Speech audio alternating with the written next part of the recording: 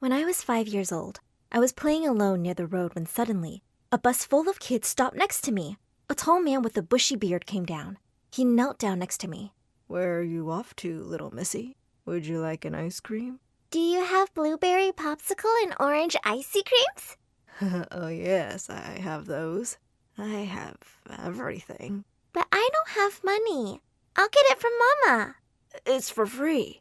Just come with me, princess." Free? Why? Are you trying to kidnap me? Suddenly, he tried to grab my hand and pull me towards his truck. I was terrified. Let go! I don't want to go with you! "Get away from my girl, you monster!" Mama rushed forward and grabbed me while the man turned and ran away. Mama, how did you know I was here? "I saw the monster's face through my baby's eyes." My eyes? How? "See, mi amor? Mama sees everything you see. She's got the doctor to put a special camera behind your eye so she can always come help her baby." My eyes widened in shock as she carried me home. Mama was the coolest, or so I thought. Hi, my name is Isabella, and I'm a Tico. That means I'm from Costa Rica. I was born in one of its smallest villages. When I was 7, I found a book outside the village doctor's house one day. It was full of lovely pictures. I took it to Mama and asked her to help me read it. Mama snatched the book from me and threw it into the fire. Then she said if she ever saw me reading, she'd make me do all the house chores, alone. Fine, I'd just do it where she couldn't see me.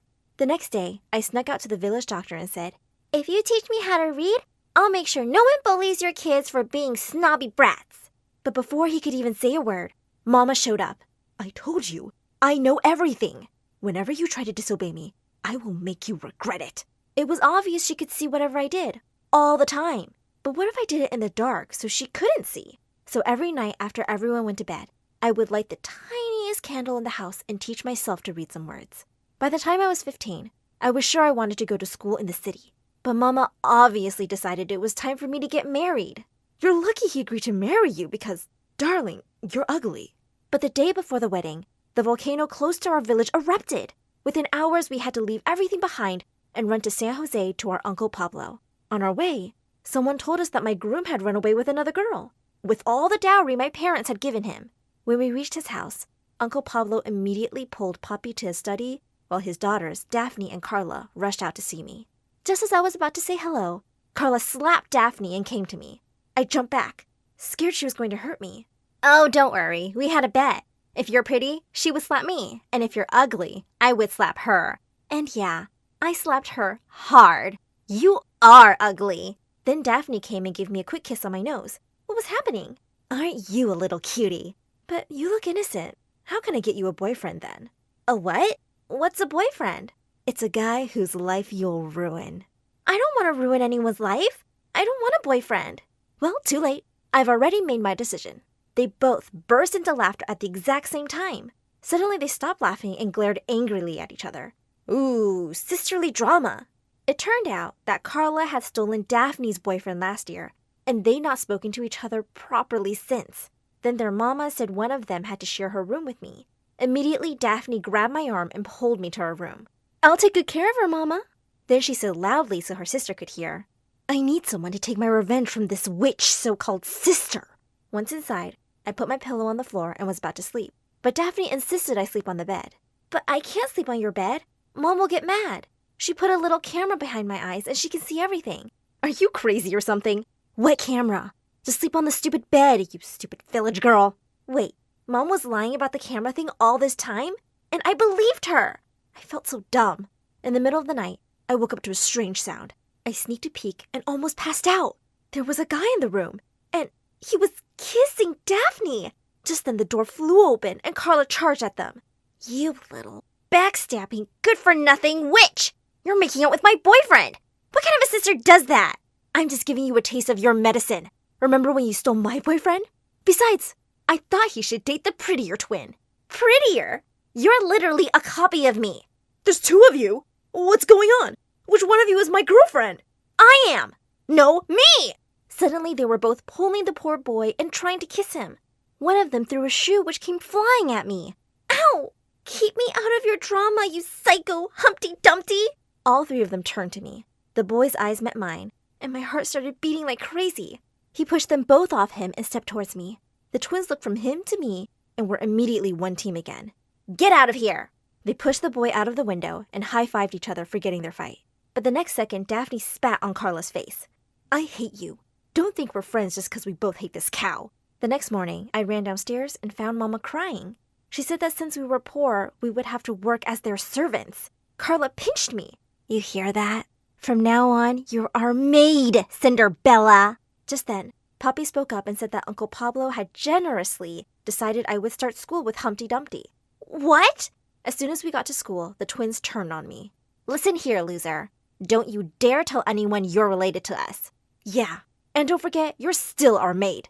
Then each one went with a boy, like a different boy from yesterday. As soon as I sat in class, I noticed everyone was staring at me, especially the boys.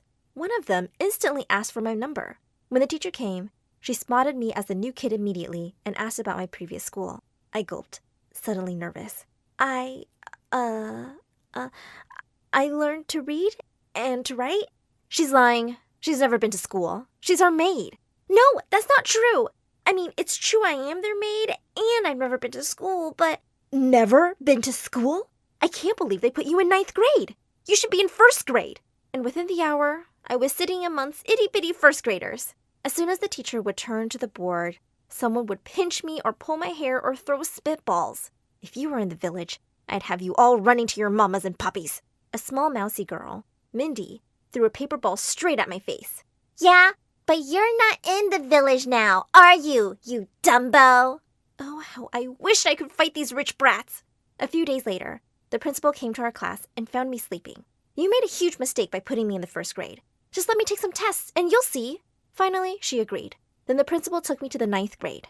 This girl here is a true genius. She's smarter than all of you without ever going to school. The guy who asked my number winked at me. Beauty with brains? Me likey. Maybe you can help me study privately. I grinned as I caught the look on the twins' faces. They looked like they'd smelt dirty diapers. At lunch, a group of kids gathered around me. One of them said he'd pay me $100 if I tutored him. Another yelled, My family is 10 times richer. I'll pay you $500. Before the end of the week, I was the official school tutor. Obviously, this meant I was one of the most popular kids at school. And best of all, money was rolling in. My parents also got extra jobs at a fancy restaurant, too. One day after school, a woman stopped me and said she'd give me $100 an hour if I helped her kid with math. A little later, I was at her home, waiting to meet her little angel. It turned out to be Mindy, the 1st grade bully. The minute she saw me, she ran out screaming, I'm not studying with this ugly village cow! No amount of money was worth teaching this brat. Just as I was leaving, someone called me. It was the boy from the twins' room. He looked just as shocked to see me. Well, say something. What? Oh, hi. I'm Juan. And you're beautiful. You are the evil twins' shared boyfriend. Ugh, don't even remind me of those psychos. They both still show up here and peek in through my curtains sometimes at night. I'm Bella, their cousin. Bella, I know this might sound a bit much, but ever since I've seen you, I can't stop thinking about you.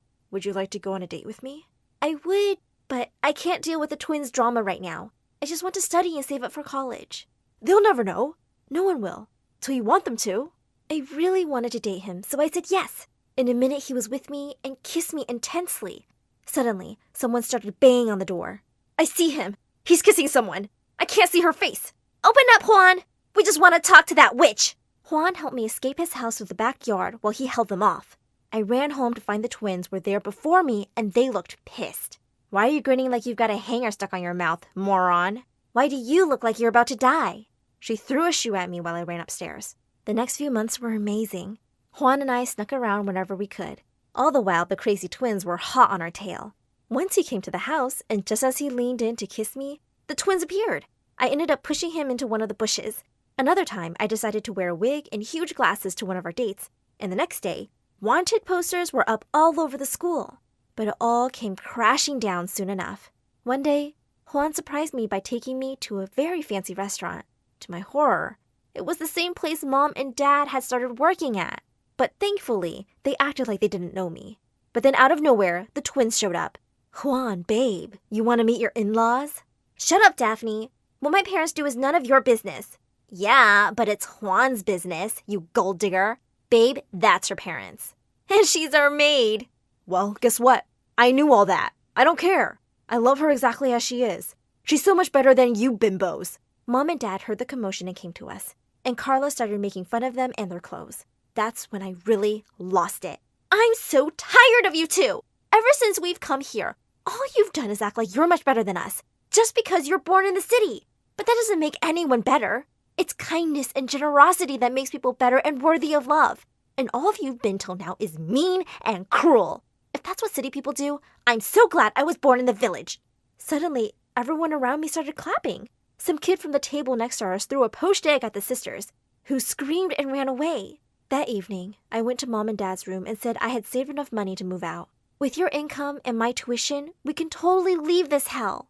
The day after we moved, I was shocked to find out someone had put up a video of my little rant, and it was going viral. Everyone said I was brave and smart, while the twins were just awful bullies. They even got suspended from the school for a month, and they were banned from the prom. But I quit that place anyway and joined Juan's school. Life eventually turned normal. Best of all, not only did Mom and Dad join my classes to study, they became my best students.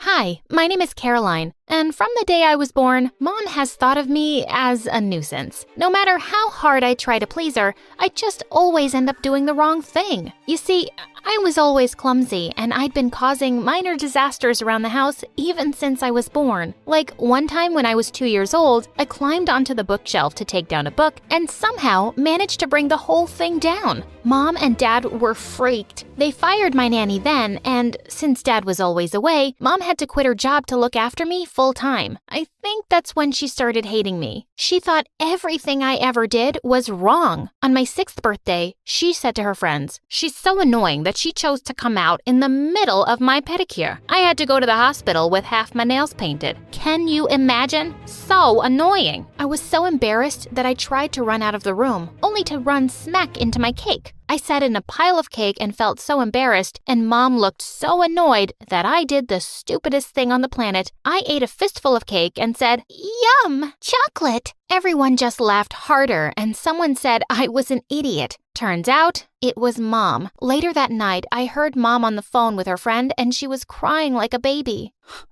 I just miss the good old days. I had a life. I felt so bad. I decided to surprise her with something awesome. I took a screwdriver and ran to the garage. I started to draw with it on the car. I made a whole scene with me and Mom in our house. She was gonna love it. I excitedly nudged her awake from her nap and led her to the garage. But I was so shocked when she went totally ballistic on me. "You're so dumb, Caroline! Your birthdays for the next 5 years are canceled!" And it doesn't get any better from here. You see, I grew up really insecure about my looks around Mom. She was beautiful herself, and her snarky comments always made me feel ugly. She'd say things like, "Your nose is just like your father's mother's," or "You really can't pull off that pink color," or "Do you really need to eat chocolate?" But one time, when I was in the 7th grade, she had some friends over, and I heard her say it loud and clear. "I just wish my daughter was beautiful like me." I ran off to my room and stared at myself in the mirror. The only thing I had in common with her was my long black hair. I decided I would never cut it, but Mom was right. I was ugly. I was so upset with my reflection that I threw a shoe at the mirror, and it broke. Mom heard the noise and came running to my room. "What'd you do now? Clean that up." The next few years went by like that. Dad was a constant no-show most of the time. He sent money and gifts to make up for it though, and Mom insisted I needed to be a different person, while I had found a brilliant new hobby. You see, the day before my 16th birthday, I had found a gorgeous old set of sculpting tools in the attic. I didn't even bother asking Mom whose they were because I was afraid she might make me throw them out. Just then, Mom knocked on the door. She said she'd bought me a dress to wear on my birthday the next day, but to no one's surprise, it turned out to be the wrong size. I tried really hard to fit into it, but I just couldn't. "Why did you buy me such a small dress, Mom?" "To push you to eat fewer cookies and more veggies. The way you're eating, you're never gonna fit into anything nice." "But Mom, clothes are supposed to fit you. You aren't supposed to fit them. If you'd gotten me the right size, I would have looked just fine." "Just fine isn't the same as beautiful, Caroline. That's chubby girl talk. I was so angry with her and disappointed that I had nothing nice to wear, so I just canceled my birthday party and shut myself up in my room, blasting away loud music and doodling furiously in my art pad. A few hours later, I heard a knock at the door. Mom banged on the door saying Dad's gifts were here. After she left, I opened the door and pulled my gift inside. To my surprise, it was a fancy new set of sculpting tools and clay. He'd remembered. Over the next few weeks, I ended up turning my room into my studio. I started sculpting every day. I started to get obsessed. Cars, people, horses, everything. I even started doing it at school. One day, as I was rushing from class to the art room, I bumped into someone and all the miniature sculptures in my bag fell out and scattered everywhere. Oh my God, I'm so sorry. No, it's okay. Just help me. I looked up and saw the school's basketball captain, Ron. I'd had a crush on him for a while, but he didn't even know I existed. And now he was helping me pick up my scattered miniatures. Suddenly, Ron looked at my work and let out a whistle. Don't tell me you made these. They're brilliant. I'm pretty sure I'm very capable of making something brilliant, Ron. No, of course. I meant you're really good. My aunt's a sculptor, and I just know she'd love your work. Then he invited me to his home after school. I could not believe my ears. Ron's aunt was crazy talented, and she did seem really impressed with my work. Before I knew it, we had become friends. Not just us, but Ron too. I started hanging out more and more often at his place and sculpting in his aunt's studio. Before I knew it, we had become great friends, and my crush was back. One day while I was at Ron's place, his aunt showed me a poster of the sculpting contest. And wow, the prize was a scholarship to study art at the university. Ron said, "If anyone can win it, it's you." The way he said it gave me butterflies, and I decided I'd give it my best. I came back home thrilled, and I told my mom about my project, but Mom was anything but impressed. A sculptor? I was hoping you'd become a doctor, a lawyer, or something that won't make you starve. Actually, on second thoughts, maybe that's not such a bad thing. I tried to not let her get to me, but she made me so mad. I shut myself up for the weekend and sculpted with such passion that I dirtied the floor and sent clay water splattering onto the walls. I wouldn't even go down to eat with her. I just ordered pizzas and had the delivery boy hand them to me through my window. A few days later, as I was leaving for school, she barged in and was beyond furious. She completely ignored my beautiful pieces and only looked around at the mess with crazy eyes. What are you, a cave woman? You're not going anywhere till you clean this garbage dump. I'll clean it up, Mom. But why do you always see the ugly side of everything? Don't you have anything nice to say about my art? I couldn't care less about your stupid art. And with that, she walked away. I was so furious, I decided to do the only thing I knew would really get to her. I decided to cut all my long black hair and dye it. It was the only thing my mother and I had that was similar, and now I was different. When she saw me with bright blue short hair, she dropped the plate she was holding and simply said, "Ah, completely ugly now." I started spending as much time away from home, returning late and not answering my mom's calls. I spent most of my time at Ron's house working on my sculpture of Grace O'Malley, a fierce Irish pirate. She was such an iconic woman. One day when I returned home, I couldn't find my sculpture anywhere. So I asked Mom, and she casually said, "Your room looked like a dump." So I threw away everything. You what? Mom, I spent weeks on it. The competition is just 4 days away. I told you to clean up your mess. I couldn't tell the art from the trash. I was horrified and did the only thing that made sense. I turned around and ran out of my home. That night it was freezing outside and I didn't know where to go. I started crying, sitting on the street. Suddenly a car approached me. It was Ron. He said, since I hadn't shown up at his place when I was supposed to, he thought I might be in trouble. When I told him I'd left my house, he said I could stay at his place as long as I wanted. The next 3 days were crazy. I skipped school and worked on my sculpture all day long. I blocked Mom's number because she wouldn't stop calling to yell at me. But the day before the art contest, someone knocked at Ron's door. It was Dad. He wanted me to go home to Mom. Are you coming? No, honey. I have to catch a flight in 30 minutes. Now, hurry up. Forget it, Dad. I'm tired of how you and Mom have been. You're literally never there in my life. And Mom just hates me so much. I'm not going back to her. She doesn't hate you. She loves you. Yeah, of course. Now go, Dad. I don't need you either. I have other friends who can be there for me when I need it. With that, I slammed the door in his face. On the day of the art contest, I was very anxious. I tried to look around and find some familiar faces, but none were there for me. I looked at other people's art pieces, and I suddenly felt they were all better than mine. I wanted to go away. I took my small little statue and ran out of the exhibition crying. But at the door, I found Dad. He took one look at me and smiled. "You came? How?" No one else gets to be my daughter's best friend and biggest support. Now tell me, you weren't running away, were you? My work is really bad, Dad.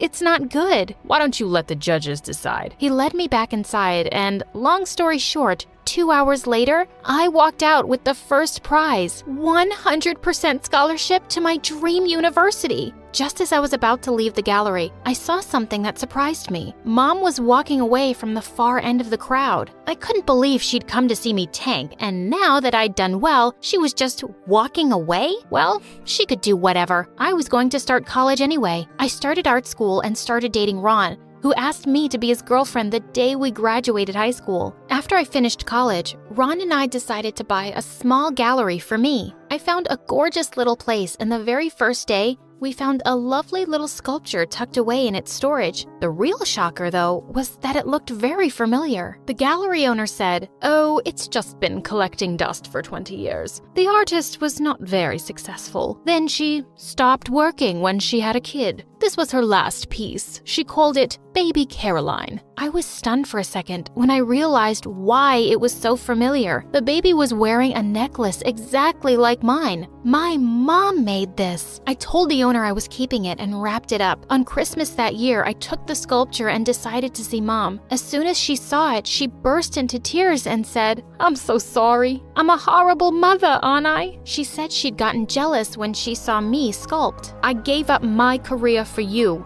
and you were so good. I got so upset. I'm so sorry." As angry and hurt as I was, I knew that Mom had given up a lot for me, so I hugged her and showed her my second gift, the old sculpting tools I'd found in the attic years ago. She cried as she held them. They were hers. Well, now the two of us often sculpt together in my studio, except we have a third edition, my little girl Maria.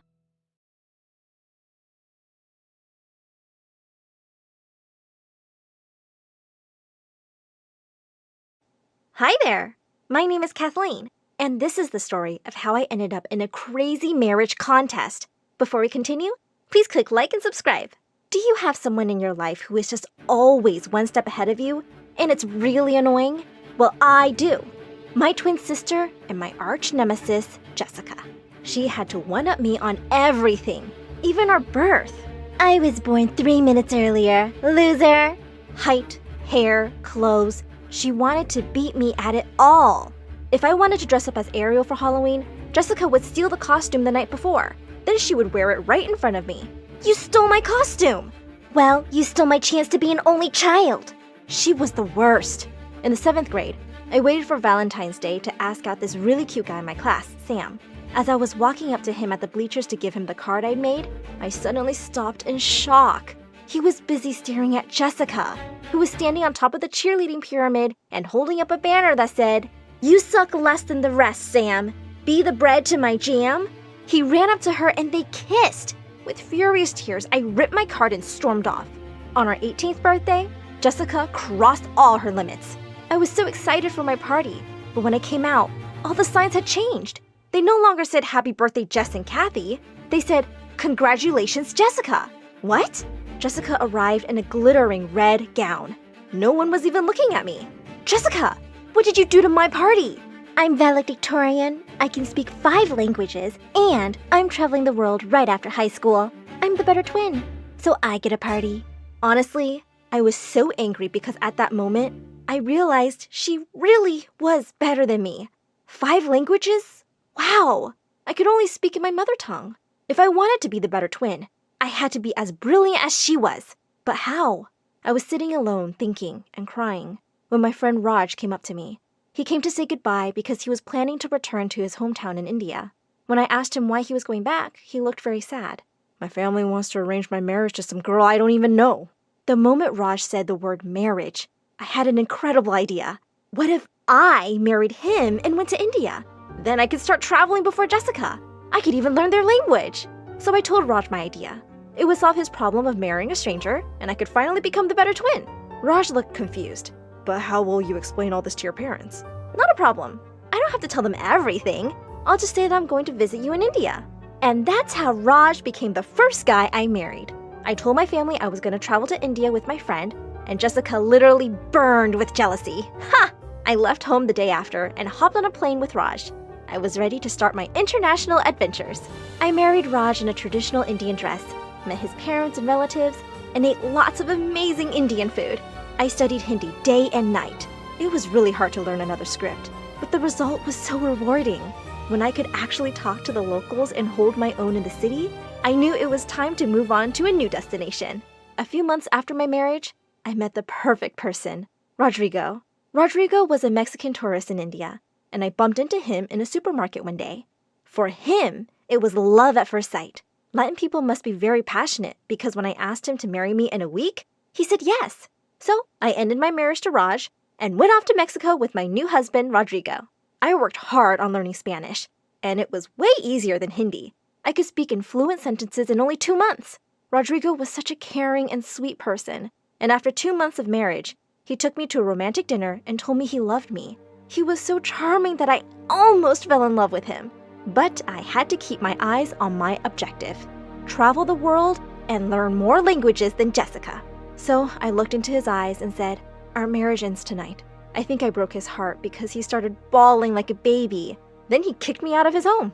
Now I was all alone with no money in Mexico. I started walking aimlessly down the streets, feeling scared and guilty.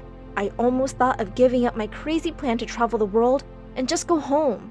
Just then, a guy walked up to me and asked me why I was crying. And that's how I met Pierre, my third husband. Pierre was from Paris, and he was for sure one of the most handsome guys I'd ever met. He was also really kind and offered me a warm meal and a place to stay. When he asked me what I was doing here, I decided to tell him the plain hard truth. I need to marry someone to travel with. Are you okay with that? At first, Pierre seemed taken aback by my idea, and then he shrugged. My mom is always complaining that I've never introduced her to a girlfriend, so why not? Let's do a marriage contract. The next stop was Paris, and what a wonderful city it was. As soon as I went to Pierre's home, though, I realized why his mom was worried about him not finding a girlfriend. Pierre was a video game nerd. I wanted to be out in the city of love, eating croissants and cheese, and he just wanted to play video games in his room. Our wedding was super lame. Pierre didn't have any friends and spent most of the party playing his stupid games.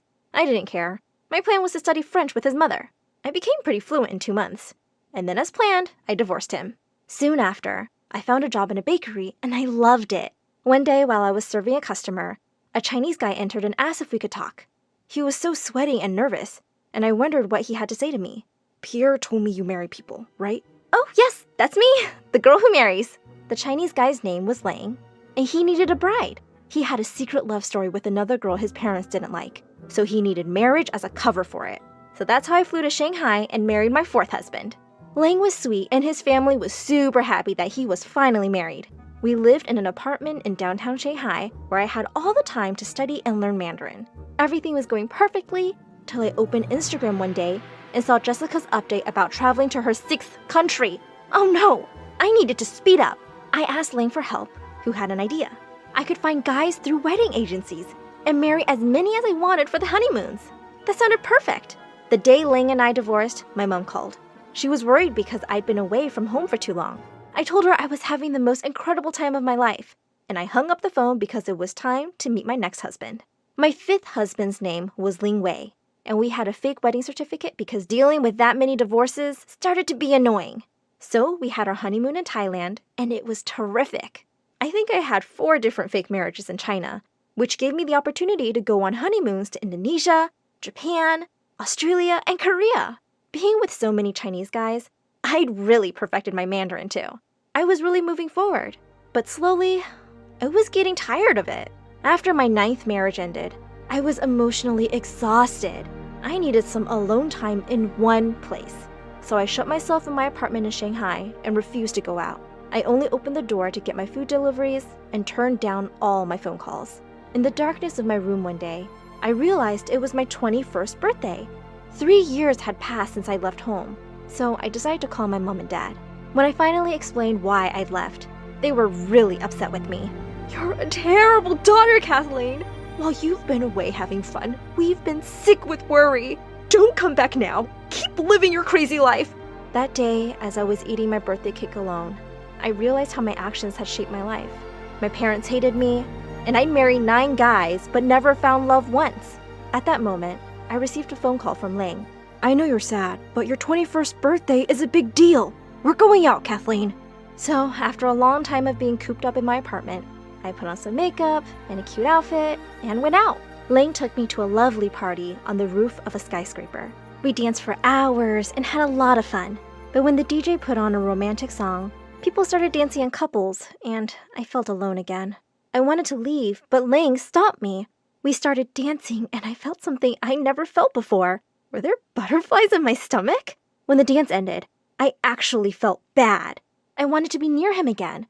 I started hanging out with Ling more often.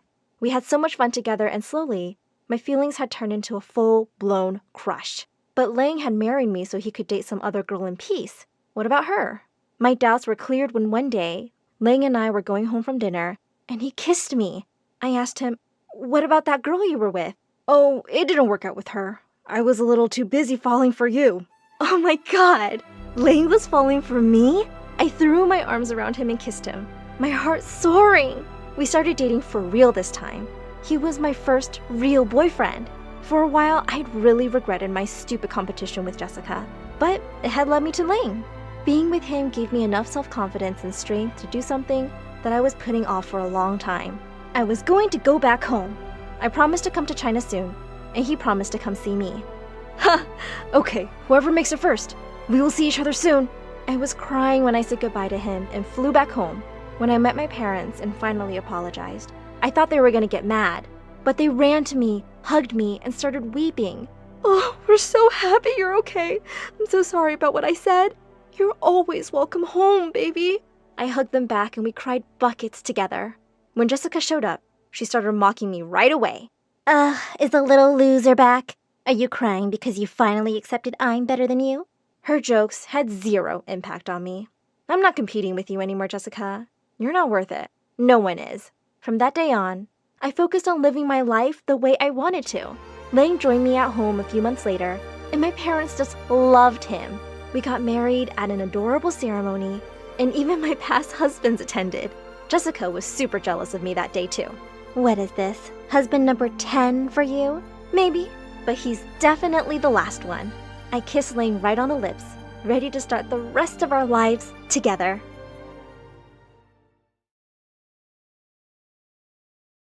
Hi, my name is Irene, and today I'm going to tell you the crazy story of how I lose control of myself and turn into these exciting characters from the movies I see. Unbelievable, right? When I was 3, my parents first took me to see the movie Tarzan. It was amazing, but soon after we got home, I started howling and beating my chest, just like Tarzan. And then I literally swung from the curtains and pillars, crashing into everything that came in my way. Mom couldn't stop laughing, but Dad got super furious. What has gotten into this child? This is not funny. Stop her, now. But that wasn't the end of it. One evening, after we all watched the movie Child's Play on TV, I suddenly got up in the middle of the night and walked to Dad's bedside with googly eyes and a pencil in my hand. Hi, I'm Chucky. Wanna play? Dad screamed like a little girl and dived under the bed. This child is possessed. Take her away from me. She's evil. Mom calmed me down quickly, but Dad always stayed away from me after that. Then one day, Mom and I came home to find a note from him. I can't sleep with that devil child in the house. I'm leaving. Goodbye. And, well, we never saw him again. But unlike Dad, Mom loved me a lot, and life was better with him gone. I also loved going to school and had plenty of friends. That is, until the day everyone found out about my weird quirk. One day in the 6th grade, soon after I'd watched the Lord of the Rings movies at home, a teacher dropped her gold ring on the floor. As I saw it sparkling in the light, I suddenly transformed into Gollum. As I leapt forward to pick up the ring, she got to it first, and I went ballistic. The filthy little thieves. Where is it? They stole it from us. My precious. Curse them. We hates them. It's ours, it is, and we wants it. And with that, I attacked my teacher. She shrieked as other kids tried to hold me back, and someone called the principal. I almost got expelled, but Mom was called in and she explained my condition. She decided I wasn't watching any movies for a very long time. But the news had already spread like wildfire in school, and everyone started calling me different names. Clown, loser, psycho, and many, many more. And the school queen bee, Olive, was the meanest of them all. Hold on, Psycho. What are you gonna turn into today? Hola, Harry Potterus. Can you fly using the janitor's broom? Cut it out, Olive. Oh, I'm scared.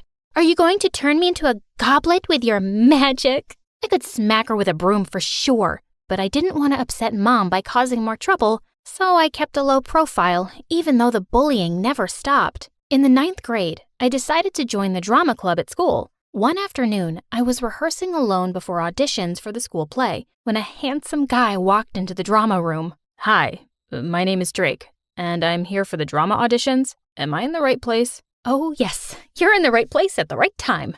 But before I could say a word, the Wicked Witch entered the room. Oh, there you are, Drake. Are you here for the role of the prince? Take it from me, babe.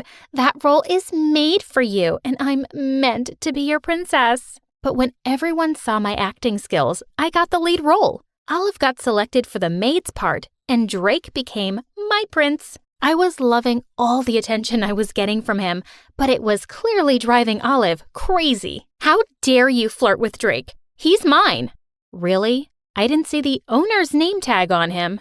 Oh, look who finally found her tongue. But hear me loud and clear, freak.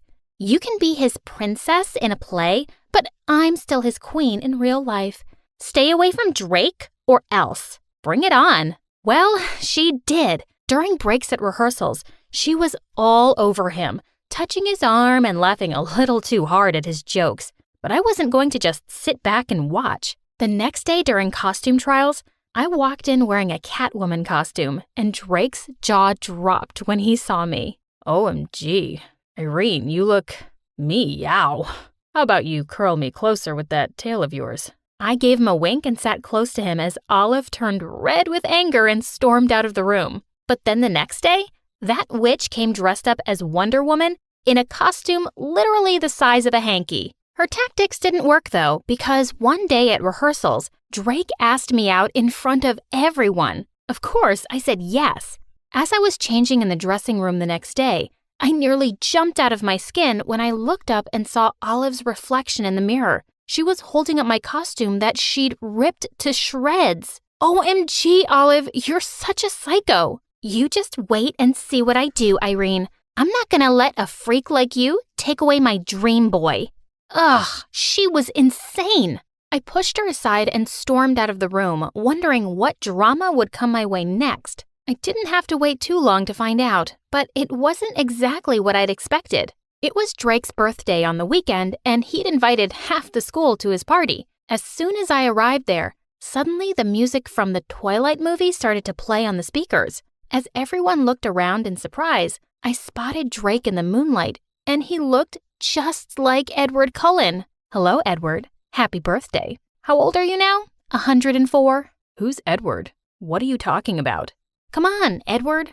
I know you're a vampire. Your Bella is here. You can drink blood from my veins, and then we can live together for all eternity, my love. All the kids around us started laughing, while Drake just stared at me in shock, and then abruptly ran inside the house. Just then the music ended, and I realized the scene I'd made, and I'd scared Drake. That was just epic to watch. You acted even weirder than I hoped you would when I played the music. Now Drake's never gonna want to be with you. Freak. She was such a jerk. I started looking for Drake in the house to explain everything to him. Suddenly, I screamed when someone hugged me from behind. Drake, you scared me. Hi, babe. I just came in to get something for you. I didn't know when was the right time to show you, but I think it's now. Why was he being so strange? He was acting like nothing had happened a few minutes ago. But when I saw the thing he gave me, I was shocked. It was a photo album with hundreds of pictures of me. He clicked me going to the washroom, smelling my underarms, and picking my nose. What's wrong with you? Why did you take all these pictures? Because I fell in love with you at first sight, Irene. And after you wore that Catwoman costume, my God, I just can't get you out of my head. Now that I know you think our love is like Edward and Bella's, I wanted to show you that I'm equally obsessed with us. OMG, you're insane. Leave me alone.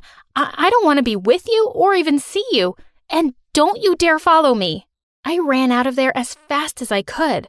I couldn't believe I was dating a crazy psycho. The next day at school, I tried to hide from him, but he was following me around everywhere like a mad puppy. I hid out in the girls' bathroom for a while, but when I finally came out, I almost tripped over a body on the floor. It was Drake writhing around like he was in pain. It hurts. It hurts so bad. What hurts? Is it your tummy? Your appendix? No, baby girl. It's my heart. Quit playing games and say you love me too. Oh, shut up. You need therapy. I almost kicked him while shaking his hands off my ankle, and I ran away while everyone around us laughed hysterically. Olive called out to me.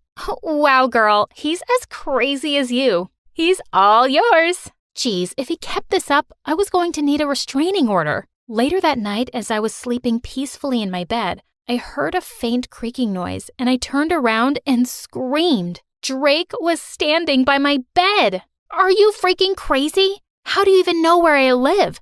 Never mind, don't answer that. Just get out. Babe, just give me a chance. I have an amazing gift for you. And with that, he started unbuttoning his shirt.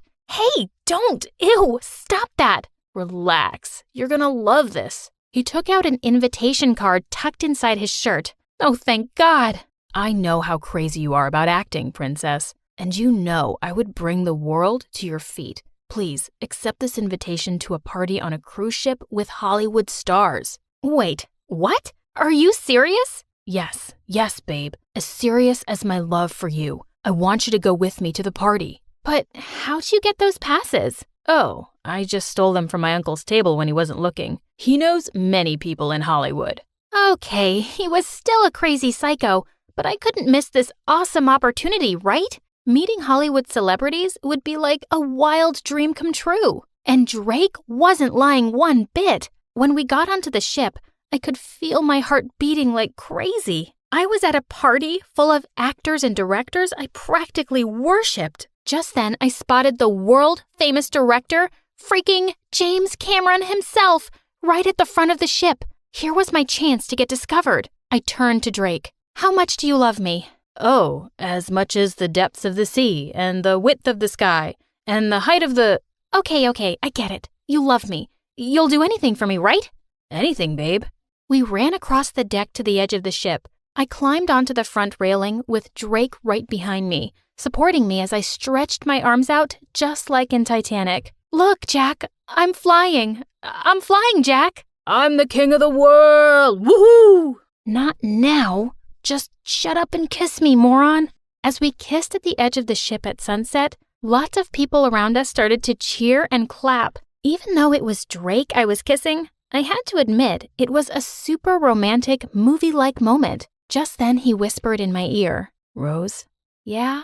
I think I'm gonna be seasick. I jumped onto the deck just in time as he hurled into the sea. Gross! The director I'd put on the show for walked up to me and smiled. I see you have a flair for acting. You really get into character, don't you? Oh, yes, sir. More than you can imagine. I like your enthusiasm. Here, take my card.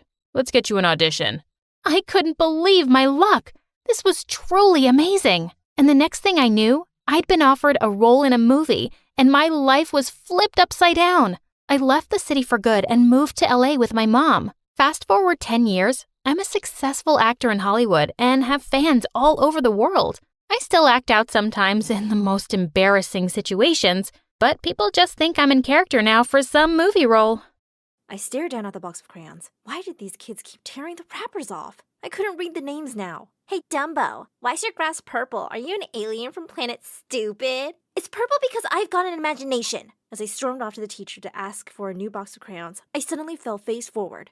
I tripped over a skipping rope I hadn't seen. Hi, I'm Anna, And no, my grass is actually purple because I'm colorblind. Before I continue, click on like and subscribe.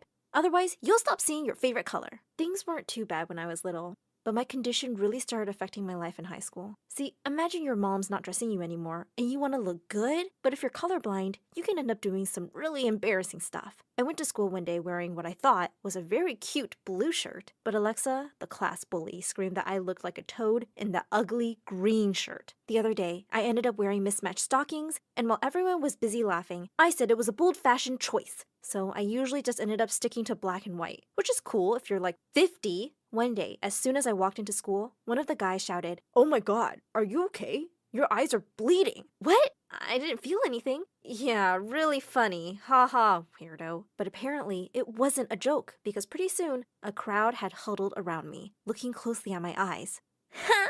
She's not bleeding, she's just blind. What do you do when you're blind? You put red lip liner on your eyes and black on your lips. Oh my god. Had I really? As I tried to get out of there to wash my face, Alexa and her rat pack just pushed me back and started taking pictures. Just then, someone pushed their way through, and I turned to see the school's football captain and the most handsome guy on the planet, Kevin. Hey, cut it out! You guys are the worst! Then he suddenly pulled me away from Alexa and her minions and took me to a quiet corner. What he did next left me speechless. He took out some tissue paper and wiped my tears. And of course, the horrendous lip liner too. Hope you're okay. You know why they act that way, right? They're jealous because you're so beautiful. I gasped. Had Kevin just called me beautiful? But before I could even wrap my head around it, he was gone. The next day at lunch, I was sitting by myself, as usual. I could see the guys in class were always looking over at me, but while Alexa and her gang were around, they wouldn't dare to come and sit next to me. The cowards. But just then, Kevin came by and asked if he could join me. And before I knew what was happening, the two of us were hanging out all the time. He was pretty popular and always had a bunch of friends around, but he never made me feel left out. Of course, this didn't sit well with Alexa. She was part of the cheerleading squad, so she would always be there at every practice match, and she just wouldn't stop flirting with him. Hey! Can't wait for the out-of-town game next week. An overnight trip will be so fun. Why don't you come to my room after the game? We'll definitely be having a party. Kevin nodded and she smirked at me and walked away. I felt furious. She's really pretty, isn't she? I think she's into me. Maybe I should ask her out. I felt my heart sink right down to my toes. Yeah, whatever, if you want to. Just as I was about to walk away, he grabbed my hand. Or I could ask you out, 'cause you're way prettier, and you have my heart. Someone bring me back to planet Earth! I was over the moon! I was dating Dream Boy Kevin! One day, while we were strolling through the park, I said to Kevin that it was pretty cool we were both from African-American families. He started laughing. Anna, what are you talking about? I'm black. You're totally white. This was news to me. I was pretty sure he was pulling my leg. When I went home that day, I walked straight into one of Mom and Dad's screaming matches. Dad could never hold a job and was always getting into trouble. Hey, guys, cut it out for a sec. Tell me something. Are we black or white? Mom and Dad both stared at me blankly for a second. Dad said, "Why don't you answer her stupid questions and leave me alone?" Mom said, "Of course we're white, Anna. And no, I'm not done with you. Your dad has really crossed the line. He stole money from my own aunt, and everyone in the family knows." Jeez, he'd really done it this time. I don't know how Mom puts up with him. I just couldn't be around them, so I grabbed my keys and rushed out of the house. As I turned around, I saw a red signal and rushed past it. Blaring in the distance was a truck. It kept flicking its lights, and I pushed on the brakes as hard as I could. Oh no! As I slowly opened my eyes, I saw the two of them arguing again. My dad said, "Why do you even let her drive? Now I'll have to pay this ridiculous hospital bill. Why don't you go steal some more money?" Then I said, "Orange? What?" Mom asked. "I'm problem cat pink." "Oh God, and now she's blabbering," my dad said. Why couldn't I speak properly? What was happening? The doctor explained that because I'd had some head trauma, I was having difficulty putting words together. But I just had to keep trying, and it would be fine. The doctor said it's minor, but I lobster SpongeBob so much. "Give us some time, dear. You'll be fine," Mom said. The day I got home from the hospital, Kevin came over to see me. "So, you know how much I love you, right? Well, I want to show you how serious I am about you. I want you to meet my parents." What? Meet Kevin's parents? That's the kind of seriousness every girl is looking for. Oh, Moon, go! Ink so hope. What? Kevin asked. I took out my notebook and wrote. The doctor said I won't be able to put words together properly for some time, and it's worse when I'm excited or anxious. Maybe we should do this later? You'll be fine when you're with me. Don't worry, Kevin assured me. Kevin's smile made all the difference in the world. I was still anxious, though, because there were his parents. And from what he told me, they seemed a little hoity-toity. The next day at their house, I was so nervous. Hello, lovely house. I was trying to be as respectful as possible to his parents while keeping my sentences really short. But then I tried complimenting the food, and I wished I'd kept my mouth shut. Wow, the good food dog, eggplant, the Scrabble. Wait, no, the stapler, stone, jello. I mean, no. Oh, dear God. Then Kevin saved me and said, "You mean you really like the food? Well, thanks, Anna. That's very sweet of you." I just smiled meekly at his parents. No amount of covering up from Kevin was going to make them like me now, and I was right. This is the only girl you could find. She's crazy. This is exactly why we want you to meet Sabrina. She's your dad's business partner's daughter, and she is extremely well behaved. I could hear Kevin's mom's voice from the kitchen. But, well, there was nothing I could do about it. Over the next week, I noticed my sentences were improving, but Kevin wasn't around for me to tell him. He had the flu, so he wanted to stay in. Or so I thought. One day, I got a text from him that left me completely shook. "Dear Anna, as much as I adore you, I have to end this relationship. My parents really want me to date Sabrina, and they won't have it any other way. Please forgive me. I hope we can still be friends." What? Was this for real? The guy who claimed to love me was leaving me because I wasn't good enough for his parents? I felt beyond furious and blocked his number. He didn't even have the decency to say all this to my face, and he thought we could be friends? I spent the whole weekend crying over sad movies with tubs of ice cream. I didn't want to go to school and ever see him again. The next day, while I was putting stuff in my locker, that jerk walked up to me. "Hey, I've been trying to get in touch." I slammed the locker door and turned away. "I don't want to hear it, Kevin. Leave me alone." And here I was at lunch again, back to sitting by myself. And I got a C on my math test because I hadn't studied at all. Suddenly, someone snatched the test paper out of my hands.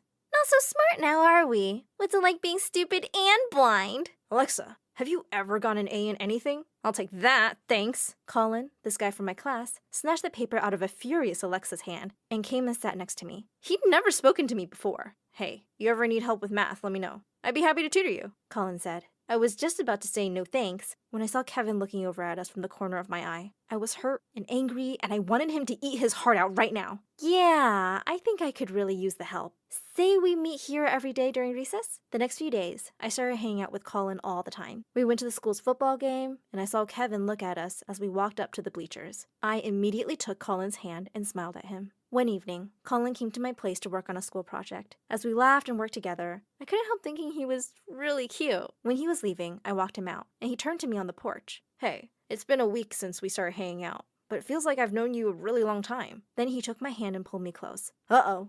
What was happening?" "I don't know if you know this, but you've got the most gorgeous green eyes." What a smooth talker. As he was leaning in to kiss me, I moved closer too. And, "Anna, what are you doing here?" I demanded. I felt so angry looking at Kevin. "I'm so sorry, Anna. I know why you're mad and I can explain." "And what's this loser doing here?" Kevin asked. "He is not a loser. He really cares about me, unlike you." I could feel Colin getting all worked up beside me. Kevin said, "Just listen, okay? I overheard my parents today talking about how they texted you from my phone. It wasn't me, Anna. I would never do that." For a minute, I was speechless. My heart was just melting looking at his face. But then there was Colin, still holding on to me. Colin said, "You know we have something special, Anna. Are you really going to choose him over me?" I said, No, but it really wasn't his fault either, you know? This is so confusing." Kevin said, "I'm willing to show you how much you mean to me. Maybe this guy can do the same, if he's up for it." "Oh, I'm up for it. There's no way she's choosing the guy who didn't even check why she left him." I wasn't sure how I felt about that, but, well, then let the dating games begin. As I was getting ready the next evening, I was pretty surprised that the dress Colin had sent me looked like Cinderella's. But then he turned up in an actual carriage, looking like Prince Charming. I felt like I was in a fairy tale. "After you, my lady," Colin said. "This place is beautiful, Colin. Oh, look! Everyone here is dressed up as a character," I said. "Yes, but none of them look as beautiful as you." Colin was such a sweetheart. I had the most amazing night at this club, dancing away my worries. "These are for you, my lady," Colin said. Colin was giving me yellow roses? You want to friend zone me after this amazing night? "No, cutie, they're red. You're just seeing them as yellow. Friend zone you? I could never." It was Kevin's turn next, and he turned up in a limo and whisked me away to my favorite boy band's concert. And we had front row tickets and backstage passes. As I got selfies with the band, I couldn't believe he had done this for me. My life had turned upside down in a week. The next few days were just a whirlwind of candlelit dinners, romantic moonlit walks, picnics in the park, and boat rides on the lake. And I was being showered with the most amazing gifts every day. If I kept eating chocolate truffles at this rate, I wouldn't be able to fit in any of the pretty dresses I was getting. I was getting more and more confused, too. Both the boys were so sweet, and they really seemed to care about me. How was I ever gonna decide? Eventually, it was my birthday, and I got a text from Kevin at midnight sharp. Happy birthday to the love of my life. Just then, I heard someone throw a pebble at my window. It was Colin. I couldn't wait till tomorrow to give you your present. Happy birthday, sweetheart, Colin said. I gasped when I saw the Apple Watch. I've been trying to make my parents get this for me since forever. How did you know I wanted this? I asked. I'm pretty sure you told me, babe. To my disappointment, Kevin didn't even come and see me the next morning. Of course, Colin was more than happy to have me all to himself on my birthday. We had a great time at the movies, and later, he cooked me dinner at his place. Looking at his face in the moonlight, my heart melted a little. Maybe he was the better guy. He left the table to get dessert, and suddenly his phone beeped. I just happened to glance at it, and suddenly my gaze froze. Why did he have a text from my dad? I opened it, and it said, "Told you she'll love the present. Make sure she makes up her mind about you before that boy is back." Colin came back and stopped short when he saw his phone in my hand. What's all this, Colin? I asked angrily. He slowly sat down and wouldn't even look at me as he said he had to tell me something. Your dad has been paying me to keep you distracted from any thoughts of Kevin. What I didn't know was that I would actually fall in love with you. I'm so sorry, but please know my feelings for you are real. I was shocked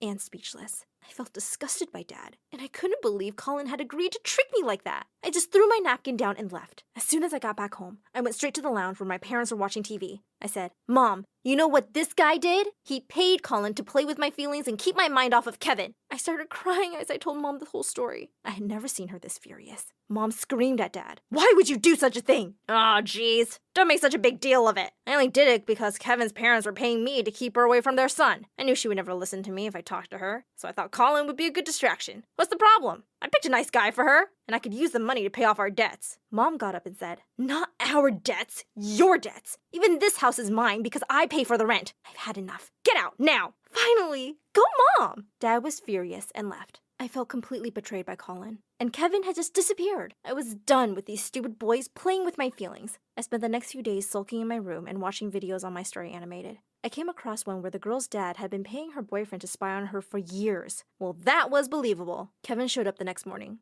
I told him I was done with everyone. He said he'd had to go somewhere urgently, and he couldn't get a flight out sooner because of bad weather. I said, "What's so urgent? You had to go to Rome to eat pizza? Your private jet wasn't available?" Kevin said, "Listen, let me make it up to you. Just give me one chance. That's all I'm asking." Reluctantly, I agreed. He blindfolded me and drove me somewhere, refusing to tell me anything. He helped me out of the car, and I could feel the sea breeze on my face. "Kevin, what's the big secret? I've seen the sea 1,000,000,000 times. Not like this. Just don't open your eyes till I tell you." The blindfold came off, and I felt him placing glasses on my nose. "Now." I opened my eyes, and I gasped. I was seeing colors properly for the first time. I didn't know the sea was that shade of blue. I couldn't get over the sky. And the trees, the sand? Kevin was laughing and recording my reaction. I started crying. I'd been living in a faded world, and it was so much more beautiful and brighter than I could have ever thought possible. Kevin wrapped me in one of his bear hugs. God, I miss these hugs. He said he'd flown over to a place in Europe where a company was making these glasses. They were still in the testing phase, but he wanted to give me the perfect gift. It was at that moment that I knew it was always Kevin, and for the first time,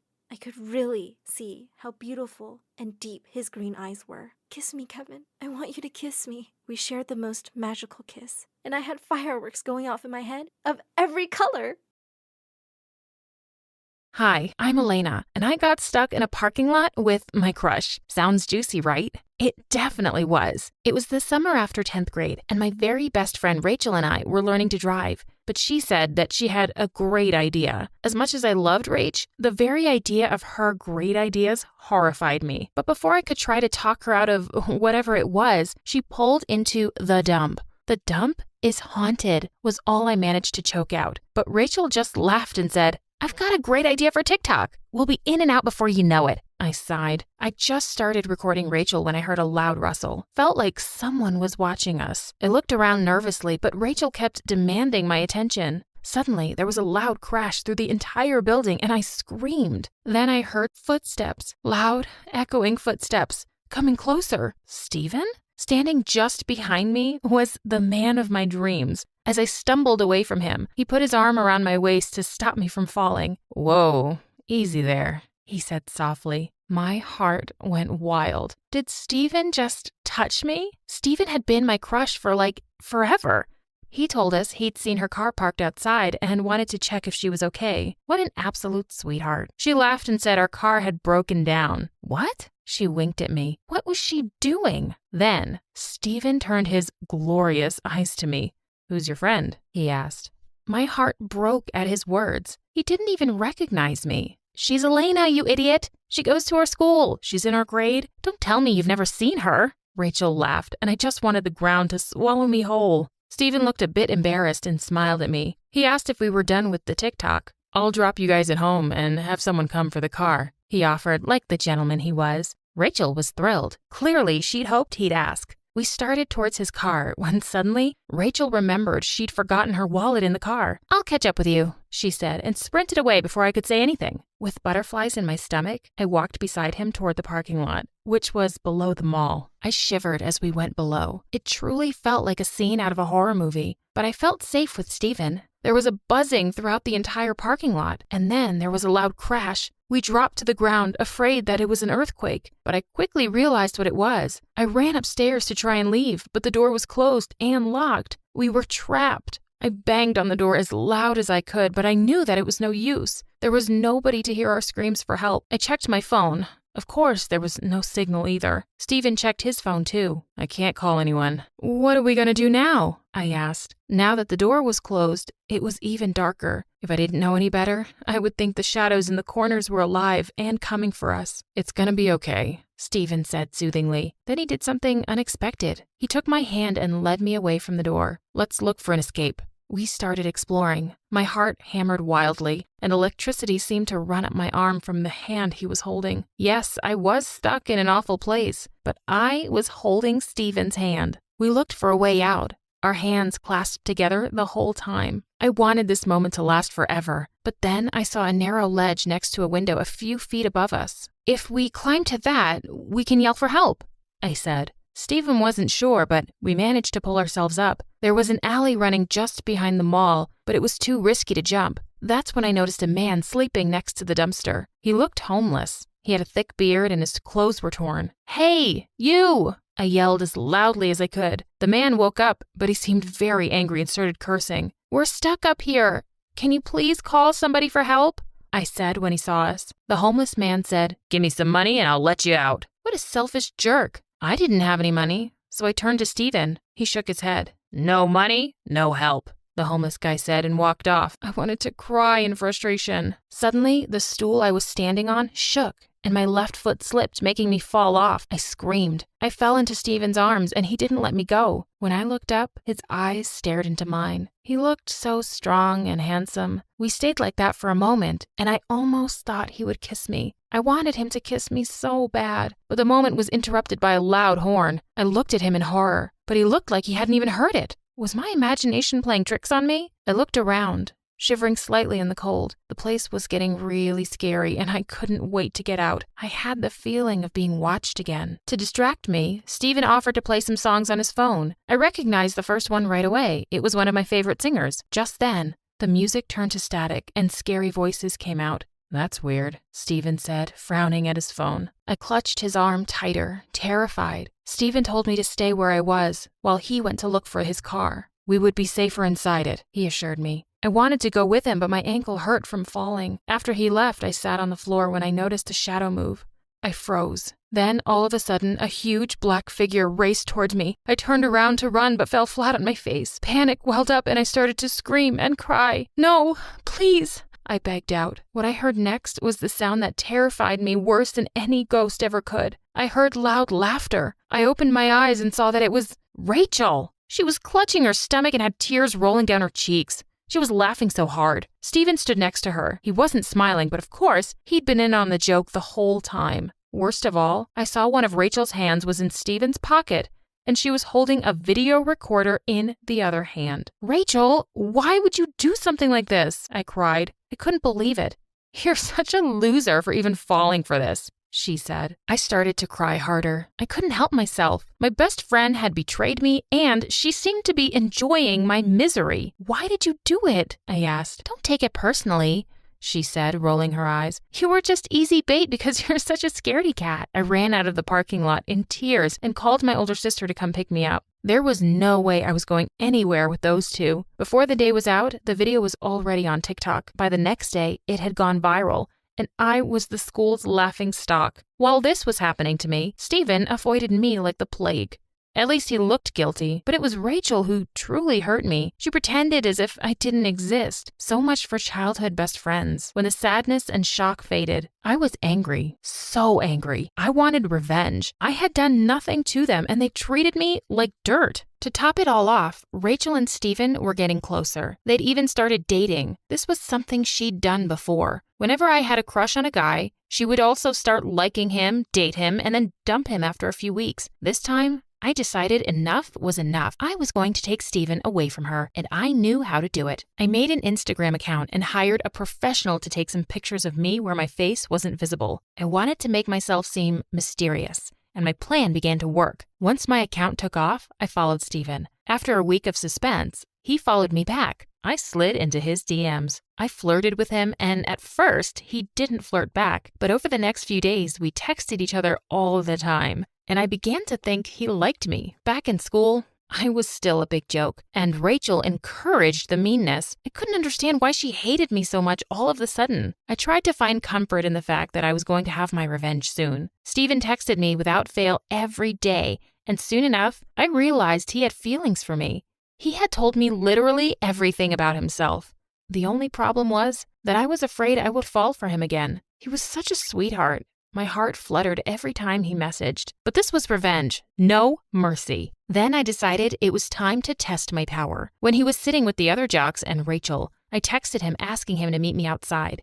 He immediately left the table without telling Rachel or the others anything. I laughed for the first time in days. Revenge was mine. 2 days before the homecoming dance, the time I had set for completing my revenge, I was cleaning my locker when I saw Steven. The hall was empty. I ignored him, but to my surprise, he walked up to me to talk. Hi, Elena, he said shyly. I had no intention of talking to him and walked away. That night, Mom peeked into my room and said, "There's someone here to meet you." But when I went to the door, there was nobody there, just a small note on the doormat next to a big, beautiful sunflower. It said, "I'm sorry, Elena, for everything that happened. I know it's no excuse, but I had no idea that things would go this far. I wish I had known you before. I know you will never forgive me now." Even though it wasn't signed, I knew immediately that Steven was the one who'd sent it. But why was he apologizing to me after all these months? My heart melted. I was pretty sure Rachel was the one who had convinced him to prank me. I could forgive him. The day before homecoming, I texted him from the anonymous account and confessed to liking him. He said he liked me too. I told him that if it was true, he would have to break up with his girlfriend and take me to the dance instead. He agreed immediately. It'd be so great when he saw I was behind the account and that I'd forgiven him, I thought to myself. I was finally going to date him and Rachel would get what she deserved. It was the day before the homecoming dance. Today, all of my plans would come into play. First, I rushed to school and waited for the cheerleading practice to start. While Rachel was practicing, I emptied the shampoo bottle she carried and filled it with instant blue hair dye. If anyone was super proud of their blonde hair, it was Rachel, and that was only the first thing she'd lose today. I waited outside the locker rooms. Soon enough, I heard a scream and lots of muffled laughter. I walked away to work on phase 2. I went to the biology lab and released all the frogs and cockroaches. Then I rushed out. I went to Mrs. Hawkins, the lab instructor, cried, and told her Rachel had been waiting for me in the lab. But when I got there, all the frogs and cockroaches were all over the place. She jumped up and rushed to the lab. I heard her cursing. Then she went straight to the principal's office. 10 minutes later, they called Rachel. I hung around the office till I saw her. Her hair looked a horrible shade of blue, and it was so patchy I almost felt sorry for her. Some of the dye had stained her face, too. People were laughing at her. When she saw me, she glared at me and went inside the office. Then I heard yelling and crying. 10 minutes later, Rachel rushed out crying. "You did this!" she yelled. She had been banned from the dance. Finally, it was lunchtime, time for the icing on the cake. As Rachel sat complaining and crying, Steven got up and tried to leave. Obviously, Rachel tried to throw a huge tantrum, but he just shook her off and loudly said, "We're over." Everyone heard. The next day was the homecoming dance, and Steven messaged that he had a huge game before it. He said scouts from huge colleges would be there. I told Steven that even though I wouldn't be able to come to see his game, I was definitely cheering for him. My plan was he wouldn't see who I really was until the dance. On my way to the game, I saw two of the football players who were really close friends with Steven. They were talking about Rachel and Steven. I got closer to hear. "Damn shame that he broke up with Rachel like that," one of them said. "I'm not really surprised. Remember what he did to that freak Elena? His idea for that prank video was genius. He's planning to try out another epic idea on her." He what? I couldn't believe what I was hearing. It was Steven's idea all along, and he was planning to prank me again? I felt like someone had punched me in the stomach. He had almost tricked me again. Just then, my phone buzzed with Steven's text. "Can't wait to see you." I texted him a location and asked him to meet me there. I deleted my Instagram account as I walked out of the locker room. I knew exactly how I would come clean to Steven. I rushed home and grabbed a few cameras and my Wi-Fi device. On the way, I made a quick stop to the toy store. Then I rushed over to where it had all started, the dump. It was evening and the place looked as haunted as ever. But today, I wasn't scared at all. Before he got there, I fitted the cameras in the garage and connected them to my phone. Finally, he walked in, calling me to come out. As soon as he walked in the door, it crashed and locked behind him. On my phone, I heard him laughing. "You naughty girl," he said, looking around for me. I hit play and a recording began playing in the garage. I told Steven who I was, and suddenly I noticed his expression change. He got angry and started yelling for me to let him out. My recording kept playing. "Guess who you shouldn't have told about your fear of spiders?" it went on. Suddenly, Steven stopped yelling. By now, Steven was begging, but it was too late. I released the toy spiders. I'd gotten the biggest, hairiest ones I could find. I heard him screaming, begging, and apologizing to me. The spiders crawled towards him. I waited for him to realize before I pressed the button that would live stream everything to the big screen that had been set up for the big game tonight. That should make it easier for them to find him. I heard his scream as I started my car and drove away. Hi, I'm Jane, and I'm from New York City. And this is my story of how being short, like really short, leads me to have a unique, crazy life. So, I had a really crazy mother who was mad about shopping. Shoes, clothes, makeup, perfumes. She stopped at nothing. One day, when I was 2 years old, she left me at the mall because her hands were full of bags. Where's Jane? What? You took Jane with you while shopping, right? Where is she? Oh, my hands were full of bags. I might have just left her at the mall. Plus, she's too tiny and short for her age, so it's easy to forget her. Short and ugly. I wonder who she looks like. My dad was furious. I already knew your shopping was a problem, but this is the last straw! So he took me and left Mom for good. For a while, Dad and I lived happily in a small apartment. But when I was 8, Dad discovered that he didn't have much time to live, so he decided to leave me with his first wife. He took me to her huge mansion, hugged me really tightly, and left, and I never saw Dad again. Dad's first wife didn't have any children of her own.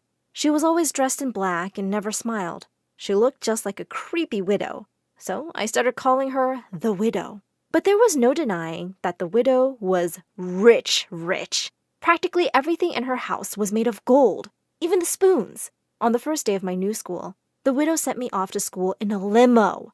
And at school, the widow had the butler distribute free ice cream for a month, so everyone would be nice to me.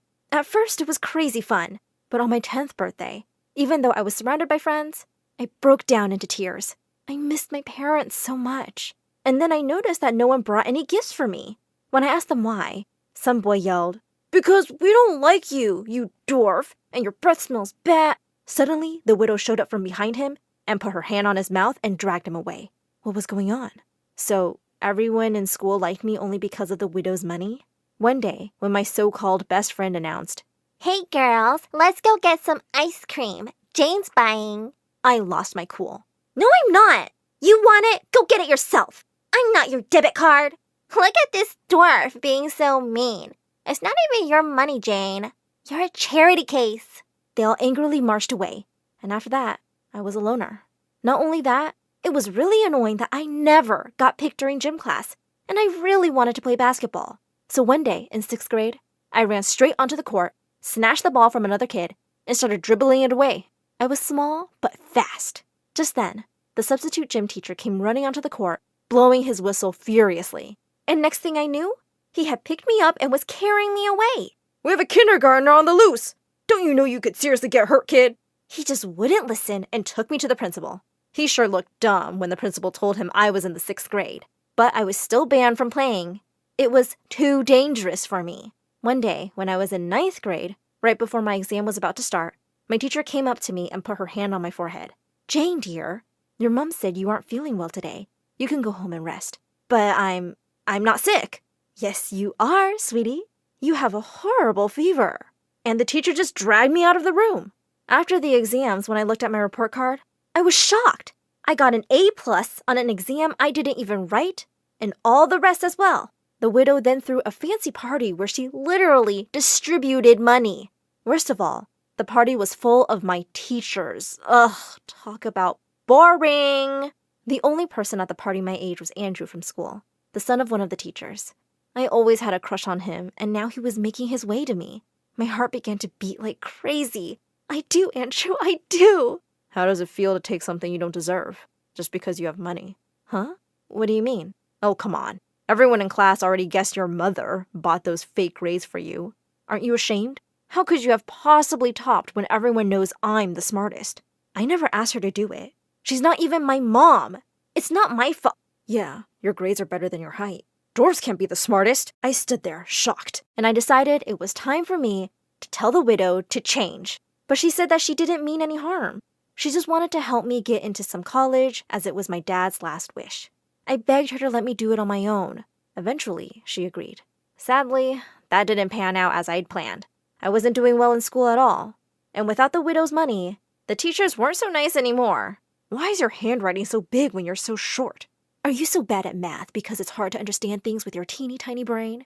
I flunked horribly and was held back a grade. My ex-best friend smirked and said, "Keep flunking and you'll finally reach a grade that suits your height. Can you just leave me alone?" "Oh, I heard wearing a pink hat while studying helps your brain work because the brain likes the color pink. I tried it, but it didn't work. Guess I'm already a genius." Or that you don't have a brain. As I left for home that day with angry tears in my eyes, I ran straight into someone. Andrew. Hey, what's wrong? Why are you crying? "Listen, just back off.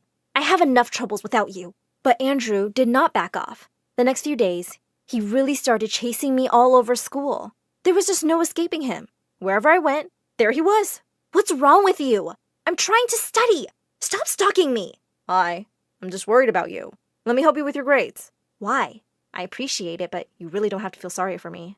I don't feel sorry. I understand you want to rely on yourself, and I respect that. I'm just offering to help, and also trying to make up for being a jerk.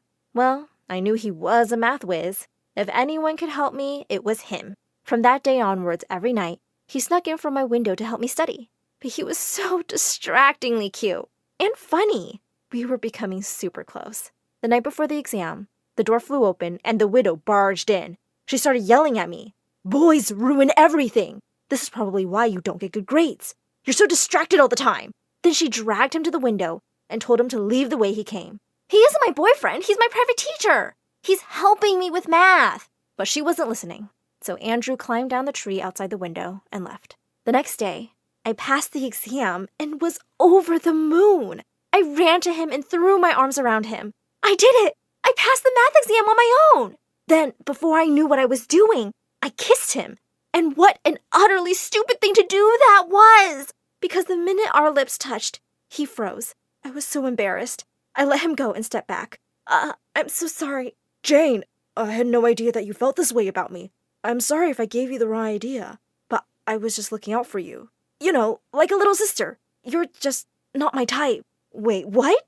I never felt so humiliated in my entire life. Without another word, I just turned around and fled. And that was my real first heartbreak. I refused to go down for dinner that evening and shut myself up in my room. A little later, the widow knocked and came in. "Do you want to tell me what's wrong, Jane?" I burst into tears and told her everything. "You were right. Boys ruin everything. From now on, I'm just going to focus on me. I'm going to get a university scholarship and leave this stupid place." And for the first time ever, the widow hugged me. It was really awkward, but also kind of nice. I'll send you to any university you want. You just focus on studying really hard. And that's what I did. I really focused on my lessons. And at home, the widow started to help me out too. She also had her chef make me really healthy food and gave me multivitamins regularly. She helped me out with all my college applications, and for the first time since Dad, I felt like I did have a parent. As I was about to graduate high school, our student counselor called me one day to her office to give me some really amazing news. You got into your dream university, Jane! Congratulations! I squealed in excitement and hugged her. In my excitement, I knocked over my bag, and my bottle of vitamins fell out. Just then, the counselor picked up one of the pills, looking confused. Jane, why are you eating these? Oh, they're just multivitamins. No, they're not, Jane. These pills are given to kids with ADHD to improve focus. No one should be taking these unless a doctor prescribes them. I couldn't believe it. Why would the widow do this? I rushed home and barged straight into her room, throwing the pills on her bed. Why have you been lying to me that these are vitamins? Why are you feeding me pills I don't need? Are you trying to poison me? The widow looked stunned. Then she said, Jane, just let me explain. I was only trying to help you get better. Oh, so you thought I'm so dumb that I needed pills to make me smarter? I only want what's best for you, Jane. That's all I ever wanted. And then I said the words I would regret for the rest of my life. Well, in case you forgot, let me remind you, you're not my mom. You're just a pathetic old widow, and you don't deserve to have kids. And with that, I stormed off to my room. I didn't speak a word to her for the next few weeks, and then I left for university. I felt bad for the things I'd said, but I was too angry to take them back. I was doing really well at university. I met a wonderful guy, Dave. He was the only person I'd ever met who didn't treat me like I was dumb, and he never made me feel little in any way. One day, while we were on a date, I got a terrible phone call. It was a doctor from some hospital saying the widow had been found unconscious in her home and was really unwell. Dave drove me straight to the hospital, and when I went to her, it broke my heart seeing her so pale and weak. I sat down by her and started to cry. Please be okay. I'm sorry. I didn't mean those awful things I said. I love you. You're my mom. Just then, her eyes fluttered open. She gave me a weak smile. Jane, I'm so glad you're here, dear. I'm sorry, too. You were always so tiny. I became really overprotective. I see now that you didn't need that at all. I moved back with Mom to take care of her, and soon she fully recovered. I graduated with honors from university, and I was so happy she could be there. After university, Dave and I got married and had 2 beautiful kids together. We named our son after my dad, and our little girl after the widow, her godmother.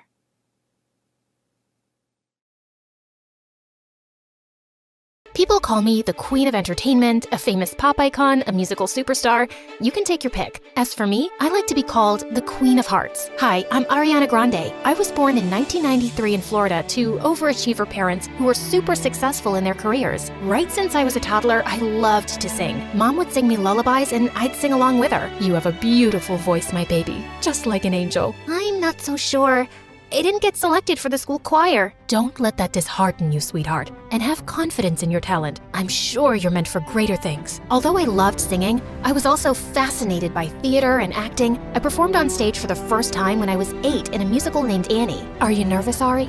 No, not at all. In fact, I can't wait to set the stage on fire. And I did just that. That musical was a great success, and it marked the beginning of my musical theater journey. After that, I performed in so many other local productions like Beauty and the Beast and The Wizard of Oz. Life was going smoothly, but then my parents got separated. I felt devastated for a while. But thank God I had my pet dogs to keep me going through that tough phase. Just so you know, I have 10 rescue pups. One of them is named Sirius Black. Yeah, I'm quite obsessed with Harry Potter. But then, aren't we all? So by the time I turned 14, I decided I'd acted enough and now wanted to make a career in singing. I packed my bags and moved to Los Angeles to meet my managers. Guys, I think I want to make an R&B album. That's a hell of a goal, but who do you think's gonna buy a 14-year-old's R&B album? Well, that kind of made sense. So I went back to Florida and decided to focus on theater for the time being. Then when I was 15, I got chosen from among thousands of girls to play one of the main characters in a Broadway musical called 13, for which I later bagged a prestigious award. By this time, I had moved to New York, so I was missing school a lot. Mom, I want to continue performing, but what about studies? I want to finish high school at least. Don't worry, sweetheart. Your school has agreed to send study materials so you don't miss out on your studies. That was pretty cool. I was studying and focusing on my career, even though I was miles away from home. Then in 2009, I bagged the role of an adorable goofball named Kat Valentine in the famous Nickelodeon TV show named Victorious. Since the show was set in a performing arts school, it gave me an opportunity to showcase my acting as well as my singing abilities on a national platform. Thanks to the show, I was suddenly a teen idol. So, Ariana, what's next? Are you looking at a career in Hollywood? To be honest, acting is fun, but music has always been first and foremost with me. I was determined to give singing a shot, so I kept uploading my videos on YouTube where I sang covers of songs by Adele, Mariah Carey, and Whitney Houston. Meanwhile, the second season of Victorious premiered in 2011 to 6.2 million viewers, becoming the highest rated episode of the show. Victorious ran for 3 seasons until it was finally wrapped up in 2013. Then one day, I got the most unexpected call. Hello, Ariana. I'm Monte Lipman, CEO of Republic Records. I saw your YouTube videos and I want to sign you up for the label. Are you interested? Yeah, of course. I'd love that. I put down my phone and did a little happy dance. My music career was finally taking off. The next 3 years, I focused completely on my vocals and singing and collaborated with many contemporary artists. The result was my first album, Yours Truly, that debuted at #1 on the US Billboard 200 albums chart, and it sold 138,000 copies in its first week. After that, there was no looking back for me. Today, I've sold over 85 million records worldwide, broke 27 Guinness World Records as a singer, bagged 2 Grammys, and was listed among the 100 most influential persons in the world by Time magazine. So friends, I hope my story inspires you to never give up on your dreams, since miracles do happen. Just believe in yourself, cause if you don't, who else will?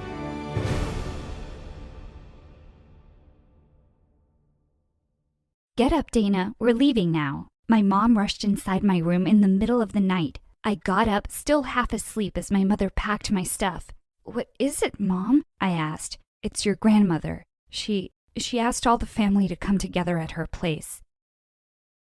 Everyone was holding back tears. We all got emotional. That is, everyone but my mom. My mom seemed impatient, always looking away. I didn't want to think about it at the time, but she looked almost excited. She acted proper enough in front of family, but once we got home, she went insane. She started smashing things and slamming doors. I went to try to calm her down, but was immediately to regret it. She told me that I was going to take all of my stuff and move into the basement. Our basement wasn't even finished, so I just moved a basket of my clothes and some sleeping stuff on the cold, wet cement flooring. When dinner came, she refused to let me sit at the table with her and Daniel. After they would have finished eating, Daniel brought me down some of their leftovers. It was just some half-eaten chicken wings and cold mashed potatoes. He told me that he was sorry and gave me a hug. Before he could comfort me, our mom yelled at him to come upstairs before he had to sleep on the basement floor with me. I thought she was just angry about something that happened at the party, so I waited a few days before asking her if I could move back into my room. She got all offended, saying I was so greedy. That's when she let me know that Daniel was moving into my room because it was bigger. "So what?" I asked. "I'm just supposed to move my stuff into Daniel's room?"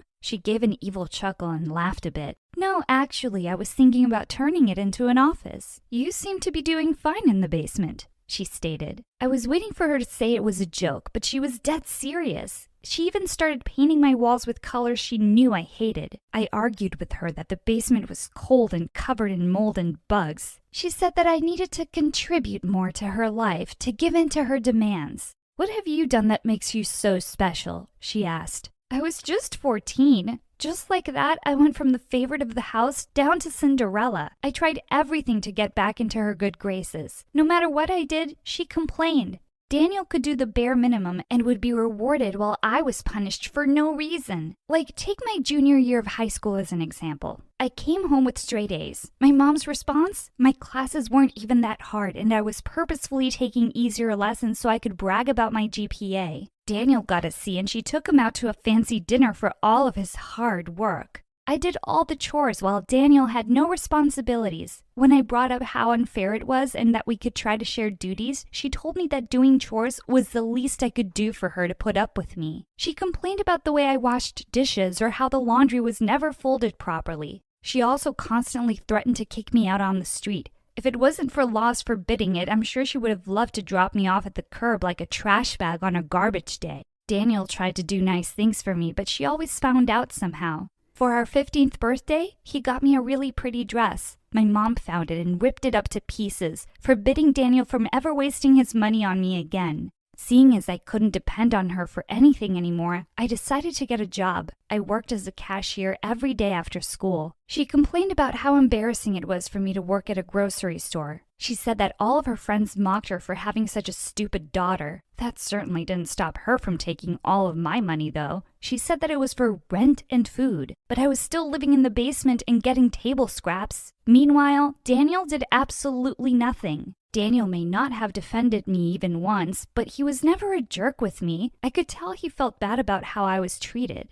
He snuck me doggy bags from restaurants, and even though our mom forbade it, he would sneak me little gifts like chocolate or stickers. He was trying his best not to get on her bad side, and I didn't resent him. In fact, he was my best friend. I'll admit it, I was a little jealous of his life at first. One day, I came home from my shift to an empty house. I knew Daniel had arrived earlier, but it was nearly midnight and highly unusual for no one to be home. Around 3 a.m., my mom showed up, and she was in the worst state I had ever seen. I asked her what was wrong, and she chucked a vase at me. "It should have been you," she screamed before running up to her room. I decided to call up Daniel to see if he knew what was wrong. A couple of rings later, I heard a voice, but it wasn't Daniel's. The woman on the phone explained that Daniel wasn't able to talk right now. He was currently in the hospital because he'd been in a horrible accident. I immediately took the bus there to go and stay with him, angry that my mom told me nothing. He was in surgery for hours. I even fell asleep in the waiting room. A doctor woke me up and had a very grave look on her face. She told me that things were not looking good for Daniel, and he would have to undergo further emergency procedures. He needed a blood doctor fast. Luckily, since I was his twin, there was a super high chance we were compatible.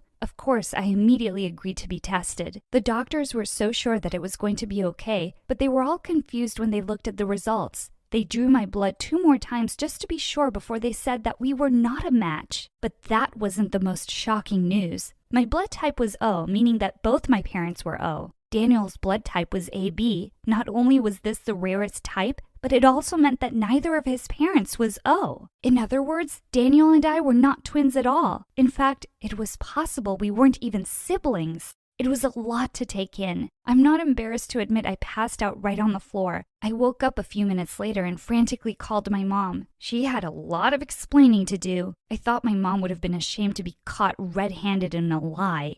She just shrugged and said, "Oops, yeah, I forgot to tell you that you were adopted." I was in tears, but she couldn't care less. She told me to stop being a drama queen and have consideration for her feelings as her son was in danger and she was overly stressed. I argued that he was my brother and I had the right to be confused. Her response? "That charade is up to you, Dana. We both know he is not your brother." She even had the audacity to complain that I couldn't even donate blood, like it was a choice. I ran out of the hospital crying hysterically and went straight home. I did not sleep, though. Instead, I picked up a few of my things and ran away. I always thought that being kicked out of the house was the worst thing that could have happened to me. I was wrong. Finding out I had been lied to my whole life was actually the worst thing. My life had crumbled. Running away always looks easy in movies, but it's pretty hard. For a couple months, I lived on the streets. Homeless shelters were pretty full, and my job at the grocery store barely made enough money to keep me fed. I had to sell my laptop and smartphone, and I stopped showing up to school so I could take more shifts at work. I wanted to learn more about my family, but I didn't know where to start. What if they also hated me? They did give me away to that woman, after all. After living on the streets for nearly a year, I was in for the shock. "Dana?" a familiar voice asked. "Is that you?" I looked up to see Daniel. He was limping a little bit and still in physical therapy, but he was alive. I felt horrible that I had ran away like that and never checked in on him. I started to apologize when he pulled me close and hugged me. He explained how he missed me so much and tried to call all the time. He also said that our mom told him quite a horrible tale. See, our mom told him that I ran away because I said I didn't want to give anything to him. She told him that I didn't care if Daniel lived or died. He also said that he knew it wasn't true, but he only just got out of the hospital the other week. I didn't know if it was the right thing to do, but I explained what really happened. I was surprised to see that he wasn't shocked at all. You knew I wasn't your twin this whole time?" He begged me to let him explain, but I was already running away in the other direction. When I showed up to my shift at the grocery store, my boss let me know that someone left me an envelope. I opened it and saw that it was from Daniel. He gave me around $500 cash and an address. He instructed me to buy a ticket and visit the address, and they could explain everything. $500 was a lot of money, especially for someone living in a cardboard box on the side of the road. My mind debated simply using the money for a security deposit on an apartment. For all I knew, my mother had left the envelope and wanted to send me far away from her and Daniel. Now, don't judge me for what I'm about to tell you. I decided to take the money and go on this wild goose chase to nowhere. I took a week off and booked my train there. It was about 9 hours of travel. I arrived at the address around 9 a.m. and decided to knock at the door. A woman answered the door and immediately looked uncomfortable. I recognized her as one of my cousins who had sometimes visited my grandmother. She shifted on her feet uncomfortably and asked what I was doing there. I explained everything that I had heard, and she told me that she didn't want to get involved and tried to slam the door in my face. I stopped her and asked her what she was hiding.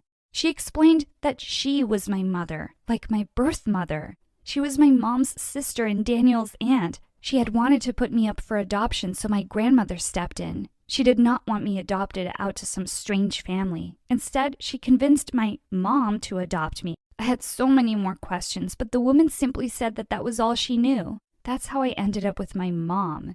She and Daniel were actually my cousins.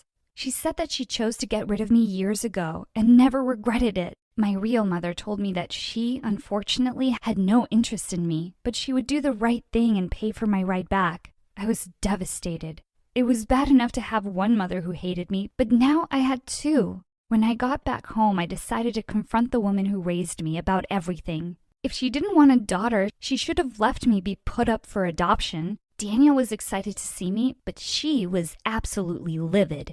She tried to close the door in my face, but I told her that showed me at least an explanation for all the lying. "I don't owe you anything, Dana," she sneered, "so leave my house." "I deserve an explanation," I yelled. "You want an explanation? You'll get one," she shouted back. "I was tricked into taking you. You took everything from me." Apparently, my grandmother told her that if she took me in, she would make some changes to her will. My mom was a single mother struggling to support Daniel, and my grandmother was very rich. She thought that the changes in the will would get her rich. At my grandmother's party, she found out that she actually left everything to me. Even Daniel was shocked to hear this. She even left me with a generous trust fund for a goodbye gift. I never saw a dime of it. She felt like she wasted her time raising me for nothing but stress. She was jealous that I would get to live rich and fancy while she slaved away by raising a kid that wasn't even her own. I screamed at her about how selfish she was. All she cared about was money, while all I wanted was family. I had never felt so betrayed, and I bolted out the door. To my surprise and relief, Daniel followed. He let me know that I didn't have to give him any money at all. He just wanted to be a part of his twin sister's life. I got in touch with a lawyer and gained access to my trust fund. I am literally a millionaire now. If my mother had just treated me properly, then I would have happily shared it with her. Last I saw, her house got foreclosed on, and Daniel doesn't even talk to her anymore. I was able to afford to move Daniel and I out with my grandmother. She knew nothing about the drama in our lives and thought I had simply ditched her after gaining access to the account. We all live together now, in a huge mansion in a tropical region. I never imagined I would get to trade a moldy basement floor for a luxurious room with a view of the sea. But I guess anything is possible with family at your side. I felt someone bump against the bed, and my eyes instantly flew open. It was my stupid brother Liam looking down at me. I spit at his face. "What are you doing here, creep? Go away!" "I'm not here for you, idiot." He looked over at the lump of blankets next to me with big, adoring eyes. Is the sleeping beauty awake yet? "No, what do you want from her anyway?" He whipped out a red rose from behind his back. I want to marry her, of course. "Ew, you're 9. Get out of here." And the flying shoe I hurled at him sent him running off, for now at least. Man, he was obsessed with her. Just as I was about to doze off again, Mom barged in. "Is my little Lily awake? I made her favorite breakfast. Come on, sweetheart, wake up." No, she wasn't talking to me. She was gently shaking awake the girl lying in bed next to me, my best friend Lily. "Hi, I'm Clara, and ever since my wealthy best friend had a fight with her parents and moved in with me, my crazy family is just all over her, and everyone acts like I'm the stranger. But before I continue, click like and subscribe." At the breakfast table, Mom kept piling pancakes on Lily's plate and kept slapping my hand away every time I reached out for one. You can have them once Lily is done. Why don't you eat cereal instead? Just then, Dad walked into the room looking red in the face with grease all over his shirt. He glared at Mom. I should never have bought the car from your slimy brother. He sold me a piece of junk. Now it won't start again and I'm so late for work. Before Mom could start yelling at him, Lily quickly said, "Why don't you just take my car and I'll tell my butler to send me a new one today? It's no problem, really." Dad looked ecstatic and rushed forward with his arms wide open. Oh, Lily, you're an angel sent to me straight from heaven. But in his hurry to hug her, Dad tripped on something and fell smack into the middle of the table, ruining all the food. Mom rose from the chair furious. Seriously? You're such a loser. I don't know why I ever refused that man who's now a billionaire for you. I deserve to be married to someone rich and have his rich children. Dad screamed back. Oh yeah? Who's stopping you? Go marry him now. I rushed forward and came between the two of them to stop their fighting, but just then my brother pushed me aside roughly. You almost stepped on Lily's precious toes. Oh God, this was a madhouse. I just left the kitchen to go get ready for school, where I could hang out with some normal people. A few seconds later, Lily followed me to my room, and she was in tears. "I don't feel well, Clara. I can't go to school." I hugged her and said I'd make her some hot chocolate before I left, but she clung to my sleeve looking a bit terrified. "Please don't leave me alone with your crazy family. You have to skip school too." Okay, I will. Why don't you get into bed?" I wondered why she wouldn't tell me what had happened between her and her parents. What could be so bad that she chose to stay in this house of psychos instead? Lily settled into bed and handed me her favorite children's book, You'll Always Be Ugly. That's what my nanny always read to me when I was sick. Will you read to me, please?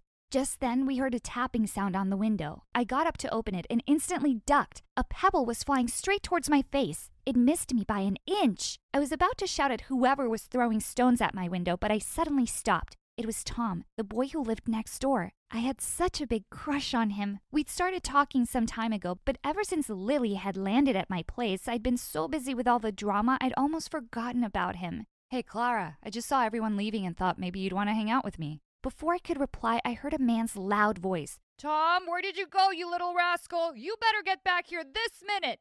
Tom looked terrified, and in no time at all, he'd scrambled up the wall like a cat and climbed in through my window. I looked at him in surprise. "I didn't know you had a father." Oh yeah, he left his wife and moved back in with us again. My mom hates him, and they're just fighting all the time. Suddenly, his eyes fell on Lily, and he froze. Oh God, was he gobsmacked by her beauty? Would he start worshiping her like my family too? But to my relief, I saw that he actually looked disgusted. What is she doing here? She moved in to live with us 2 weeks ago. You know she's a terrible person, and I hate her. Lily jumped off the bed looking furious. No one cares, you jerk. Shut up, you cheater. I sighed. How had I forgotten the two of these went out for a while, and she kissed his best friend on his birthday? The two were just at each other's throats. How many times do I have to tell you I didn't mean to make out with him? It was an accident. What does that even mean? Were you just pouting and fell on his lips? Just then, Liam burst in with a cup of hot chocolate and glared at me. Aren't you supposed to be at school? I could ask you the same question. He ignored me and turned to Tom. Dude, some crazy man who says he's your father is going around the neighborhood like a mad bull and asking everyone where you are. Tom turned really pale. He dropped down on his knees and clasped his hands as he looked up at me. Clara, can I please move in with you? My dad is crazy and he'll kill me. Oh God, how could I say no? And secretly, I really wanted him to stay. Lily was screaming in protest, but I said I'd ask Mom.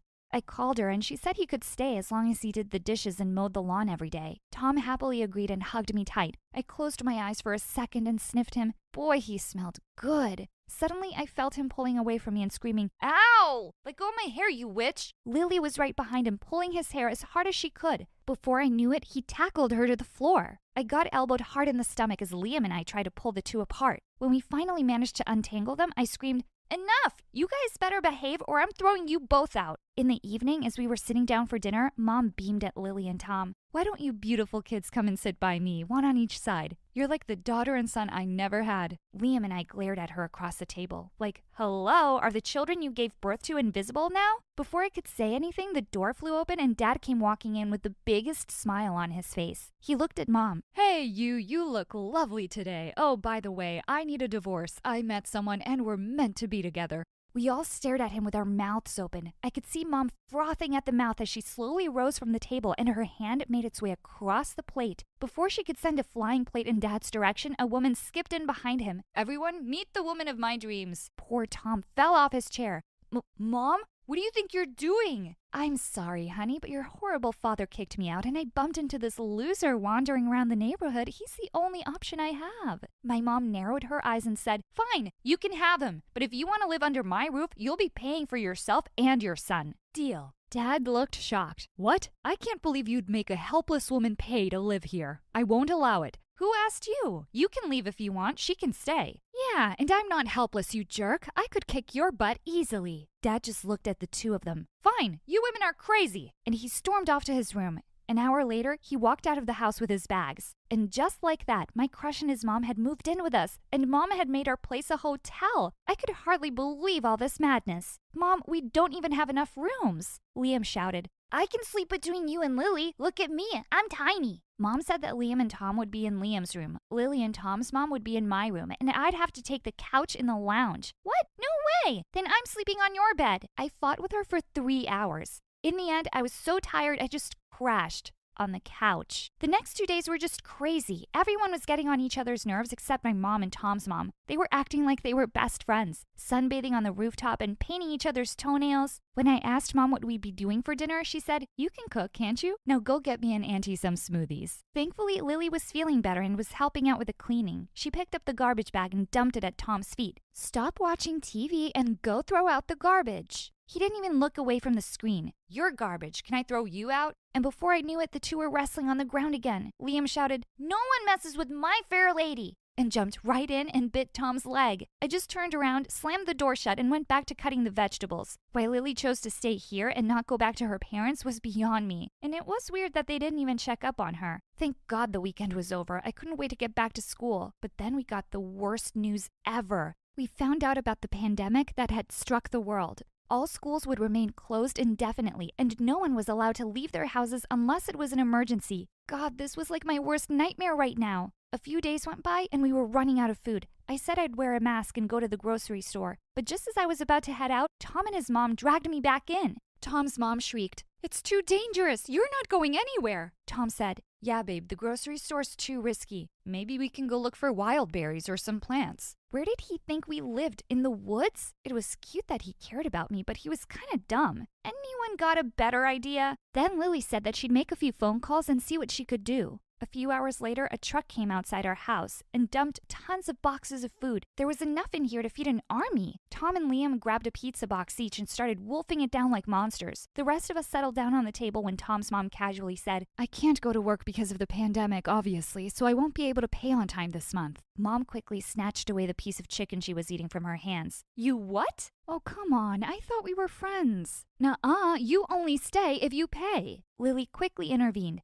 Don't worry, I'll make the payments this month. Let's not ruin the meal. Mom was thrilled, and thankfully we were able to continue with dinner in peace. Weeks went by with us stuck at home, and all everyone did all day was sit in front of the TV and eat. I could feel my own clothes getting tighter on me, and Lily was just busy stuffing her face with chocolates all day. One afternoon, when I was in my room and Lily was taking a nap, someone slowly opened the door and said, Psst. I looked around to see it was Tom. I've been trying to catch you alone ever since I've moved in here. How about we go to the basement and spend some time together? I was only too happy to agree. We crept down the stairs giggling. Tom spread a mat on the cold floor. It was dark, and he took out a candle from his pocket and lit it up. Wow, how romantic. As we settled down on the mat, he looked at me and brushed a strand of hair away from my face. Just as he leaned in to kiss me, I saw something and let out a shrill scream.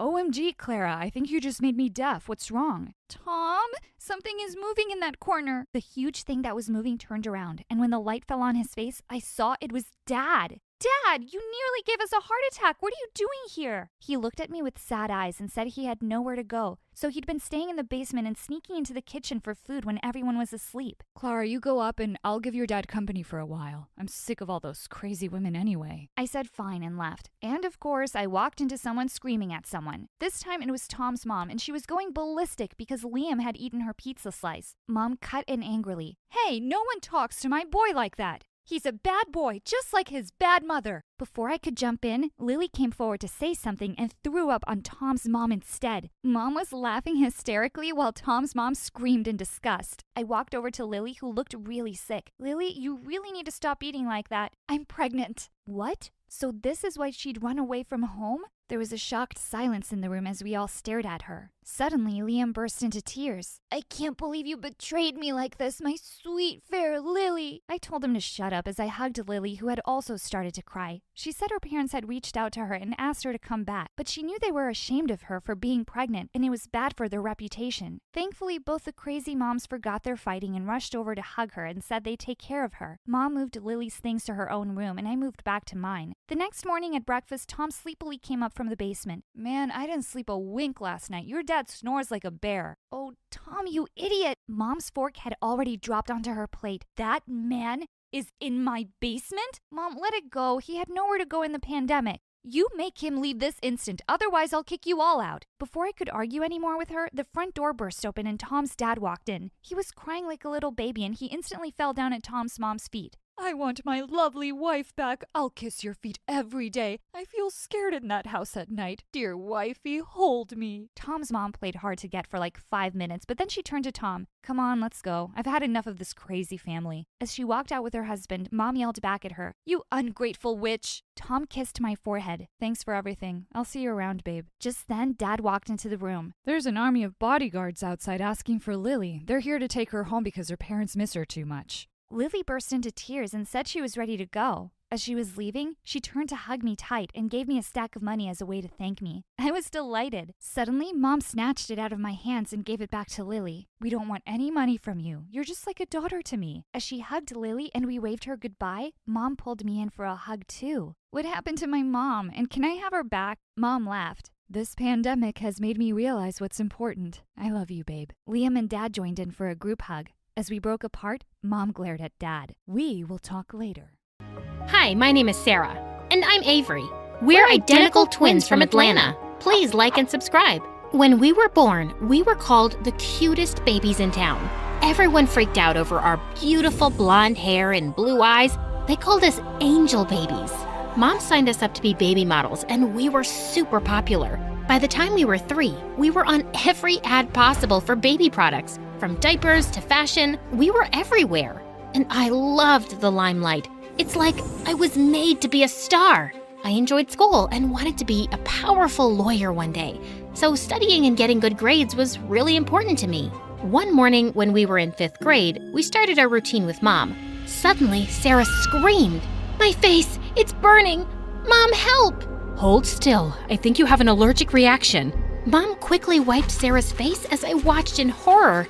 By the time her face was clean, something horrible had happened. The reaction had covered Sarah's face in angry red marks. Oh my God, what is this? I'm disgusting. No, Sarah, it's gonna be fine. We'll get you fixed up in no time, I promise. Later at the hospital, the doctors gave us some bad news. Sarah's face was scarred from the reaction, and there was no cure. When Mom heard this, she nearly fainted, and Sarah was mad at me. You lied, Avery. You promised I'll be fine, but I'm a monster. From that day on, my life changed forever. Mom made me wear a pound of makeup to cover my scars. I wasn't allowed to be seen without it. The whole thing broke my heart, and I didn't understand why this had happened to me.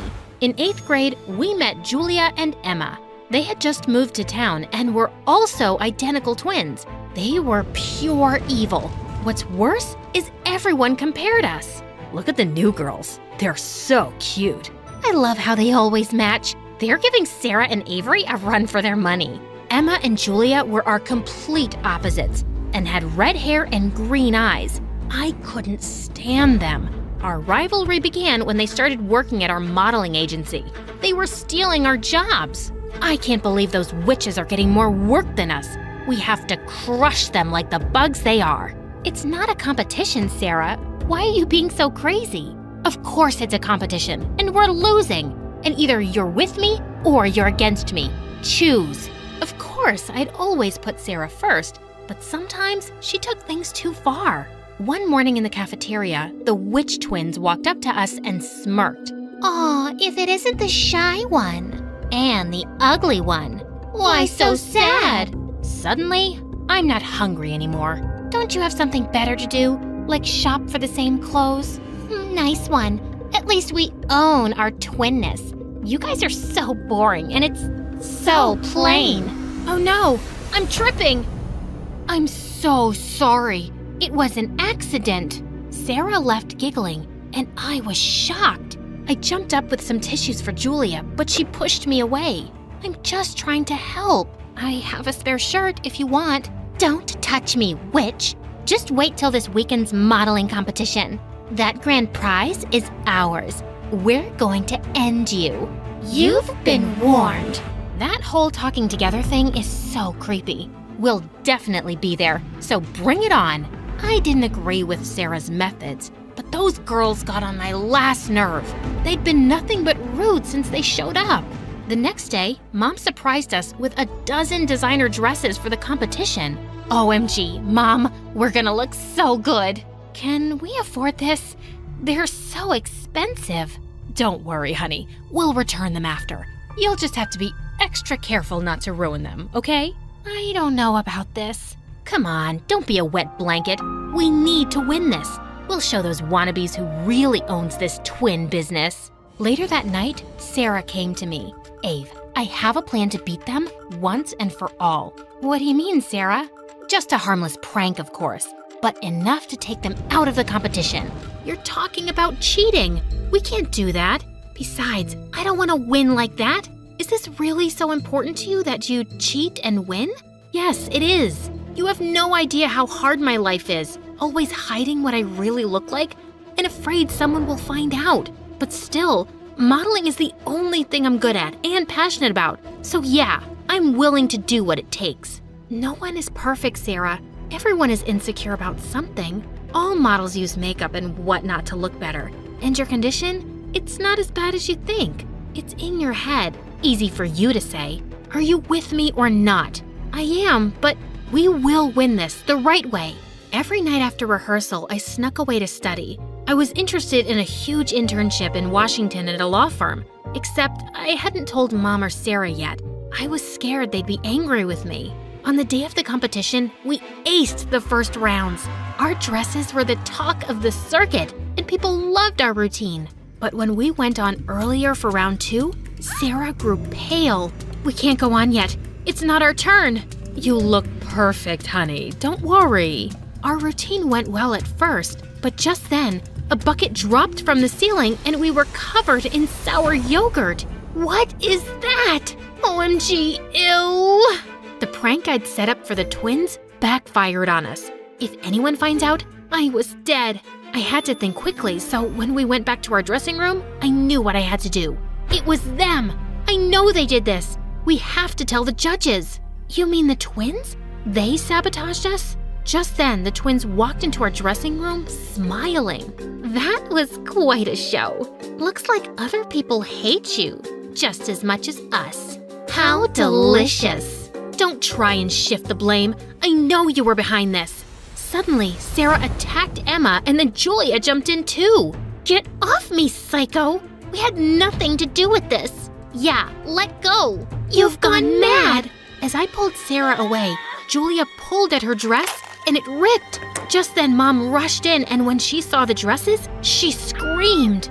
I told Mom it was the twins, but they refused to admit it, so the agency launched an investigation. But I was shocked to see Sarah rigging up the buckets of yogurt. We were disqualified instantly, and the twins won. You did this? I can't believe it. At least I'm trying. You're the bad team player here. Do I have to do everything myself? Listen to yourself. All you care about is winning, and it's just hurting us. You've ruined everything. Those expensive dresses and our reputation. I won't be part of this madness, Sarah. As if you could do it without me anyway. You need me and you know it. Not anymore. I'm done. I never wanted this. After that, we were basically broke. Sarah had to take every single job she could get to make more money, and I began waiting tables at the local coffee shop. A week before our 16th birthday, Mom came to us with some big news. I may have just solved all of our money problems. Girls, pack your bags. We're moving to Japan. What? A huge modeling agency loved our look and wanted us to move there to represent their brand. They'd pay for everything and even move us into a huge penthouse apartment for free. OMG, this is the best news ever. I couldn't let this go on any longer. I wanted to follow my dreams and participate in that internship. The deadline was just around the corner, so I had to tell them. I can't move to Japan. Why, Avery? Confused, they stared at me, and I finally explained my plans for my future. Are you kidding me? I can't believe you're being so selfish. How am I being selfish? I never asked for any of this. All you've ever done is complain. Look at me. I'm the freak here, but I get up every day and I work. You've never taken this seriously, and now you just want to bail on us? Me? Complain? You're the one who can't stop competing with Emma and Julia. You're so insecure that you've let this stupid rivalry turn you into a witch. I regretted my words as soon as I said them, but I was so mad I couldn't take them back. I stormed off to my room and slammed the door shut. Sarah didn't talk to me for a whole week after that. What's worse is, they were going ahead with the move as if nothing I did mattered. One morning, I got a letter delivered, and it was from the internship. I was just about to open it when someone knocked on my door. Mom came in and eyed the letter. Is that it? Yeah. I'm not happy about this. You're not even 16 yet, until tomorrow. And honey, we can't afford this. I guess I just wanted to know if I could do it, Mom. I'm a straight-A student. Did you even know that? Mom looked at me sadly. I guess I've been so wrapped up in your careers. I've never really thought about what you wanted. I want to make a difference in the world, not just look good. Open the letter, Avery. Mom and I hugged, and we opened the letter together. Congratulations! You've been accepted! What was I gonna do now? The next day at school, I decided to look for Sarah so we could make up. It was our birthday after all. When I finally found her in the playground, I was shocked to see her with Emma and Julia. Well, if it isn't the traitor twin, what do you want? Sarah, can we talk for a sec? Alone? Anything you say to me, you can say in front of my best friends, Ave. What? Don't look so surprised. The enemy of my enemy is my friend, right? Right. Did you hit your head or something? Come on, we're sisters, twins. Don't be like this. You did this to us. You've made your bed, so sleep in it. To think, I was about to give up my dream for Sarah, and she treats me like this? No chance anymore. The following week, Mom and I packed our bags and headed for Japan, while Avery went to stay with our aunt in Washington. Good riddance. The next few years in Japan were amazing. The company wasn't happy that it was just me, but I was determined to make them see my worth. So I worked hard, and by the time I was 18, I was pretty famous. I actually missed Avery a lot, but I could never bring myself to call her. I needed to work on myself first. Moving to Washington was the best decision of my life. I was my own person for the first time in my life. I loved living in my aunt's house, and the internship was amazing. They even offered me a summer job with them after I finished. I worked as an assistant for 3 years until I graduated college. Soon after, my boss offered me a full-time job with my very first case. A huge client was suing a skincare brand, and when I saw the name, I was shocked. It was the same company that caused my sister's scars. It turned out they were using sketchy chemicals and hundreds of people were hurt. I made it my mission to take them down. And when we finally won the case, I called Sarah. I told her everything, and I was surprised that she seemed happy to hear from me. We decided to meet at a cafe, and when I saw Sarah, my heart nearly exploded. I'd forgotten how much I'd missed her. That's such an insane story. Thank you so much for doing this. The company will pay damages to every client that got hurt. I made sure of it. Ave, I have to apologize. I know we were just kids, but I was so insecure and selfish. Can you forgive me? Of course I can. I'm sorry too, but in a way, I'm glad it happened. I needed to find myself outside of us. You know, I do, really. But no matter what, you'll always be my other half. Same here.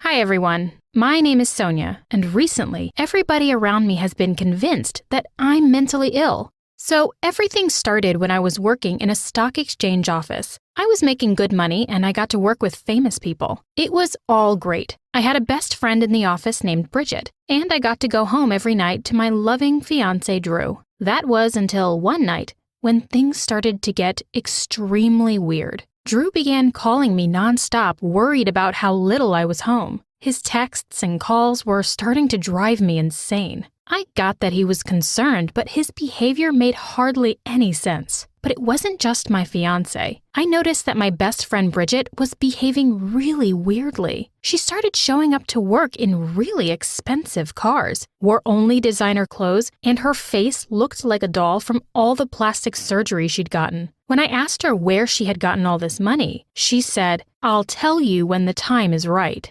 So I did something I shouldn't have. I snuck into Bridget's office one day when she wasn't at work. The thought of uncovering her secret was just too tempting. About 5 minutes in, I had barely found anything and I was starting to feel crazy. I had even sniffed her dirty shirt in her office closet, thinking I'd smell a rich man's cologne. But it smelled like it hasn't been washed in years. Ew! Finally, I found a paper, and what was on it changed my opinion of Bridget. She had been stealing money from her clients for the past few weeks. And not just $20 here or there. It had been hundreds of thousands of dollars. But what was most shocking was that at the end of my list, I saw my name and credit card number, and I wasn't even one of her clients. She was stealing from my tab too. Without even thinking, I brought the paper to my boss. He told me they would call the police and they'd launch an investigation. The next day, Bridget came into my office to chat. She gave me my pads that she had found on her office floor. She knew I used the silly pink pads with flowers on them.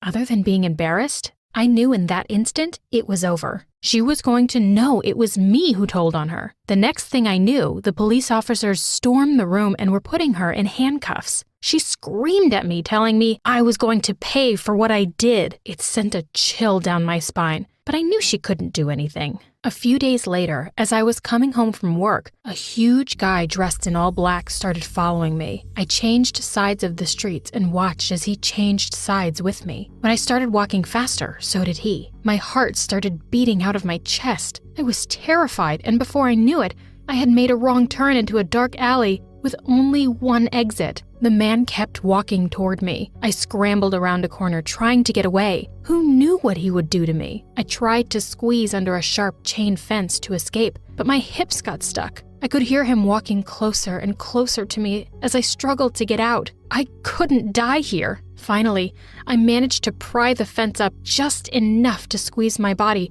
but my lower part got stuck. Was I going to die because of my curves? I pushed the hardest I could until I passed through, but it completely ripped the front of my shirt open. I walked home covering my chest, embarrassed and terrified. I wanted Drew to comfort me, but instead he started yelling, asking why my shirt was torn apart. Someone tried to hurt me. I thought that these words would stop Drew from being angry at me, but it only made him go crazier. So I mumbled nervously, "A hippo attacked me." I don't know how that came out, but he totally saw through my lie. I was stressed when I walked into work the next morning. Lucky for me, my boss said he was going to send me to a conference a few hours away where I would have to stay in a hotel. I would have a chance to get away from the creepy stalker. But when I arrived at the conference, things were really tense. I tried talking to clients and other stock exchange workers, but all of them looked at me like I was a ghost. I started second-guessing everything I was doing. Did my breath smell? Had I said something stupid? By the second day, people had started speed-walking away from me whenever I came near them. It was like I had the plague. People were actually afraid to come near me. I couldn't take it anymore. I cornered someone and asked her what was going on. Through tears, she told me, "He said if we talk to you, he'll hurt us. He said doing business with you would ruin us and that you can't be trusted." When I asked her who, she pointed out the window into the courtyard. Sitting there was none other than the stranger who had followed me in the alley. I felt my blood run cold. He had followed me all the way to this conference? Bridget was really willing to go that far, even from her jail cell? I had to get out of there, and fast. I ran towards the elevators, desperate to hide in my room for the rest of the day. Of course, I heard heavy footsteps behind me. I could see the stalker rushing down the hallway after me. I banged on the elevator button, trying so hard to get out of there, but the elevator was too slow. Finally, it arrived and I dove inside. The doors closed behind me just as the man reached them. For the rest of the day, I paced in my room, trying to figure out what I was going to do. Had Bridget told the man to get me, or worse? Every time I looked out the peephole, I held my breath and saw the man was walking by. I realized that I needed to get out of there and soon. If I went back home, maybe I could go to the police about what was going on. I would call Drew in the morning and tell him I was coming home. As I laid down in my bed, I felt something hard inside my pillow. I reached inside and pulled out a microphone. My heart dropped. The man had been in my room. In a panic, I searched the rest of the room. I pulled out microphone after microphone and dozens of cameras. I finally had some evidence, but at that moment, I realized my room wasn't safe. I ran down to the lobby, sobbing. I told the manager I was being stalked and someone had bugged my room. The cops came and escorted me up to the room. I felt totally relieved. This was going to be the end of all the drama with Bridget. But when we entered the room, there was nothing there. All the microphones, all the cameras, they were all gone. That's when I lost it. I started screaming about how they had to believe me. I told them I was being stalked, that I was in danger. I blocked the hall, telling them that they couldn't leave me. That's when the medical team showed up. They tried to get me to calm down, but I fought against them. One of them grabbed me and slapped handcuffs on me. They tossed me in the back of the car and brought me to a facility. When they threw me in that creepy, all-white room, I knew I was in trouble. They told me I had imagined the whole thing, but I knew that wasn't true. I was being stalked. I had seen the microphones and the wires. I stood up with my hands handcuffed behind me, and I managed to move the doctor out of the way. I ran out of the building as fast as I could with people chasing after me. By the time I was in the woods,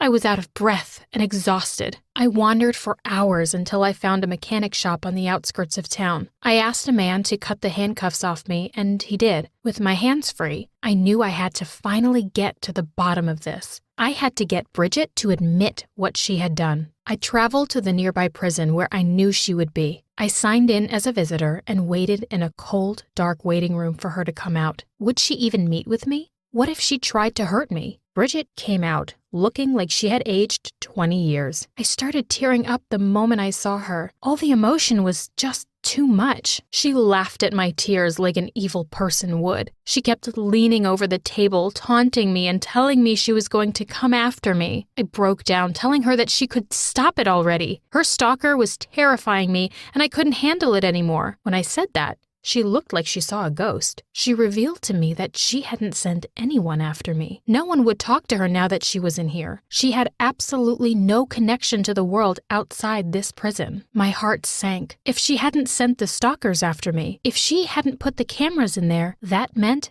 I had another stalker. I asked her why she had been threatening me, and she told me it was because she was so angry that I reported her. I had enough of the conversation. I ran out of the room, leaving her yelling after me. I walked towards the subway in tears and called Drew. He picked up, sounded excited to talk to me. He told me he had a surprise for me and asked where I was. I told him I was on my way back to the hotel, but I was in tears. I broke down about everything. The stalker, the police arresting me, the bugs in the room. He sounded shocked, but he tried to calm me down. He told me to just come home. We could go to the police together and he would keep me safe, even if it meant me stopping my job for a while. I felt calm for the first time in days. We would get to the bottom of this together, and everything would be okay. But right before Drew hung up, I heard something from Drew's phone. It was the subway announcer, only it wasn't for our home city. It was for the city I was in. It was for the subway I was standing in front of. Before I got a chance to ask, Drew hung up. My heart fluttered. Had Drew come here to surprise me? I raced back to the hotel to meet him, but when I hurried up to the room,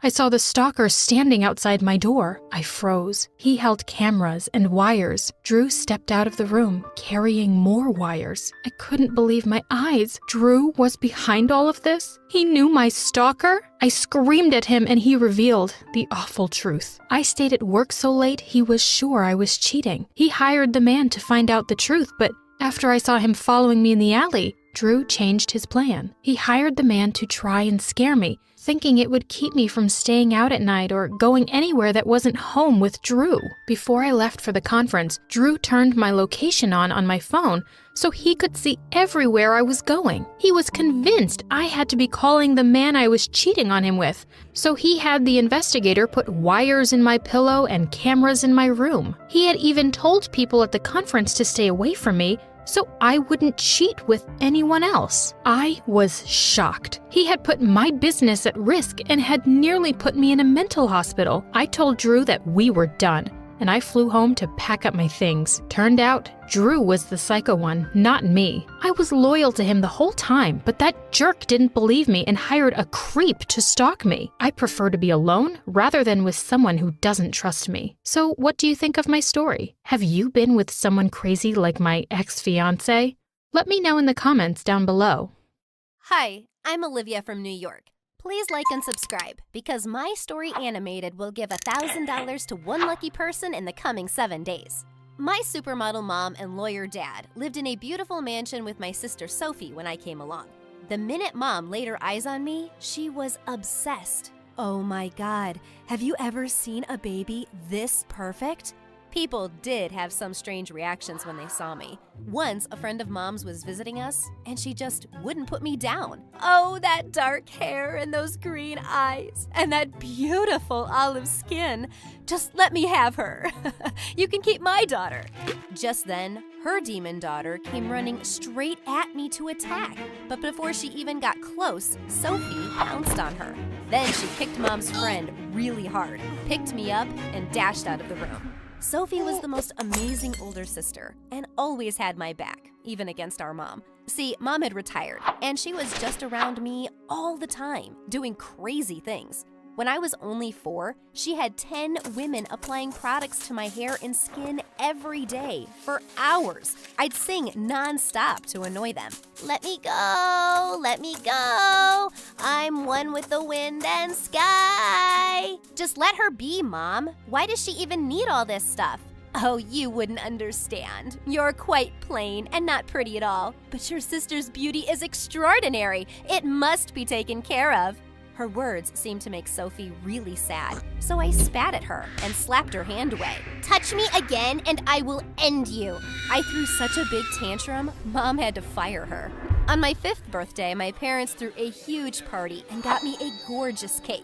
But as soon as I started eating some, Mom pulled the plate away. Sugar isn't good for your skin, sweetie. Here, eat a carrot. No, I want cake! Mom managed to snatch the plate away, but then I jumped onto the table and started stuffing chunks of cake in my mouth. Everyone was laughing as Mom came running and carried me off. Just then, a friend of hers approached us. He was a movie director, and he begged Mom to let him cast me in his next movie. My parents were only too happy to say yes, and the very next day we were packing up for a movie shoot in LA. But Mom, Olivia is starting school next week. Oh, school schmool. She can always join it when she's back. This is a chance we can't miss.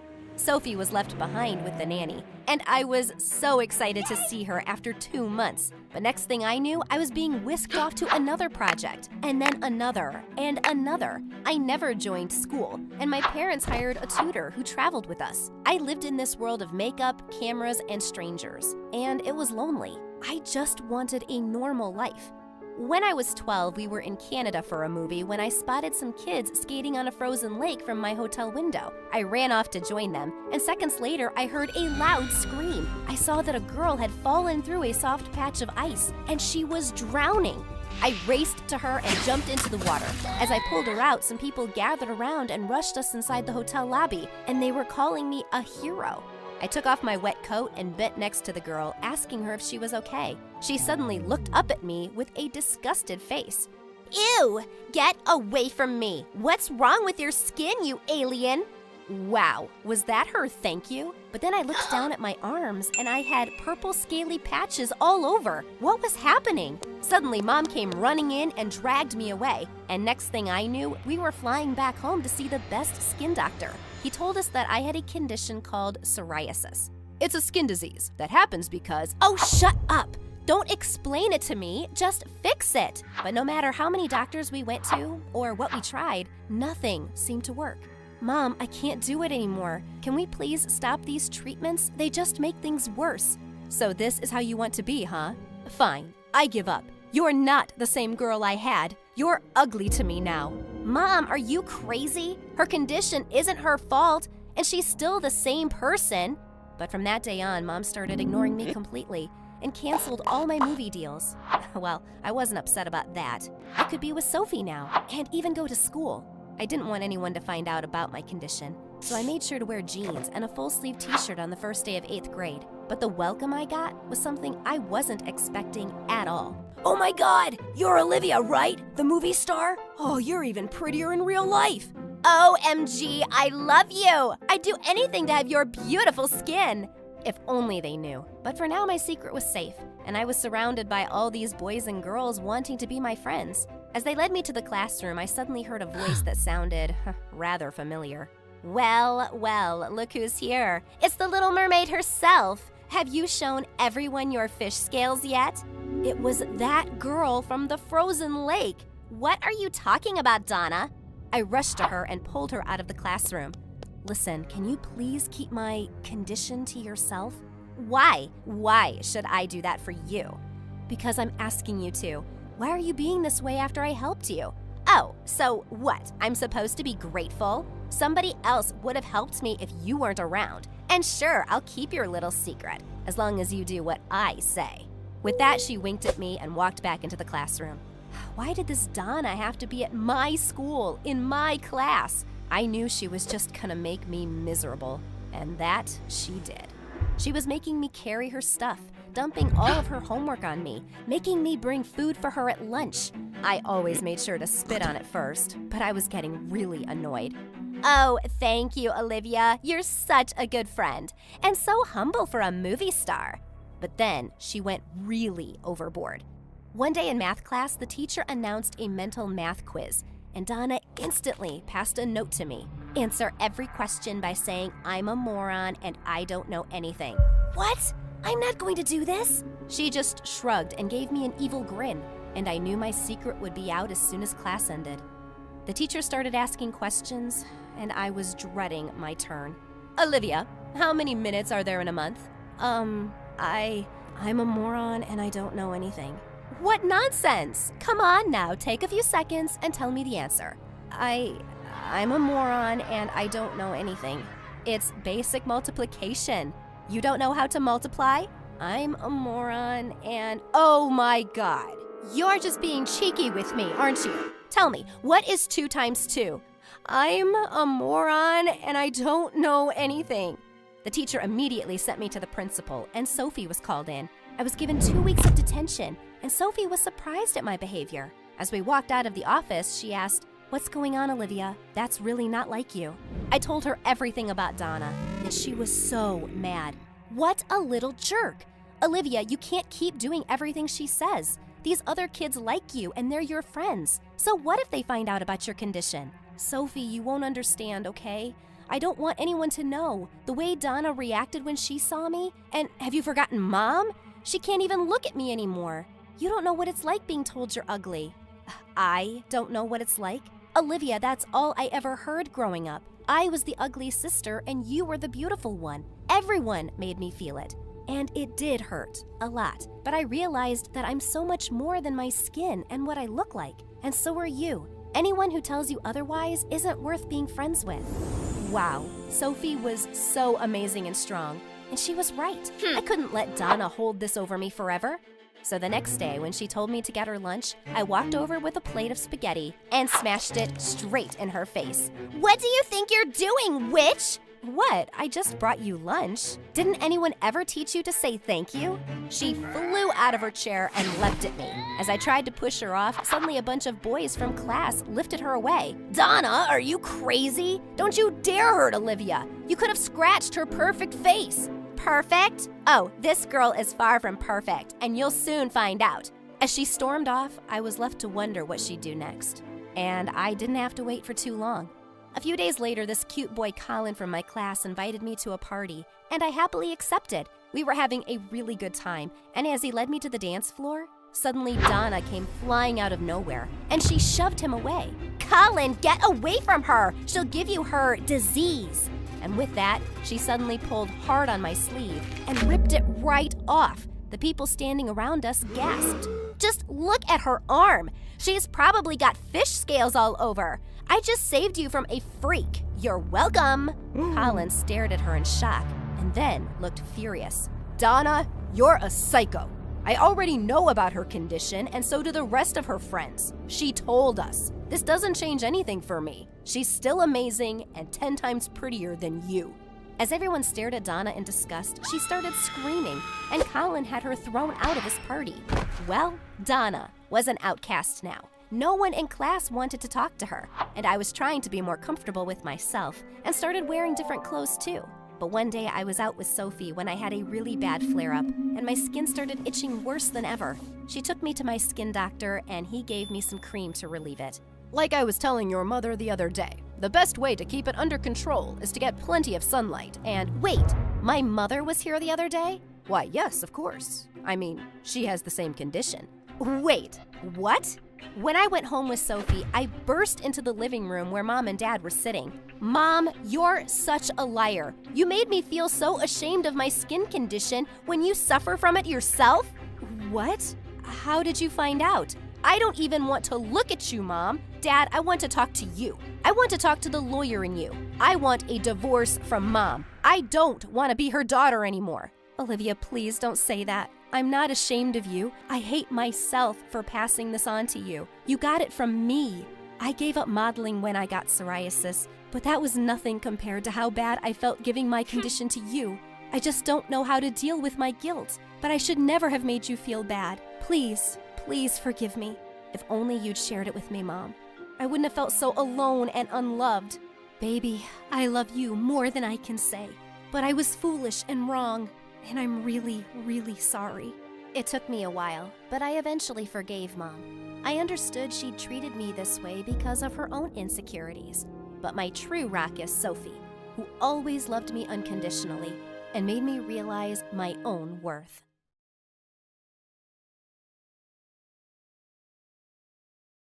Hi, my name is Rose, and this is the story of how my uber young dad started telling everyone I was his sister. You see, he could get away with it because he was only 17 when my mom had me and left me at his doorstep.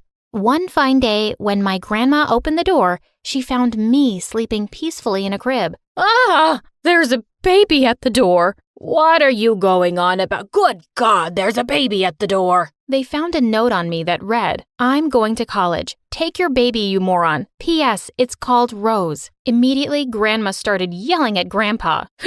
You cheater. I loved you, and you cheated on me with a college girl? What? No, it's not mine. Look, there's a picture here. It's Jason's? Well, long story short, as soon as Dad saw me, he hid under his bed and started to cry.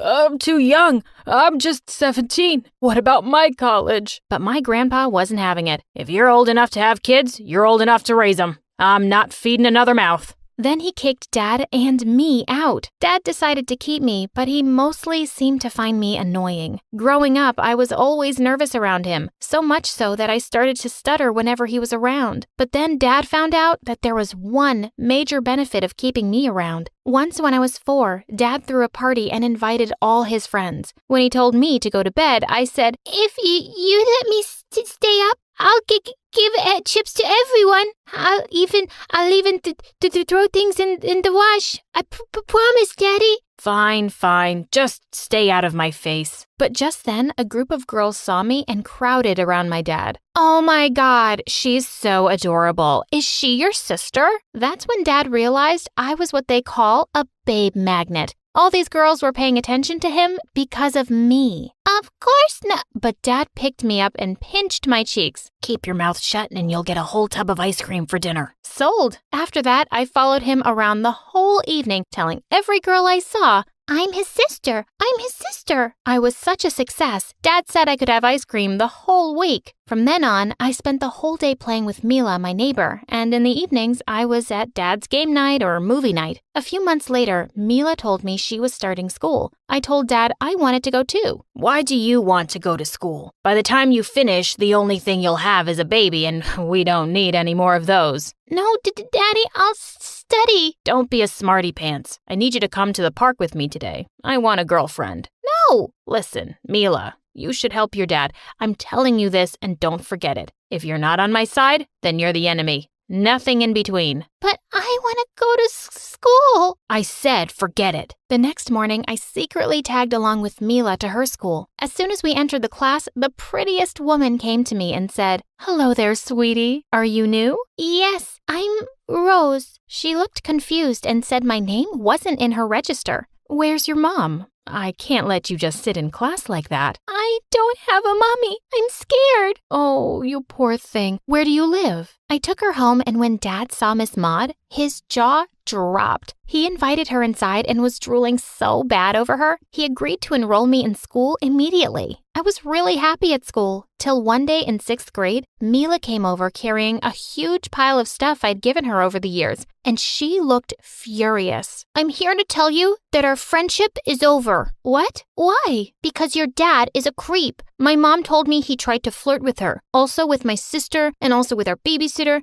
and also Mom's boss when she was over for dinner. Come on now, don't go. Why? Because I love you. Don't love me then. With that, she dumped everything on me and left. After that, she simply wouldn't talk to me and told everyone in school that my dad was a weirdo, and so was I. I was so distressed, my stutter actually got worse. The only good thing in my life was that Miss Maud and the other teachers thought that I was really smart. One day, my teacher asked me what I thought about the poem we were reading. It's okay, but I prefer Shakespeare.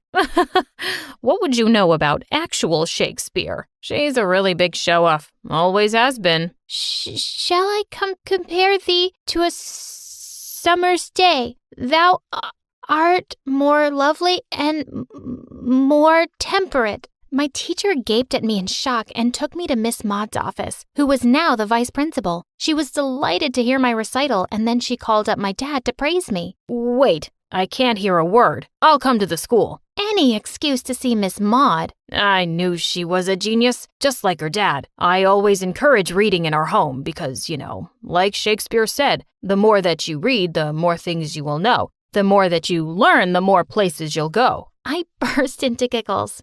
Don't be silly, Dad. Dr. Seuss said that. Dad turned red as Miss Maud held back a laugh. Yes, she is smart. Dad was fuming all the way in the car. The minute we got home, he snatched the book from me and started yelling. I don't see why you have to act so freaking smart, stupid. No one likes smart girls, especially when they're ugly like you. I don't know why my daughter couldn't be sweet and pretty, like Hinata Hyuga. You're just jealous because you need to be as smart as me to date Miss Maud.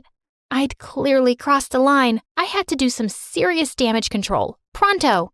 If you stop bugging me, I'll set you on a date with Miss Maud.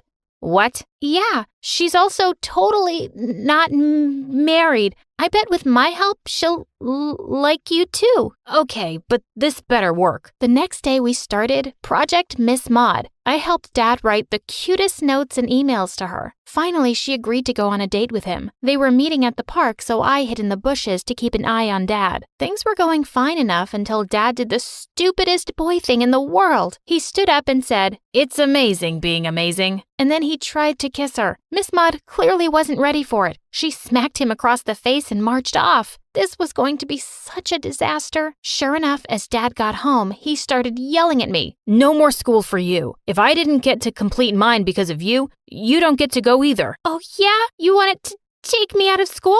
Guess you'll have to go through Miss Maud to do that, and she won't like it. I don't care what that woman thinks. Even though he never mentioned pulling me out of school again, we barely spoke to each other for the next few months. He just kept moping around the house miserably watching anime. When I finally started high school, things started looking up for me, because on my very first day, I found myself being wooed at the end of literature class. A shy-looking boy named Ethan slipped a note to me. Dear Rose, every time you're close, red goes my ears and face and nose. I wish the world froze. I'm trying to ask you out, I suppose. I wrote a small yes in a heart and returned it to him. He grinned, and just like that, I had a boyfriend on my first day of high school. But there was one person who could never stand to see me happy, Mila. She'd never even noticed Ethan before, probably, but as soon as he and I started going out, I'd always see her trying to flirt with him any chance she got. One day when Ethan and I were sitting in the cafeteria, she just plopped onto his lap. Oh, sweetie, are you sure about this dummy? Wouldn't you rather date me? I'm so much more perfect. With that, she suddenly turned and kissed Ethan. Back off, Mila. He's my boyfriend. Immediately, he pushed her off, looking super red. Yeah, Mila, get off me. Mila laughed brightly. Well, whenever you're ready to date someone who doesn't sound like an idiot, let me know. Mila, everyone has their own insecurities. We're teens, remember? Oh, who is there? Who is talking now? Dr. Phil? Are you there? Come on, Mila. Don't use my stutter against me. I know a lot of things to use against you. We used to be best friends. Used, and that's a past tense. And it stays in the past. Goodbye for now. When is this going to end? Oh, it hasn't even started. With that, she literally skipped away, that crazy witch. As if Mila trying to ruin my life in school wasn't bad enough, Dad was giving her serious competition at home. Over the years, he had a string of girlfriends who would stay with us for a while before he dumped them. I was just so tired of finding some new bimbo at our place every few weeks. I even caught one of them stealing all our stuff before Dad threw her out. A few months later, Ethan offered to walk me back home one day. As we walked up to the house hand in hand, I saw Dad standing in the doorway. He saw us and looked like he was having a stroke. Rose, get away from him right now. Why, Dad? What's wrong? He marched to us and pulled me away from Ethan. I don't send you to school so you can become pregnant one day. Are you crazy, Dad? Ethan and I haven't even kissed yet. Yet? You are never to kiss a boy, even hold his hand until you get married. Do you hear me? Or else I'm really pulling you out of school. You, stay away from her, idiot. That's it, Dad. You're officially crazy. I'm done with you. I'm leaving. I marched straight up to my room and packed my bags. By the end of the day, I was at Miss Maud's place. I wish your dad would stop being so immature. You can stay here as long as you like and just focus on your college admissions. Yeah, I'll finally have some peace. But of course, I'd spoken too soon. After that day, I'd noticed that Ethan was mostly ignoring me at school and always had an excuse for not hanging out later either. I called him up one day to ask if I could come over. Oh, babe, I really don't feel well. Coming down with the flu, probably. I'll see you when I'm better. Before I could say another word, he hung up on me. He'd been acting so weird, and I had a nagging feeling that something wasn't right. Later that night, when I was at the mall, I got my answer. There he was. Ethan, and he was kissing Mila. I was furious. I marched up to him. So this is your disease, huh? Ethan looked shocked to see me, but Mila just grinned at me and said, no, I'm the cure, sweetie. I glanced at Ethan, expecting him to look ashamed, but he just shrugged. Everything Mila has ever said about your dad is right, and I don't want to deal with all your drama. Plus, your stutter gets really annoying sometimes. All my anger bubbled up to the surface and I smacked his face before I stormed off. Days later, I was still furious about the whole thing, but I had bigger things to worry about. I was anxiously waiting for an acceptance letter from my dream college, but the next day I got an email from them and I was shocked. I was so sure I'd get in, but the email said I was rejected for violent behavior towards my peers, and attached was a video of me slapping Ethan. I marched straight to his house and banged on his door. He came out grinning. Why did you do this?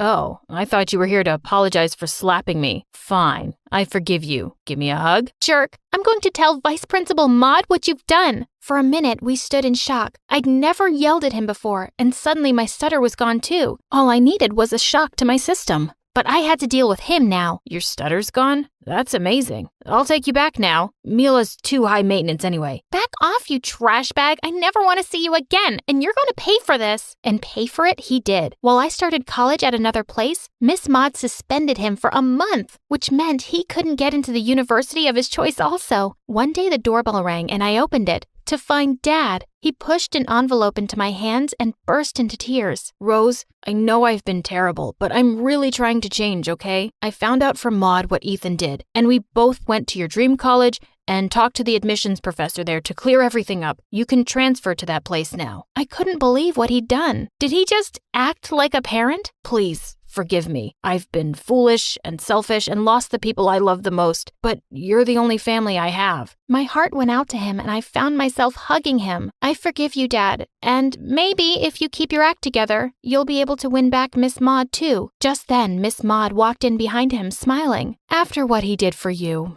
I decided to give him another chance. I couldn't be happier for both of them. Here we are a few months later, and I'm at my dream college now, and started dating an amazing guy who treated me like a princess. I could not be happier.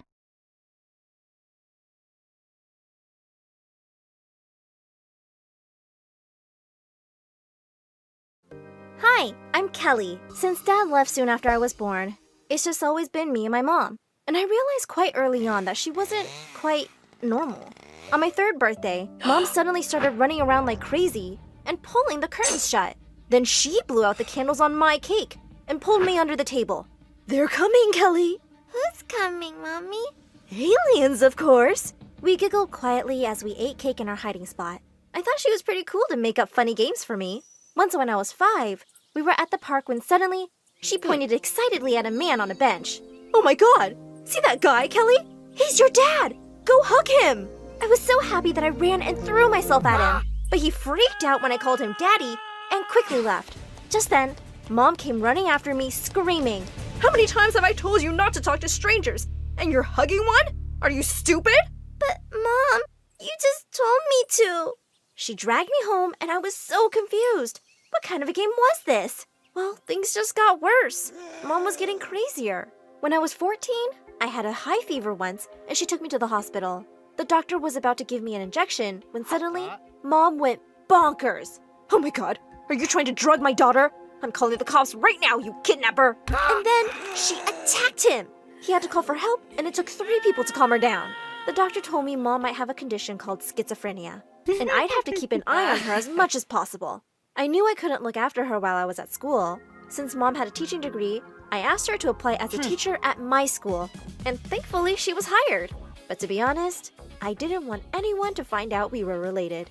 The next day at school, I was running off for a big baseball match when I bumped into Mom. "You're gonna be great, honey. I love you." "Thanks, Mom." And I ran off before anyone saw us. But 5 minutes later on the field, I heard someone on the megaphone, and I turned around in horror. "I said I love you, and you said thanks? That's all I get? I was in labor for 20 hours with you, you ungrateful jerk." Who's that crazy lady talking to? No idea. Come on, let's start the game. I need to hear those words, Kelly. Everyone stared at me, and I wanted to disappear. Fine, I love you too, Mom. As everyone laughed, I felt really flustered, and I played my worst game ever. Later at home, I was so mad at Mom. How could you embarrass me like that in front of the whole school? And now everyone hates me for losing the game. Kelly, I don't know what you're saying. What did I even do? Are you embarrassed of me? Do you want me to quit? Fine, I'll quit.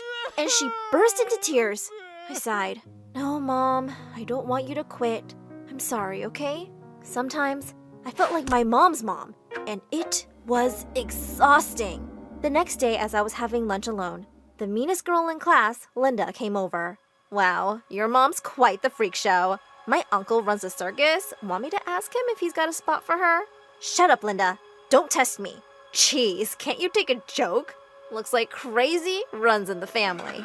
I pushed aside my tray and attacked her. But suddenly, someone literally picked me up and took me outside. It was a boy from my class, Jake. You should have let me break her teeth. Kelly, she's the principal's niece. She'd just get you and your mom in trouble. I just need a break from everything. Well, how about we get out of here and do something fun? I looked at his kind eyes and my heart raced a little. How had I not noticed he was so cute before? After that, we were hanging out together all the time, and soon enough, we started dating. One day, Jake and I were making out in the science lab when suddenly, Mom walked in on us. I was so sure she'd kill me, but instead, she smiled broadly. Oh, my baby girl has found such a cutie. I'm so happy for you. But anyone can walk in here, guys. The janitor's closet is a much better place. Wow, your mom's so cool. Let's go to the closet then. We'd only been there 5 minutes when Mom barged in with the principal. See, I told you they were up to something. Didn't your parents teach you any morals? Mom, what are you doing? Thanks to her, Jake and I were scolded by the principal in front of everyone and given a week-long suspension. But Jake had a party planned at his place the next night, and nothing was stopping me from going there. I sneaked out, and my jaw dropped at the size of his mansion. It also looked like he'd invited the whole school. But as I walked through the crowd looking for him, I saw something even more shocking. Jake was dancing with Linda, and they were looking deep into each other's eyes. What's going on here, Jake? He suddenly pushed Linda away. Kelly, you're here, babe. I didn't know if you'd be able to come. So what? You thought you'd just have some fun behind my back? What a jerk move. Keep it down, Kelly. You're embarrassing me. And we were just dancing. Why are you acting crazy like your mom? I can't believe you said that. We're done, Jake. Kelly, I didn't mean... But I didn't let him finish his sentence. As I walked out the gate, suddenly my shoe's heel broke. As I flung it aside angrily, I heard someone behind me. Whoa, are you okay? Can I help you? I turned to see a boy who was my senior at school. I'm Ron, Jake's older brother. I've seen you two around. You're his girlfriend, right? Not anymore! Ron listened quietly as I told him everything and offered to drop me home. On the way, we stopped for ice cream and sat on the car's bonnet, talking and laughing. He was really easy to be around. When he walked me to my door, he suddenly took my hand. I had a good time, Kelly. And this may seem fast, but I've been really wanting to do this all evening. And he suddenly pulled me close and kissed me. It felt amazing, and I kissed him back. Later that night, I suddenly sat up in bed when I heard someone tap on my window, and I was shocked to see Jake outside. What are you doing here? Go away! I'm not leaving till you listen to me. I was afraid he might wake Mom, so I let him in. Listen, I'm really sorry. You're my girlfriend, and if Linda bothers you, I promise I won't go near her again. And I really shouldn't have said that about your mom. Please, give me another chance. He looked so sincere, and I just couldn't refuse. As we hugged and kissed, all I could think was, oh my God, I just kissed my boyfriend's brother an hour ago. The next day when I went to school, I saw Ron walking towards me, and my heart skipped a beat. Hey, Kelly, I was just thinking about... Just then, Jake turned up and slipped an arm around my waist. Oh, hey, bro. I see you finally met my girlfriend. I can't wait for you two to be buddies. Ron looked taken aback, but he quickly managed to smile and walk away. But one other person looked really unhappy to see me and Jake together. Linda. After that, Jake and I would hang out at his place often, and Ron always seemed to be around, which was driving me crazy. This one time, we were all playing video games, and Ron was sitting so close to me. He smelled so good. I could barely focus. Another afternoon, Jake and I went to their pool, and Ron had just stepped out of the water. I was so distracted when I saw him shirtless that I slipped. But Ron leapt forward and caught me just before I hit the ground, and I could swear there was electricity between us. If he felt the same, he didn't let it show. A week later, Jake and I had tickets to watch a big baseball game, but he felt really sick. I said I'd miss it too, but he insisted I go with Ron instead. And secretly, I didn't mind that at all. We were having a great time at the game. During the interval, we suddenly noticed people looking our way, and we realized that the kiss cam was on us. Guys, we're not together.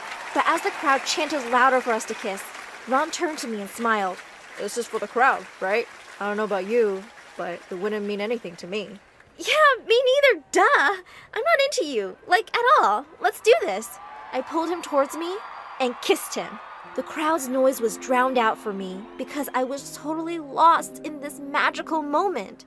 All night, I kept feeling guilty about these feelings for Ron, but it was about to get a lot worse. As I walked to my locker the next day, I saw posters of me and Ron kissing stuck all over the walls with cheater written over my face. I saw Ron across the hall, and just then, Jake walked in.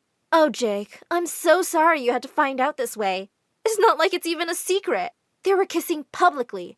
Seriously, your girlfriend has no shame. Jake turned to Linda. Why would you do this? I know it happened at the game. Ron told me. It's just a baseball game thing. Take down these posters.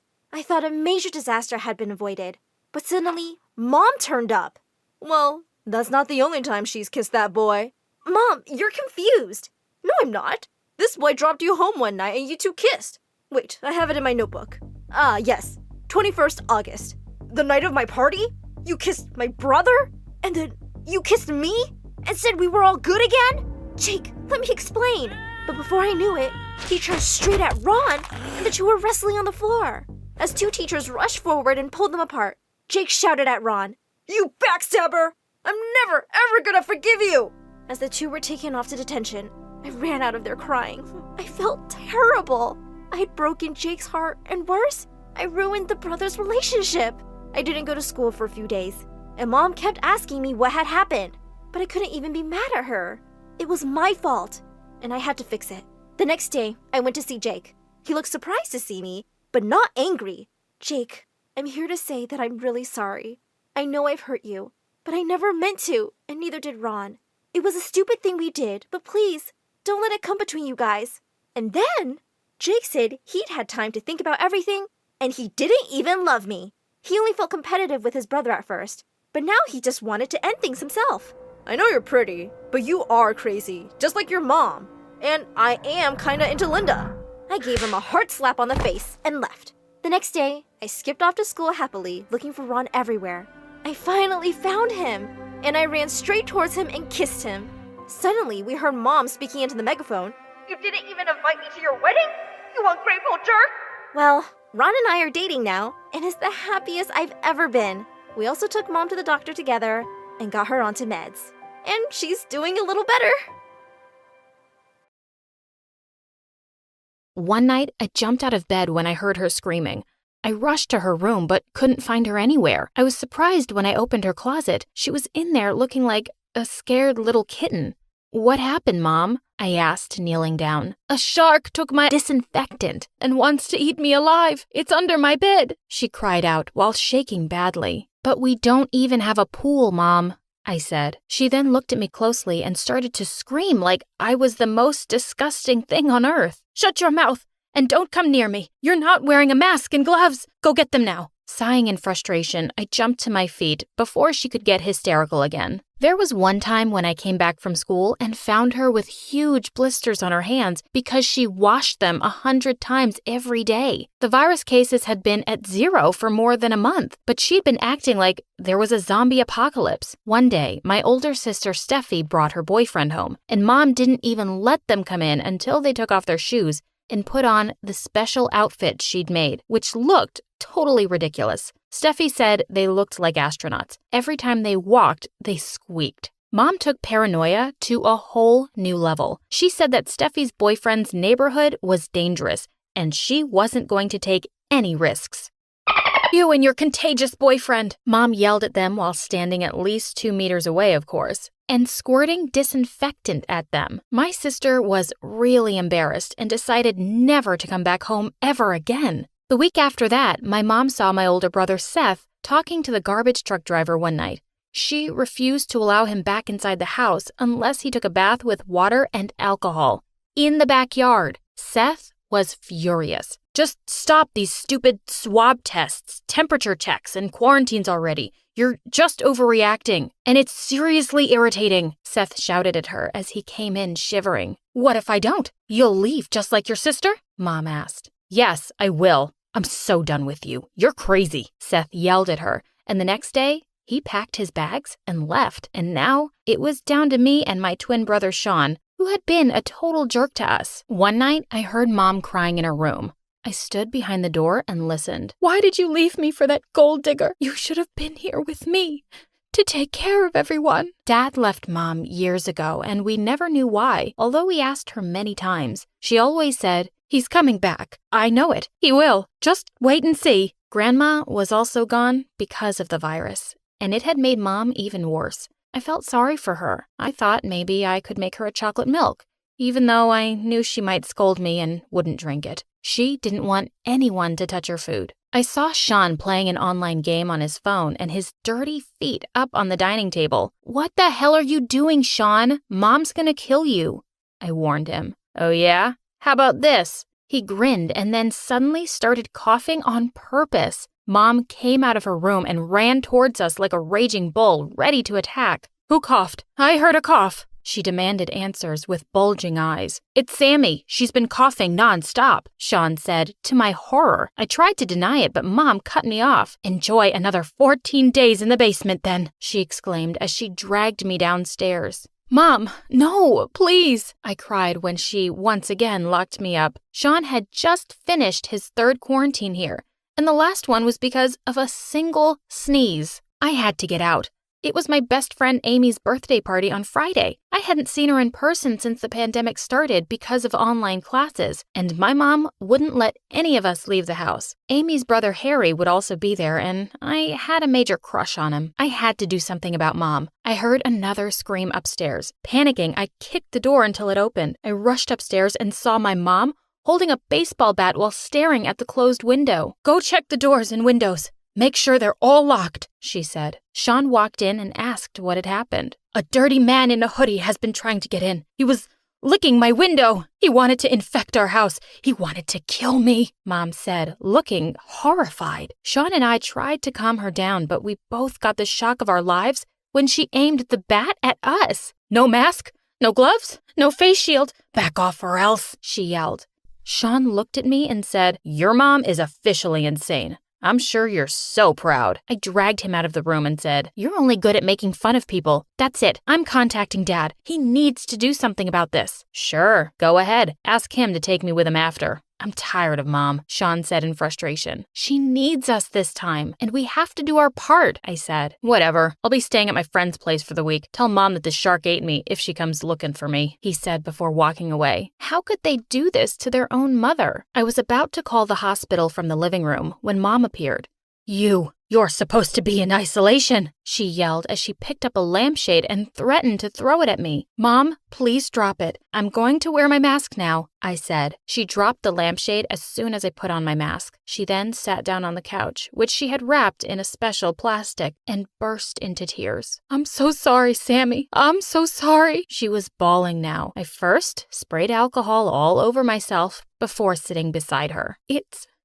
It's like I have a special vision, and I can see the virus and germs everywhere, even when I close my eyes. Her crying got louder, but it stopped when I tried to hug her. The next day, I ordered ice cream and pizza and lied that I had made them all myself using the clean ingredients from the fridge. I then suddenly started coughing uncontrollably in front of her. Oh no, it was probably the cold ice cream. My heart started to race when my mom flipped into crazy mode again.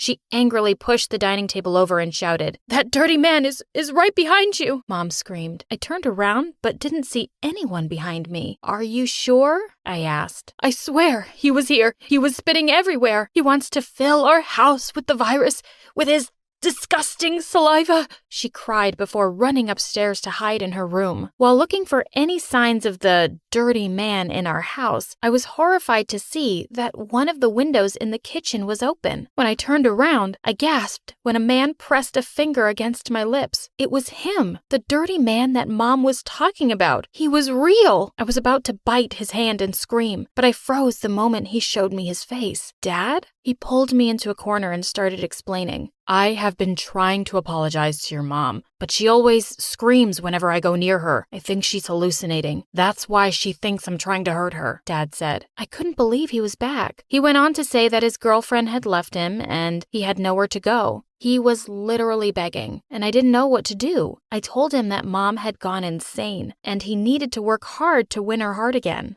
Mom didn't even open her door for the next few days. She was in self-quarantine again.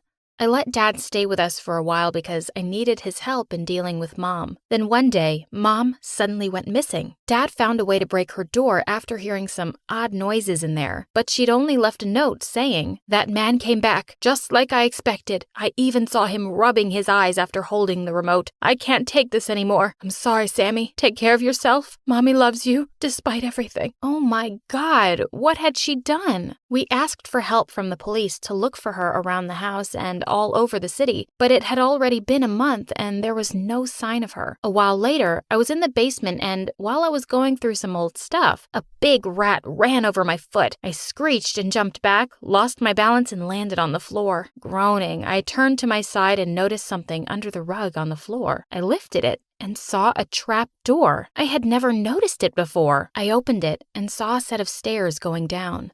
I went down and was startled to see a huge glass cage, and my mom was sleeping in it. It looked squeaky clean, with hand sanitizers and alcohol everywhere, and also herbal supplements and vitamins. Oh my gosh, she'd been living here the whole time. I tried to shake her awake, but she wasn't moving. Her skin felt cold, and there was an empty container of alcohol beside her. Panicking, I called Dad, and we took her to the hospital. A lot of procedures were done on her, and the results showed that her stomach was irritated from alcohol ingestion. She got treatment for it and started to feel better. It was 3 a.m. and Mom woke me up beside her in the hospital bed. "Sammy, wake up. The shark is back again." I told her to relax and go back to sleep, but she kept pointing at the window. I got up to take a look, and she was completely weirded out to see a shark tail poking out from behind a building across the street. I rubbed my eyes and checked again, but it wasn't there anymore. Wait a minute. What was happening? Was I going crazy too? It was there, right? I'm not crazy, Sammy. It was there, Mom exclaimed while shaking. I waited until Mom fell asleep before heading out of the hospital alone. While I was crossing the road, a black van suddenly stopped in front of me.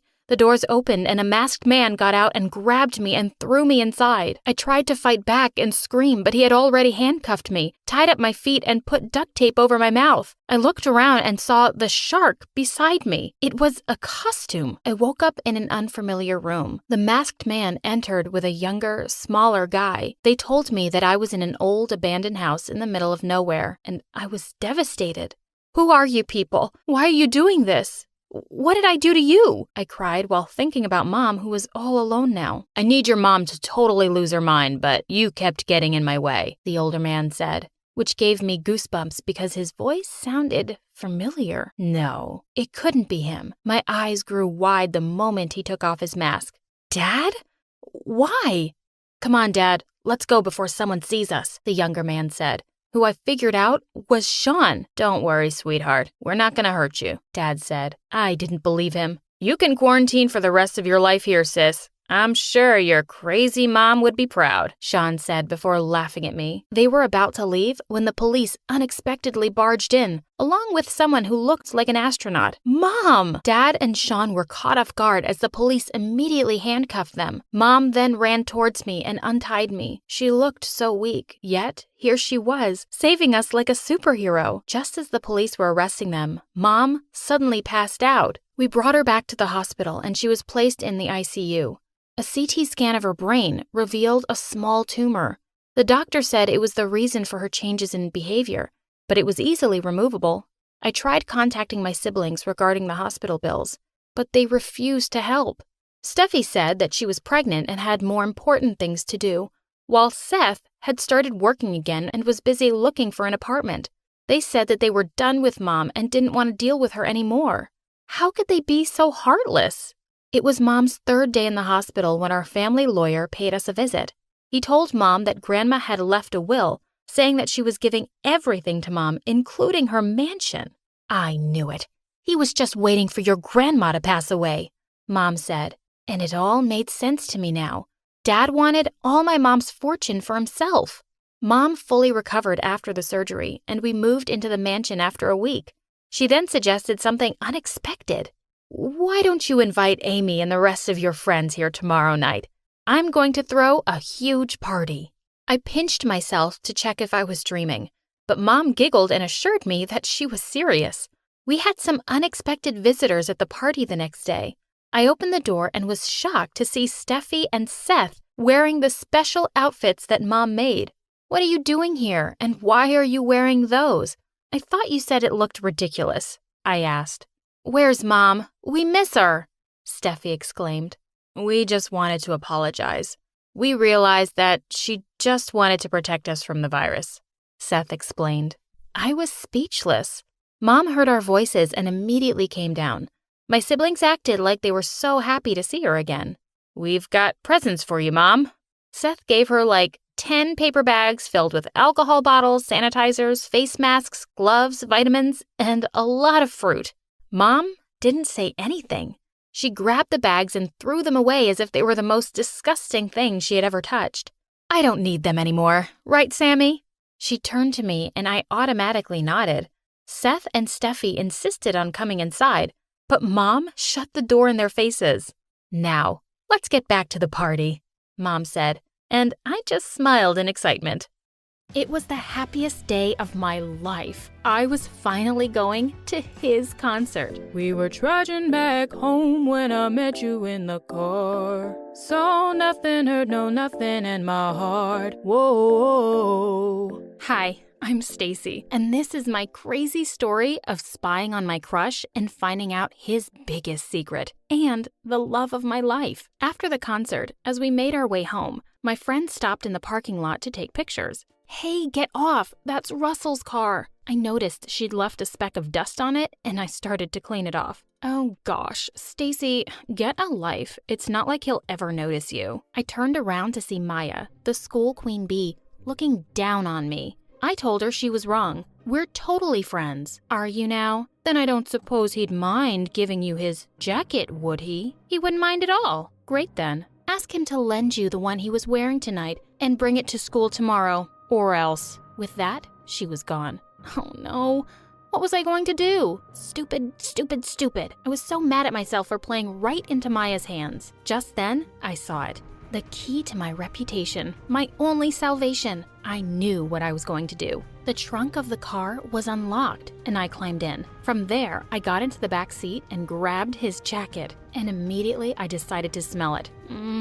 It smelled just as I imagined, like expensive cologne and aftershave. I couldn't believe I was in the back seat of Russell's car. I would tell our grandkids about it. Just then, the car beeped. Horrified, I looked outside the window and saw Russell heading towards me. I had to hide. He was too close for me to get out. I had no other option but to crouch down and pray he would just take something and leave. To my utter horror, though, he got into the car and started to drive. Oh no, I was sure I would get caught now. Just as I was thinking of letting him know I was in his car, he got a phone call. Hey baby, I'm on my way to pick you up. Can't wait to spend the weekend with you. I felt my heart drop. Russell had a girlfriend. I should have known. Someone so perfect couldn't possibly be single. From the conversation, I learned he was going to a cabin just outside of town with his girlfriend to spend the weekend. Then something even worse happened. Russell put on some music and started singing. That voice was not Russell's. Well, it was Russell's, but it wasn't his onstage voice. His onstage voice sounded like all the angels had come together to throw a rockin' party. This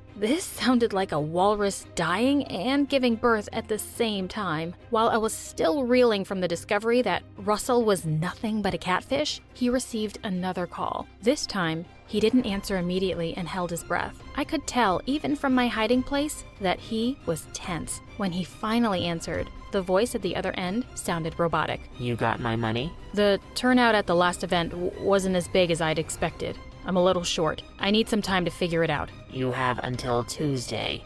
In the back seat, I was freaking out. I'd only wanted a stupid jacket. I did not want to know my future husband was a catfish who couldn't sing to save his own life, and he was involved with criminals. Finally, Russell started slowing down and pulled the car to a stop. Thank God. Maybe he'd leave and I could get out. Just then, he reached over to the back seat to get his jacket and jumped when he touched me instead. Not quite the electric moment I'd imagined our first touch to be. Who the hell are you and what are you doing in my car? Before I could even say a word, he glared at me. Stay down and don't even breathe. The car door opened and his disgustingly gorgeous girlfriend hopped in. Then he started making out with her. This was just getting better and better. After what seemed like forever, he started the car and his girlfriend asked him to sing for her. Babe, we've been over this. I've told you that singing for you makes me feel cheap. I don't want to ruin the beauty of what we have. What nonsense. Finally, we reached the cabin.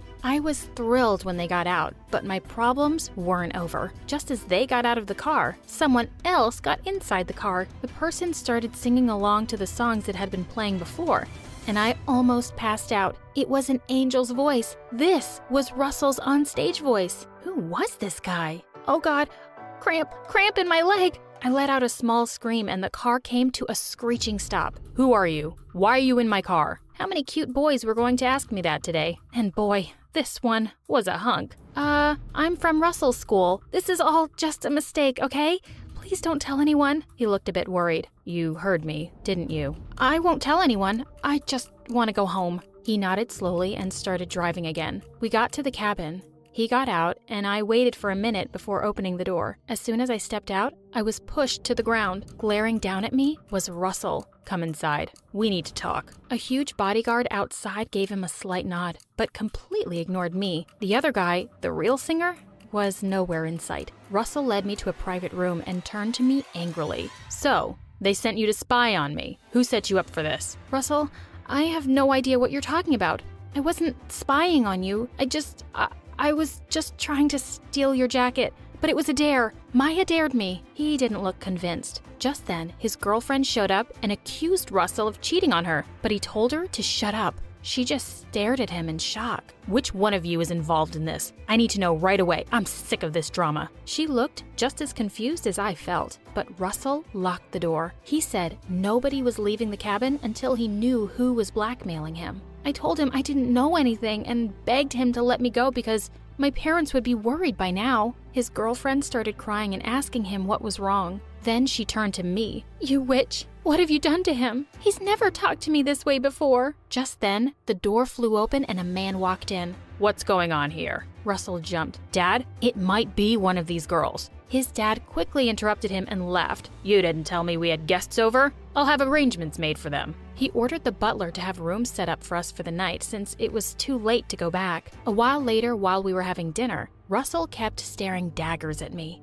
Apparently, he no longer doubted his girlfriend because she kept giggling and blowing kisses at him. Dumb bimbo. His dad turned to me and asked me how I knew Russell. But before I could say anything, Russell yelled, "She knows! She knows!" Immediately, the color drained from his face and he jumped from his seat. You good-for-nothing moron. You told her? Does the other one know too? He turned from Mr. Nice Guy into a monster in seconds. He started yelling at all of us and ordered me to go to my room. I had to get out of there first thing in the morning. As I ran out of the room, I bumped into someone and fell down. Oh, hi, it's you. He quickly shushed me and pulled me up. Hey, yes, it's me. But don't let his dad know you know me. He was still holding my hand, and I was pretty sure I wasn't imagining the sparks between us. Just then, Russell's sister burst in. What the hell do you think you're doing? Get away from him. Hey, chill out. She fell, and I was just making sure she wasn't hurt. I'll just show her to her room. I could feel her eyes drilling holes into my skull as I walked away quickly. On our way up, he introduced himself as Aaron. He said he was the son of the butler. Russell and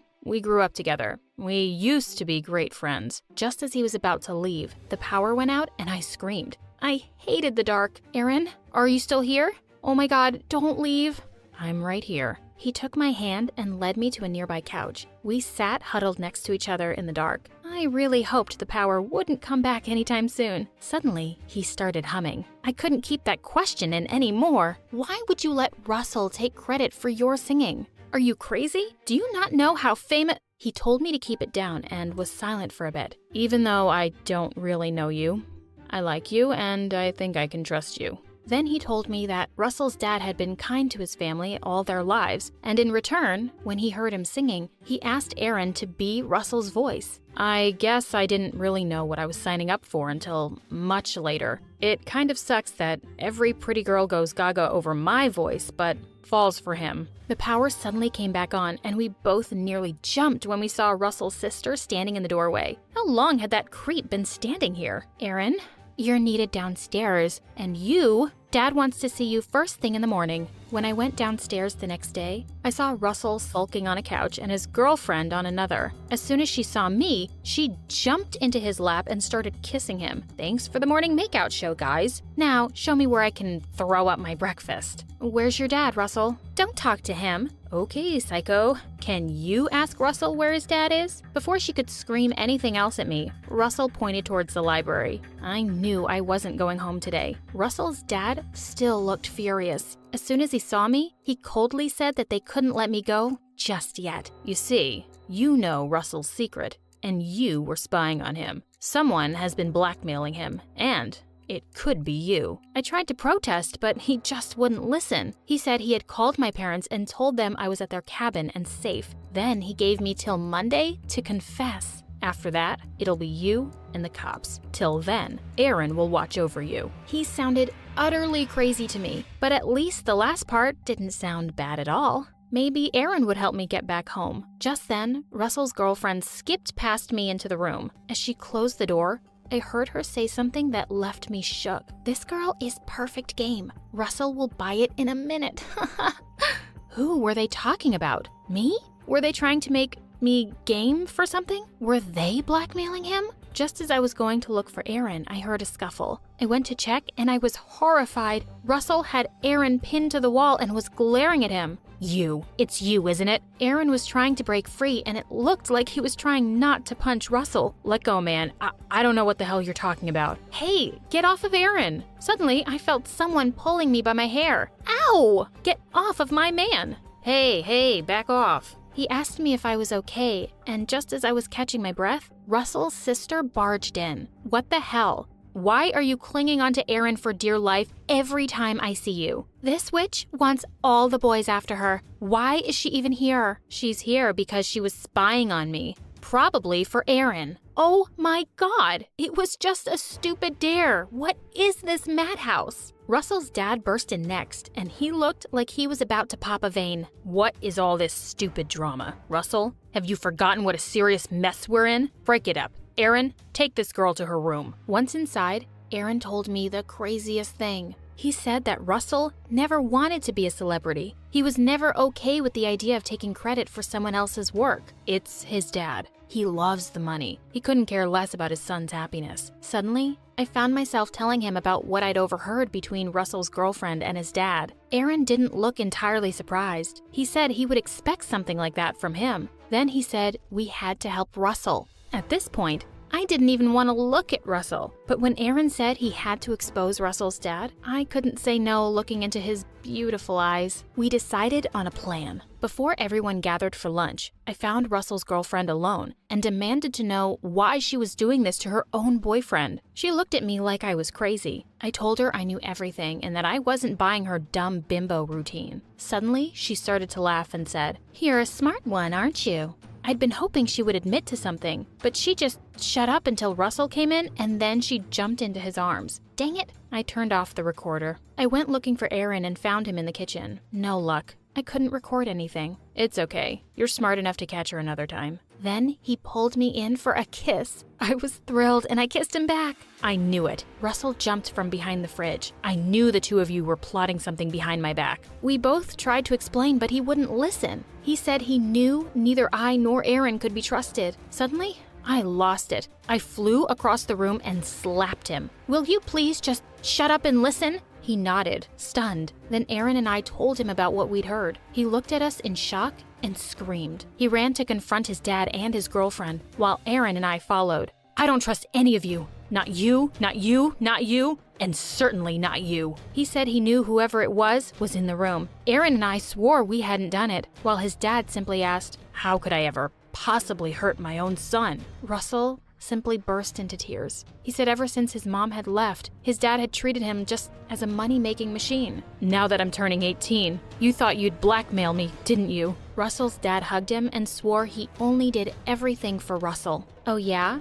Then what about what I heard, huh? His dad glared at me and said they were talking about a model they had signed up to perform with Russell to get a bigger audience at his next concert. Then I told him again how I ended up in the car. This time, he either believed me or just didn't care, and simply asked Aaron to take me home. Just as we were about to leave, he made a decision. Aaron, I'm quitting. From now on, you sing your own songs. Aaron smiled at him and reached for my hand. Suddenly, the door flew open. No, no, no. Aaron, how could you possibly be with her after everything I've done for you? I made him quit for you! Everyone stared in shock as Russell's sister came into the room crying. She said she'd been blackmailing Russell with the help of Aaron's dad. We were so mad to see poor Aaron cheated like that, so we decided to help him. His dad promised I could marry him if I helped. Now you have to marry me, Aaron. Well, after that, things settled down pretty quickly. Russell gave up singing and picked up what he really liked doing, fixing cars. Russell's sister finally gave up her dreams of marrying Aaron, even though it took a while. Thankfully, everyone kind of forgave Aaron's dad. Aaron himself stopped taking Russell's money and started singing in small cafes, and he was gathering a following of his own. But he kept telling them he'd already given his heart to someone else.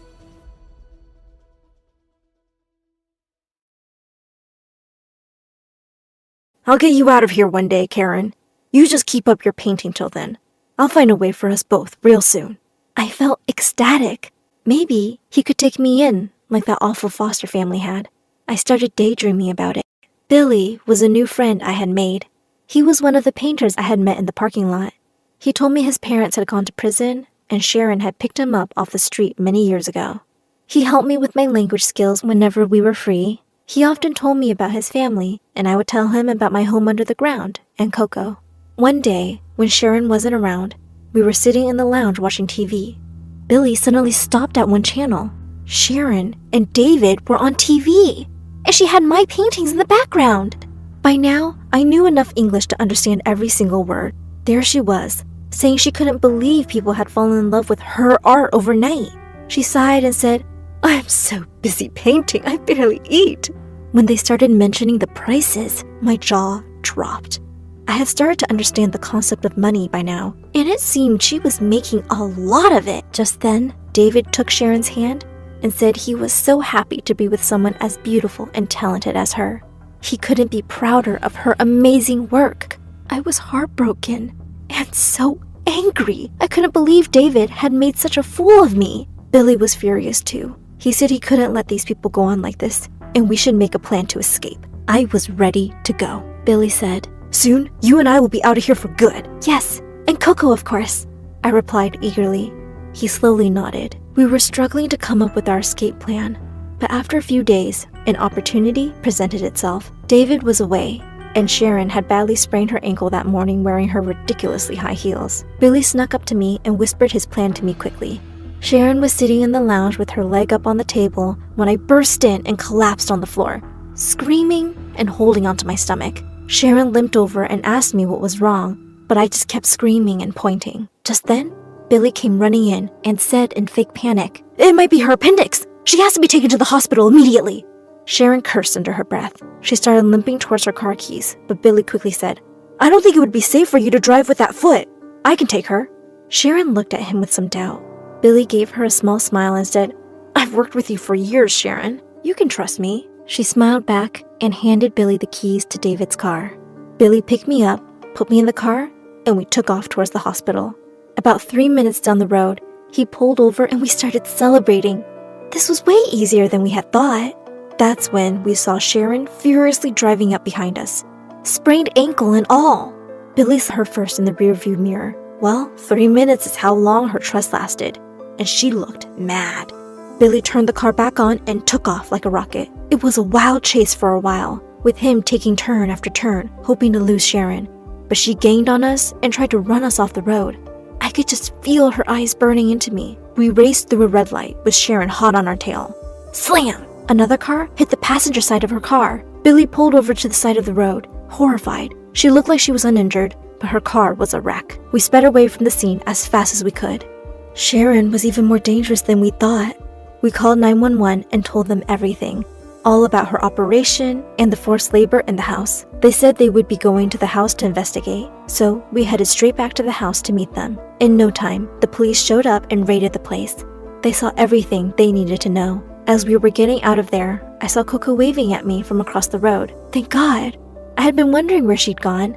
I asked Billy to stop the car. "That's Coco!" I yelled excitedly. "She's there!" He looked around and said, "No, she's not." "She's right there, Billy!" I said impatiently. Billy became silent for a few moments. Then he said, "Karen, you've told me all about Coco, and I know you talked to her, but you have to know the truth. She isn't real." His words hit me as hard as the other car had hit Sharon. What was he talking about? "What do you mean? Of course she's real." "Karen, there is nobody there. I've never lied to you about anything. Why would I lie to you about this?" Tears started pouring down my cheeks. "She's been my best friend forever. I've known her for years and years." Billy asked me gently, "Well, has she changed at all in all these years?" That's when it hit me. My best friend was still as tiny as when I had first met her. I had grown so much taller and bigger, but she had always looked like she was 5 years old. I started sobbing, and Billy hugged me tight. He said he was my best friend now, and he would always stick by my side. I cried into his shoulder, and when I looked up, Coco was leaving. This time, I had a feeling she was leaving for good. Not long after that, David and Sharon were behind bars, and I received all the money from my paintings. I was rich enough to afford a small place for Billy and myself. We also realized soon enough that we liked each other as a little more than friends. Once word got out that I was the actual artist, I started getting phone calls to be on popular TV shows. Of course, my incredible life story about growing up alone in the isolated mansion came out as well. I became instantly famous. When I thought life was perfect, I received a letter in the mail. I didn't recognize the name. I opened it up, and it was a handmade card. And to my shock, the picture on the front was the image of a room I had painted in the mansion. I just stared at it and started to shake as I opened it up. Billy asked me what was wrong, and I told him to read it out to me. Dear Karen, your real name is Genevieve. I'm Hannah, and I took care of you when you were growing up in that mansion. As Billy read the letter out loud, I couldn't believe my ears. It turned out that my parents had both been artists as well. My mother was a painter, and my father was a mad architect. The isolated mansion was his greatest masterpiece. He had brought my mom to live there with him. Apparently, after I was born, my mom lost her artistic touch and was no longer the same as she once was. She became bitter and envious of other artists, and she blamed me. She just left one day and disappeared. My dad was heartbroken and desperate to find her.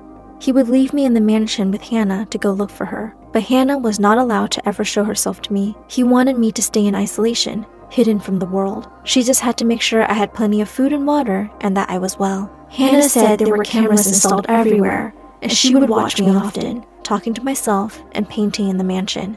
His trips became more frequent, and he was staying away longer. Then one day, he just didn't come back.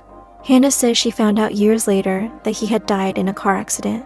But then I had been growing up in isolation for quite some time, and Hannah decided to honor his wish and not reveal herself. But when she heard about where I was now, she wanted to tell me the truth about my past. I was already in complete shock after hearing the story. But what came next shook me to the core. Hannah said she wished she could tell me more about my mother. All she remembered was that she was the most beautiful woman she had ever seen, and her name was Sharon.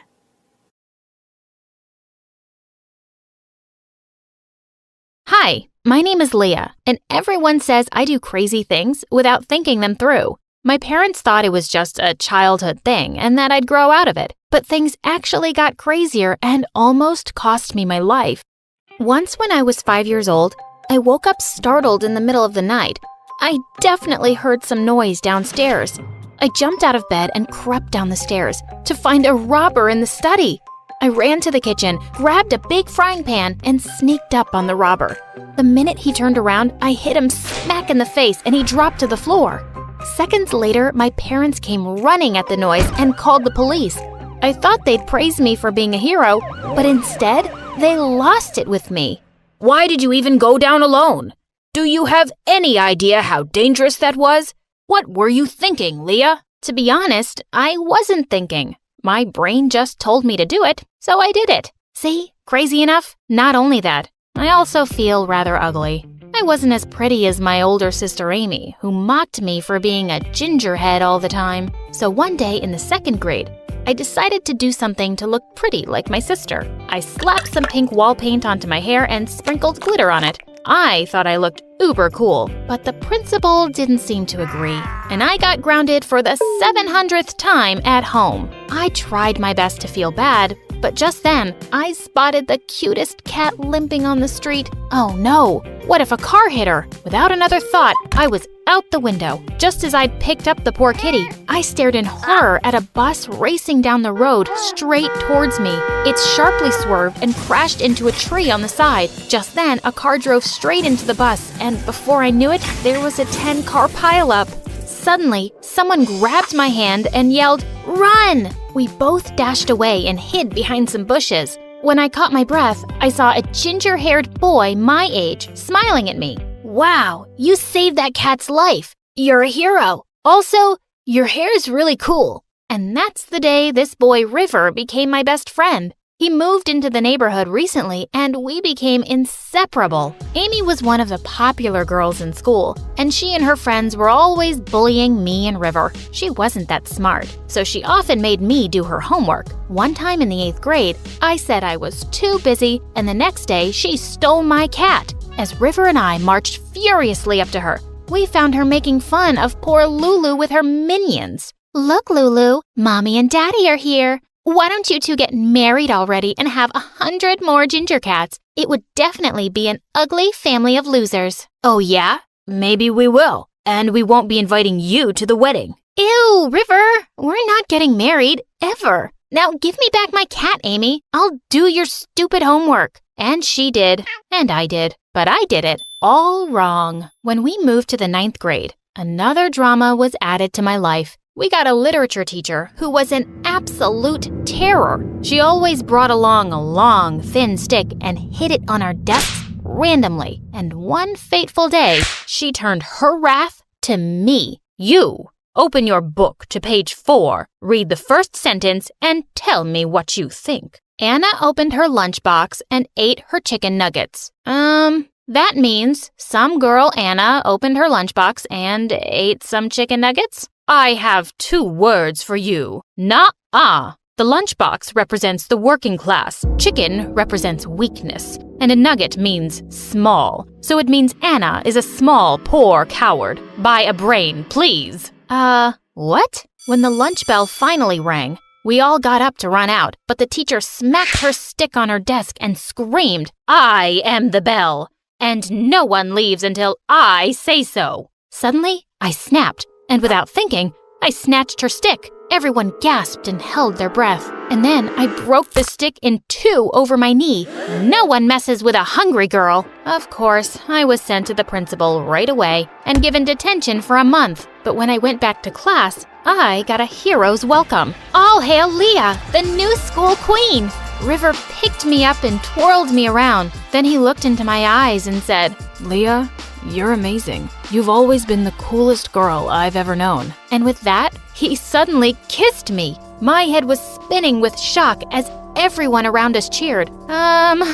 What just happened? I didn't have the heart to reject him in front of everyone, so I just kissed him back and smiled. Gosh, I never knew he liked me. That night, he left me a box of chocolates and flowers outside my window with a note. I'm so glad you feel the same way. I'm the luckiest guy in the world. This was a nightmare. By the next day, word had spread, and I was suddenly experiencing something new to me, popularity. I had people high-fiving me in the corridors, and boys were smiling at me. But there was one boy in particular who sent my heart fluttering. No, not River, Dylan. He was the captain of the baseball team, and I could see Amy turning all shades of green as he joined me at my lunch table. Hey, I heard what you did, and that was really cool. I was wondering, would you like to go to the spring dance with me? Would I? Without thinking twice, I said yes. As he walked away, I spotted River, and my heart suddenly sank. OMG, how was I going to tell him I had a date with someone else? Just as I was leaving the cafeteria, Amy suddenly shoved me, a little too hard this time. I wasn't able to stop myself from falling and landing on the ground, hitting my head, and I blacked out. When I woke up, I found myself in a hospital bed. Hello, Leah. You fell down and hit your head. Tell me if you remember what happened before that. I remembered everything, that which Amy was going to pay. And oh God, I still had to break my best friend's heart. But then, the world's best idea hit me. It was like the universe had sent me an opportunity, and I was going to take it. Without another thought, I said, I don't remember anything. After asking me more questions, the doctor diagnosed me with anterograde amnesia. I pretended I couldn't remember anything, except my early childhood. River was devastated that I didn't remember him. He kept visiting me and trying to jog my memory. Don't you remember the first time we met? You saved the cat and named her Lulu? I named her Lulu? That's an incredibly stupid name. River, I'm sorry, but I just don't remember you.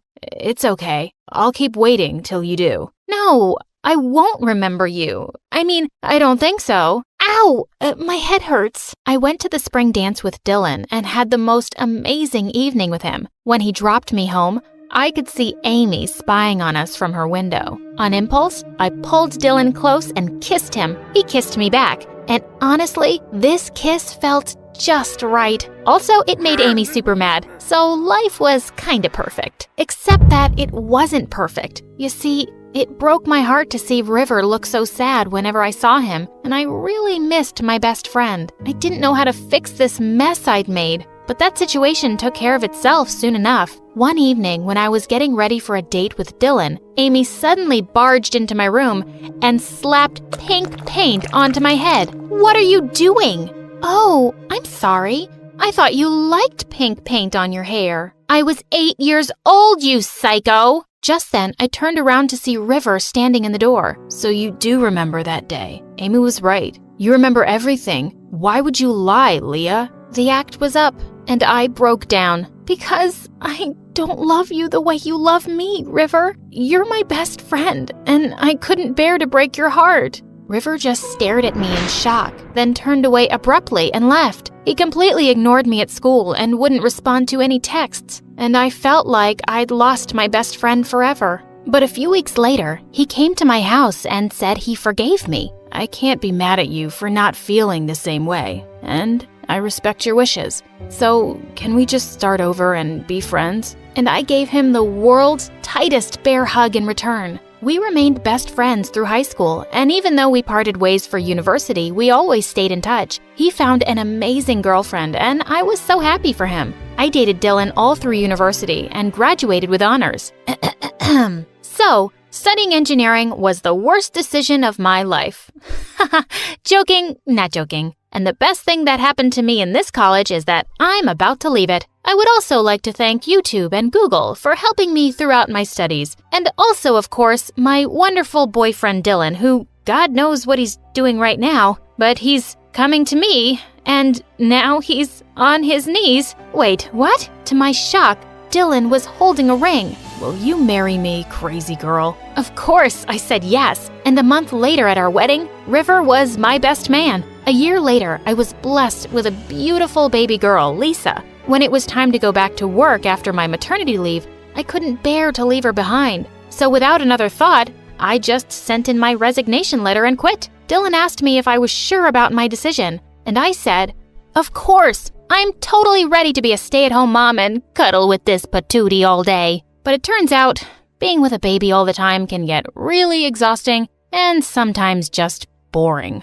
One day when Lisa was 2, I was busy writing on my laptop when I looked up to see her eating my popsicle. How had she found my secret stash in the freezer? I jumped up and grabbed it from her. That's mine. But when I saw her little baby lips quiver and her eyes well up, I sighed. Fine, you can have it. Watching her turn instantly happy made me really happy. And I thought to myself, wow, this motherhood business really changes you. But I didn't realize how much I'd changed until a year later when Lisa fell really ill. After running all sorts of tests, it turned out that she needed a kidney transplant. And I was a perfect match. And I didn't even have to think about it for a second. Maybe you should try to find another donor first. Life with one kidney can be difficult sometimes. No one can be a better match for her than me, and I don't even have to think about this twice. We both underwent the surgery, and even though it took me a lot of time to recover, I never regretted my decision when I saw my happy, healthy baby playing around. Being a mother has taught me to put someone else above me, and making sacrifices without giving it much thought. I've made a terrible mistake, and something awful is going to happen. I sneaked into the only place I'm not allowed to go, my parents' room. I couldn't stop myself. I was too curious to know what they were hiding, but I got caught. Now I have to fight for my life, running with tears on my face and nowhere to call home. I'm alone in this world. I'm an orphan who lost her real parents at age 5 and ended up with 2 complete strangers. I took a pause and sat on the curb. I needed to calm down. I tried hard to recall what had happened exactly, but I couldn't. All I knew was that one moment I was hiding, and the next, everything was in complete chaos. I saw everything around me shattered into pieces. I was standing in front of Clara, and she was going ballistic. Then she grabbed me by the hand and screamed words I couldn't remember. The room looked like it was hit by a tornado. What have they done? I jerked my arm away and started running in fear. Jacob was after me, trying to catch me. Luckily, I managed to get out of the door and escape before he could harm me. While I sat on the curb, a car seemed to be heading my way. I started shaking as it came closer. It was 2 a.m. and I was alone on the streets. I was so exhausted that I couldn't run anymore, so I just sat still and hoped it wouldn't stop. But it did. As the window rolled down slowly, I started to relax. It was a woman, and I knew who she was. "What are you doing here in the middle of the night, young lady?" It was Mrs. Jessel. She was new to the neighborhood. "Mrs. Jessel?" I started crying again. "Please take me to the police station, fast!" Without hesitation, Mrs. Jessel told me to get in the car. On the way, she kept asking questions, but I couldn't let her in on my secrets. I didn't know her that well. "You shouldn't be so trusting, Allegra, even with your own mother," she said as I was leaving the car. How did you know?" I asked in confusion. "I've heard things about your family, and I understand. You know where I live if you need anything. Now go, dear," she said as she squeezed my hand. When the policeman interviewed me, I exposed everything my parents did, but he didn't seem to care. "Allegra, I need you to focus and tell me exactly what happened tonight," he said. "I already told you, I can't remember everything. They hurt me and that should be enough for you to arrest them," I said, frustrated. When I arrived home with the policeman, I saw Clara and Jacob outside. They looked like two lunatics searching for something they'd lost. When they saw me, they pretended to be relieved that I came back. Someone give them an Oscar. The officer questioned my parents while I was asked to go to my room and let the adults speak. I hoped that the officer would ask me to leave with him eventually, but after 2 hours of waiting, all he could tell me was, "Your parents explained everything. I hope you understand that things did not exactly happen the way you told me. You're tired and need rest. Call me if you need anything." I looked at the officer in disbelief. My parents had managed to deceive him. "Thank you, officer. Have a good night," I said as I held back my tears. The officer left and I got in bed. There wasn't much time left to sleep anyway. Shortly afterward, Clara knocked at my door and whispered, "Sweetie, are you awake?" She came in to check on me, but I pretended to be asleep. When Clara left the room, I struggled to fall asleep. Suddenly, I heard a voice. I snapped alert and turned to see who was there. It was not Clara. It was a female stranger. I couldn't see her face in the dark, but something about her felt comforting. "Can I help you?" I asked calmly. But she stood there for a while before she said, "I know you're alone. That's why I'm here for you." "Who are you?" I asked. "It doesn't matter. You must run away," she said. "Run for your life, Allegra." "Why? What do you know?" I started panicking. Before I could continue, the woman disappeared into thin air. I called out for her, but the room was completely empty. I placed my foot on the floor and was about to search the room, but I fell down and woke up from the dream. That dream was the strangest I'd ever had. I went downstairs while my parents were in the kitchen making breakfast. "Good morning, sweetheart. I made you pancakes," Clara said with a cheerful tone. No thanks," I said. "Oh, that's okay. I can make you some bacon and eggs. I know it's your favorite," she said, cheerily smiling. Jacob was smiling too. I stared at them totally confused. They were acting as if yesterday never even happened. "I don't want food," I said stiffly, but they ignored me. It was as if they didn't even hear me. "What is wrong with you two?" I screamed in anger. They stared at each other in silence. "Can you please tell me what is going on? I feel like I'm going crazy. You've been hiding stuff from me since the day of my car accident. You think I can't see it?" I looked at them, waiting for a response, but there was only silence. "Answer me!" I shouted again. "We can't answer your questions, Allegra," Jacob said in a cold tone. Clara looked at him as if she hoped he wouldn't utter another word. "There's something very wrong happening here, and I know it." I ran up to my room before they could respond. I decided that I wasn't going to wait any longer. I needed to sneak into my parents' room one more time. I waited until midnight, and I was very careful not to wake them up as I searched for their phones. When I found Jacob's phone, I quickly took it outside and unlocked it. His password was very easy to guess. As I was scrolling through it, I noticed that he'd been receiving lots of email regarding my adoption. According to these emails, my biological mother's real name was Lilith. I didn't understand why they'd kept her name a secret. There was some serious stuff here, and as I read it, I started shaking. There were police reports about my car accident. There was too much to read, but the phone started ringing. As I was panicking and trying to silence it, my parents came in. I put the phone under the blanket and acted like I'd done nothing wrong. To my surprise, they took the phone and went to their room like everything was normal. As they were leaving, I shouted at them and told them I was going to find out the truth. But they didn't respond. The whole thing was just very weird. I was dying to know what the documents said about the car accident. I had so many unanswered questions. Since the day of my car accident, I've been struggling to remember many things. It happened on a Tuesday. I was driving home when the brakes stopped working. I pushed on them, but the car never stopped. I thought it would be my last day on Earth, but luckily, I survived.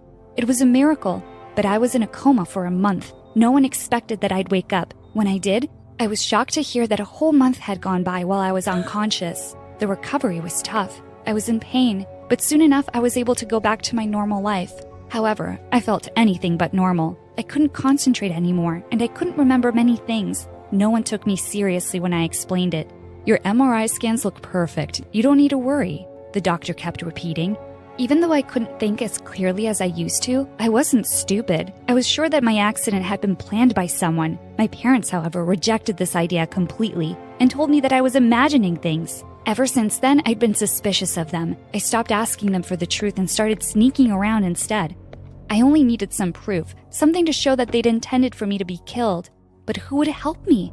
I had no one. I thought about turning to Mrs. Jessel, but something about her felt weird too.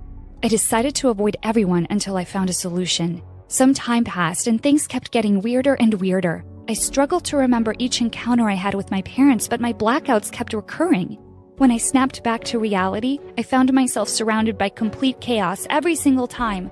I found myself crying every night. I was lost, confused, and lonely. The only thing that gave me comfort was the woman in my dreams. She had no face or name, but she kept reappearing. She was my only friend, and that scared me a bit. After all, she was not real, but she was what I needed. Whatever she was helping me stay strong. And without her, I couldn't have planned my escape. Every morning, I grabbed a sheet of paper and started writing the things she talked to me about. I kept the paper under my pillow. It was the only thing that made me feel close to her when I wasn't dreaming. Something in this woman drew me to her like a magnet. I wished she really existed.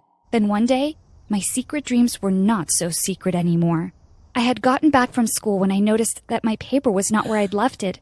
I was nervous, but I knew exactly who took it. I ran downstairs calling out for Clara. My parents were sitting at the kitchen table. Clara held the paper in her hand and she motioned for me to sit with them. I came closer, shaking. What was going to happen now?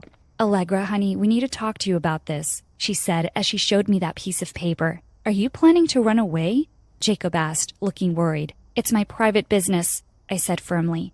Allegra, we are extremely worried. We've been trying to get you the help you need. Please let us help you. I said, this is mine, I screamed as I snatched the paper from Clara's hands. But that's when it tore in half. I hate you both. Just leave me alone, I screamed and headed to my room. Allegra, stop. We have to tell you something. I paused. What? It's about your mother. Clara came closer and held my hand. Your biological mom has reappeared. We've been seeing her in the area. She came to us a while ago, demanding that we return you to her. I felt like the world had paused for a moment. My mother is here? Why didn't you let me meet her? I couldn't breathe. It's not that simple, honey. Your biological mother is dangerous. Jacob handed me some papers. This is the police report about the accident. You were right. It was actually planned, but we didn't want to stress you out while you were recovering, so we hid this from you. As I read the report, I was shocked to see her name as the first suspect.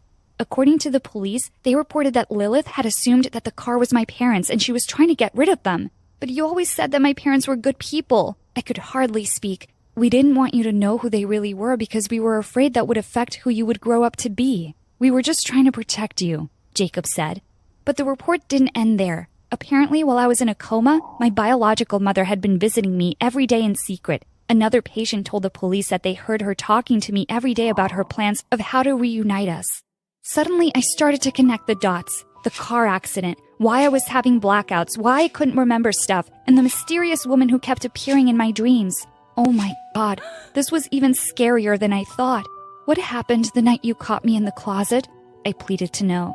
My parents looked at each other for a while, and then my mom spoke carefully. It was a blackout. You've been having them for a while now, and we don't really understand it. When you get upset, you get very angry and you start throwing things. When you snap out of it, you can't remember what happened.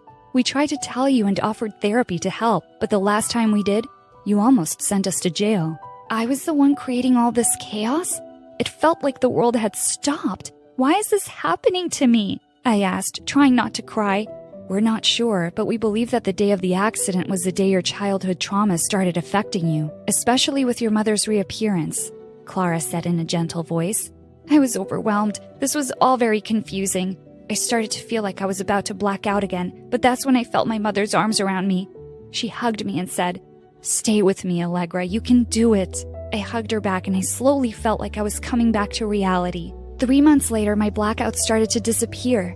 I was aware of everything that was happening in the daytime, but the woman in my dreams kept reappearing and she wasn't hidden in the dark anymore.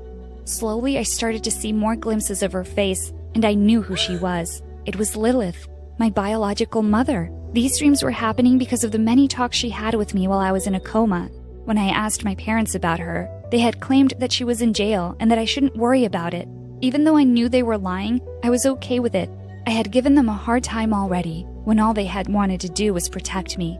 I must admit, however, that my biological mother had a lot of guts to drive me to the police station in the middle of the night. Later on, I asked about her, but everyone said that Mrs. Jessel had moved out all of a sudden, and no one knew where she'd gone. If anything, I've learned that no matter how bad my past was, it is now behind me. Sometimes it's better not to look back and try to move forward instead. Even though I had the urge to confront her, I decided that I wasn't going to look for her anymore.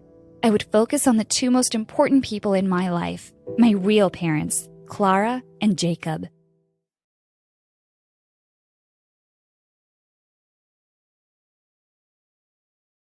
Hi, I'm Aisha, and I live in India. My dad passed away when I was 4, so I don't really remember him.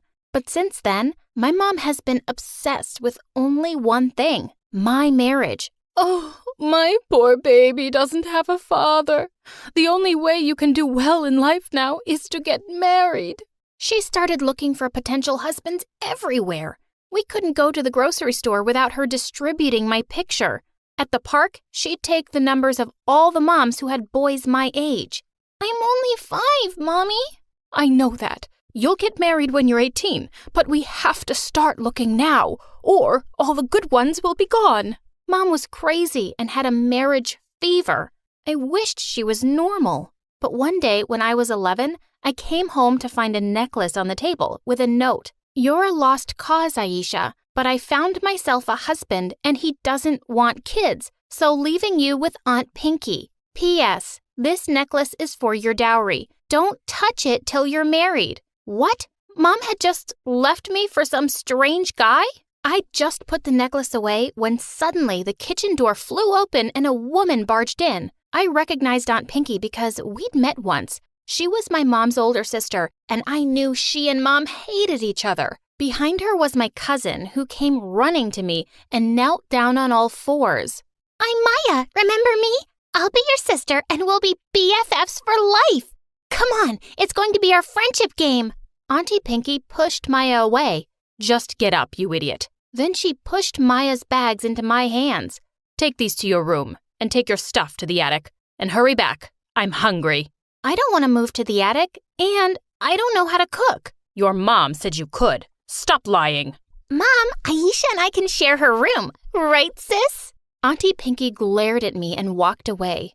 Phew, at least Maya had my back. Over the next few years, life was horrible.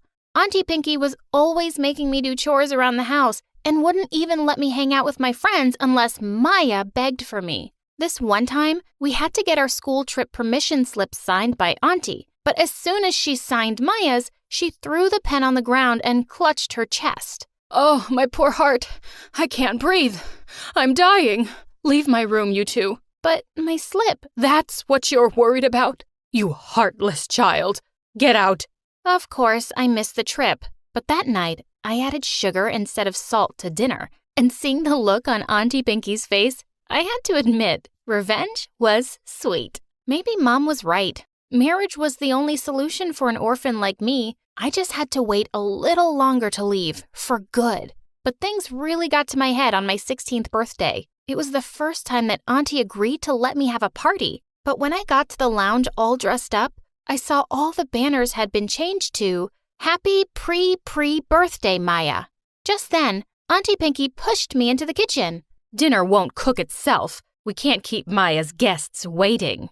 I was furious. Suddenly, I knocked over a bottle of juice by accident, and it went spilling everywhere. The door flung open just then, and AJ, our super rich neighbor's son, walked in. Hey, let me help you with that.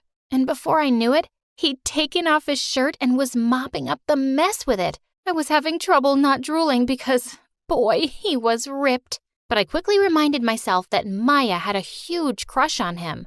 Aisha, isn't it your birthday? Why are you always doing chores? Oh, I'll do lots of fun stuff once I'm out of this stupid place. You know, once I'm married. That's your exit plan? It sounds terrible. Okay, do you have a better idea? He stepped closer and pushed a strand of hair behind my ear, making my heart skip a beat. Yeah, actually, I do. Right at that moment, Maya and Aunt Pinky barged in and they looked livid. We were just cleaning up some mess. Aisha, how could you make AJ work? You should have told me. Look at that boy's expensive shirt. Why do you always act like a helpless princess? Go to your room, now. No, it's not her fault, I promise. You're just making things worse. Please, stay out of it. And I stormed off to my room angrily. Worst birthday ever.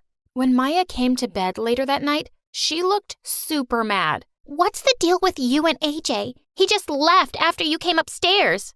Maya, I don't care about him. He's all yours. Listen, I've just decided something. I gotta find a boy now so I can get married soon. I can't live with your mom much longer. She looked thrilled and promised to help me. My plan was simple. Find a boy, marry the boy.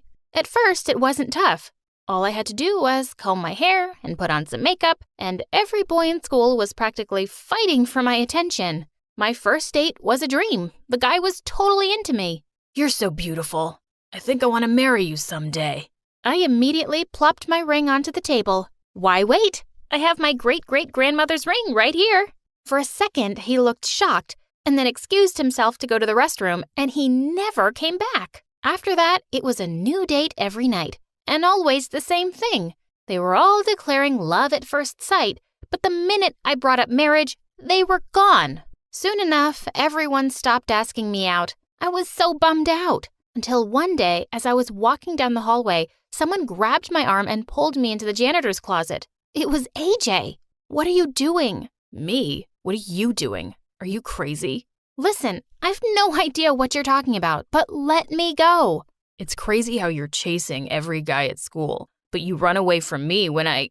He stopped mid-sentence, and suddenly I realized his face was just inches from mine. You what, AJ? He leaned in closer. Oh my God, was he going to kiss me? But instead, he pushed me away. When I'm only looking out for you, there's rumors that you're desperate to get married because you're pregnant. What? I'm not pregnant. I've never even kissed anyone. Really? Well, in that case. He stepped close to me again, but just then, Maya opened the door and she was staring daggers at me. Oh, Maya, AJ was just telling me about the worst rumor. Everyone thinks I'm pregnant. This will ruin my chances of finding a boy. What? That's horrible. I promise I'll find out who's spreading that rubbish and make them pay. For the next few weeks, all I did was avoid AJ and try to find a decent guy. And then one day, the school's biggest jock, Zane, slid next to me during recess. Say you'll go out with me? Not leaving until you do. I grinned back at him and whispered, I do. We started dating, and he was sweet and romantic. A week later, I decided to bring up the marriage issue soon. But instead, Zane marched up to me in the cafeteria during recess and got down on one knee. Will you marry me, Aisha? Of course! Zane twirled me around and kissed me. It was my first kiss ever, and it was not that great. Where were the freaking fireworks? Later that day, I was looking at my ring. I heard someone behind me. That's a really ugly ring. What's your problem, AJ? My problem is that you're being stupid and getting married for all the wrong reasons. You think marriage will solve your problems, but it will only give you new problems. Hey, you don't get to judge me because you don't know what it's like to be in my shoes. You're a millionaire's spoiled son, and I'm an orphan. Now I'm about to get everything I've ever wanted, so why are you trying to ruin it for me? Suddenly, he took my hand and looked into my eyes. Because I think you're amazing, Aisha, and you deserve so much more. I hope you realize that before it's too late. And with that, he left. Ugh, the stupid boy. The next few months were crazy. Zane was even more excited about our marriage than me. One day, he was taking me out to hunt for the perfect dress. Another day, he was picking up card designs. He even brought his parents over to meet Aunt Pinky. Hey, Zane, take it easy, will you? We've still got 2 years to go before we can get married. Oh, babe, I'm just so excited because I love you so much. I'll try to be cool, okay? As he kissed me, all I could think was, geez, even being near AJ was more exciting than kissing this guy. And soon enough, I found out why. One day after school, I was looking everywhere for Zane when I suddenly stopped short in my tracks. I spotted him under the bleachers kissing another dude. Wait, what? I stormed over to them. The other guy ran off, but Zane looked completely calm. Oh, it's just you. Okay, you caught me. I'm gay. Of course, I was gonna tell you, eventually. You're gay? Then why are you pretending to be in love with me? Because, sweetie, this is perfect. I want to hide that I'm gay, and you just want to get married. We both get what we want. Maya suggested it. The girl's a genius. Maya? I threw Zane's ring at him and ran home to confront that witch. Oh, you found out already? Boo-hoo. What are you so angry about, Aisha? I was only helping you get what you want. I suddenly snapped. I always knew Aunt Pinky hated me, but I never knew you were such a snake. Did you spread that rumor about me too? Duh. I wanted AJ to think you were just a desperate loser. And it's not even a lie. Listen, Aisha, you're just a poor orphan. And Zane is your ticket out of here, so don't mess it up. No, I'm my own ticket out of here. Someone once told me I deserve more, and he was so right. I packed my bags and marched out. And I sold the necklace Mom had left me and moved to a hostel. I started studying harder at school and trying to show AJ that I had changed. The next few months flew by and the end of the year party came around. I was standing by myself in the corner when suddenly someone took my hand. What have you done, Aisha? What did I do? I swear, whatever it wasn't me. And then suddenly he pulled me close and kissed me. I haven't been able to stop thinking about you, and I can't avoid you any longer. I'll marry you if that's what it takes to be with you. So, Aisha, will you marry me? By then, everyone around us had stopped to stare as AJ went down on one knee. But I pulled him up. No, you were right about everything. And I'm done with all that silly marriage nonsense. But AJ, will you be my boyfriend? He laughed and twirled me around, and Maya screamed and passed out. We graduated high school and went to different universities. And then on our 5th anniversary, he popped the question again. And this time, I said yes. Hi there, my name is Penny. I'm 13 years old, and over summer break, my whole life changed. All because I found a way to get anything I wanted off of Amazon for free. Alright, I think I should start by mentioning that I've always been poor. Like, sometimes my mom and I are homeless kind of poor.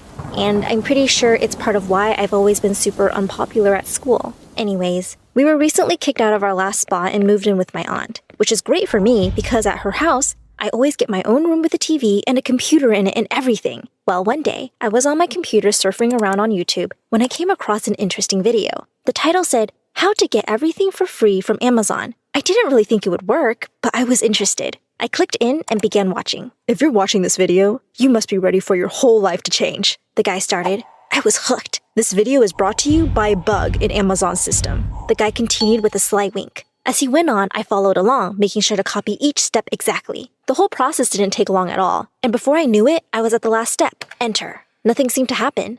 Just as I figured. I sighed. It must have been some weird hoax. I'm not going to lie. I was a little bit bummed. I had tried not to get my hopes up, but I mean, after living a whole life of having nothing, the thought of being able to get anything I wanted delivered to me, for free, on demand, was like a dream. While I was already on Amazon, I figured I might as well order some new school supplies. School was just around the corner and I would be going into the 8th grade. Like every other year, I wouldn't be able to afford the new cool clothes that all the popular kids would have. But my mom always saved up just enough so that I could buy some brand new school supplies. She felt it was important, and it was special for me. "Education is your golden ticket to creating a better life for yourself, Penny Pie," she would always say. Now, don't get me wrong. I loved learning, but I hated going to school. I was always mocked for wearing the same clothes or looking like I hadn't showered, which, to be fair, I often hadn't after a night of sleeping in Mom's car or something. Anyways, I browse around Amazon, putting things in my shopping cart, careful to stay on my budget of $15, which for us is a lot. Once I had found everything I needed, I went to pay. But where there should have been a price, there was only the word free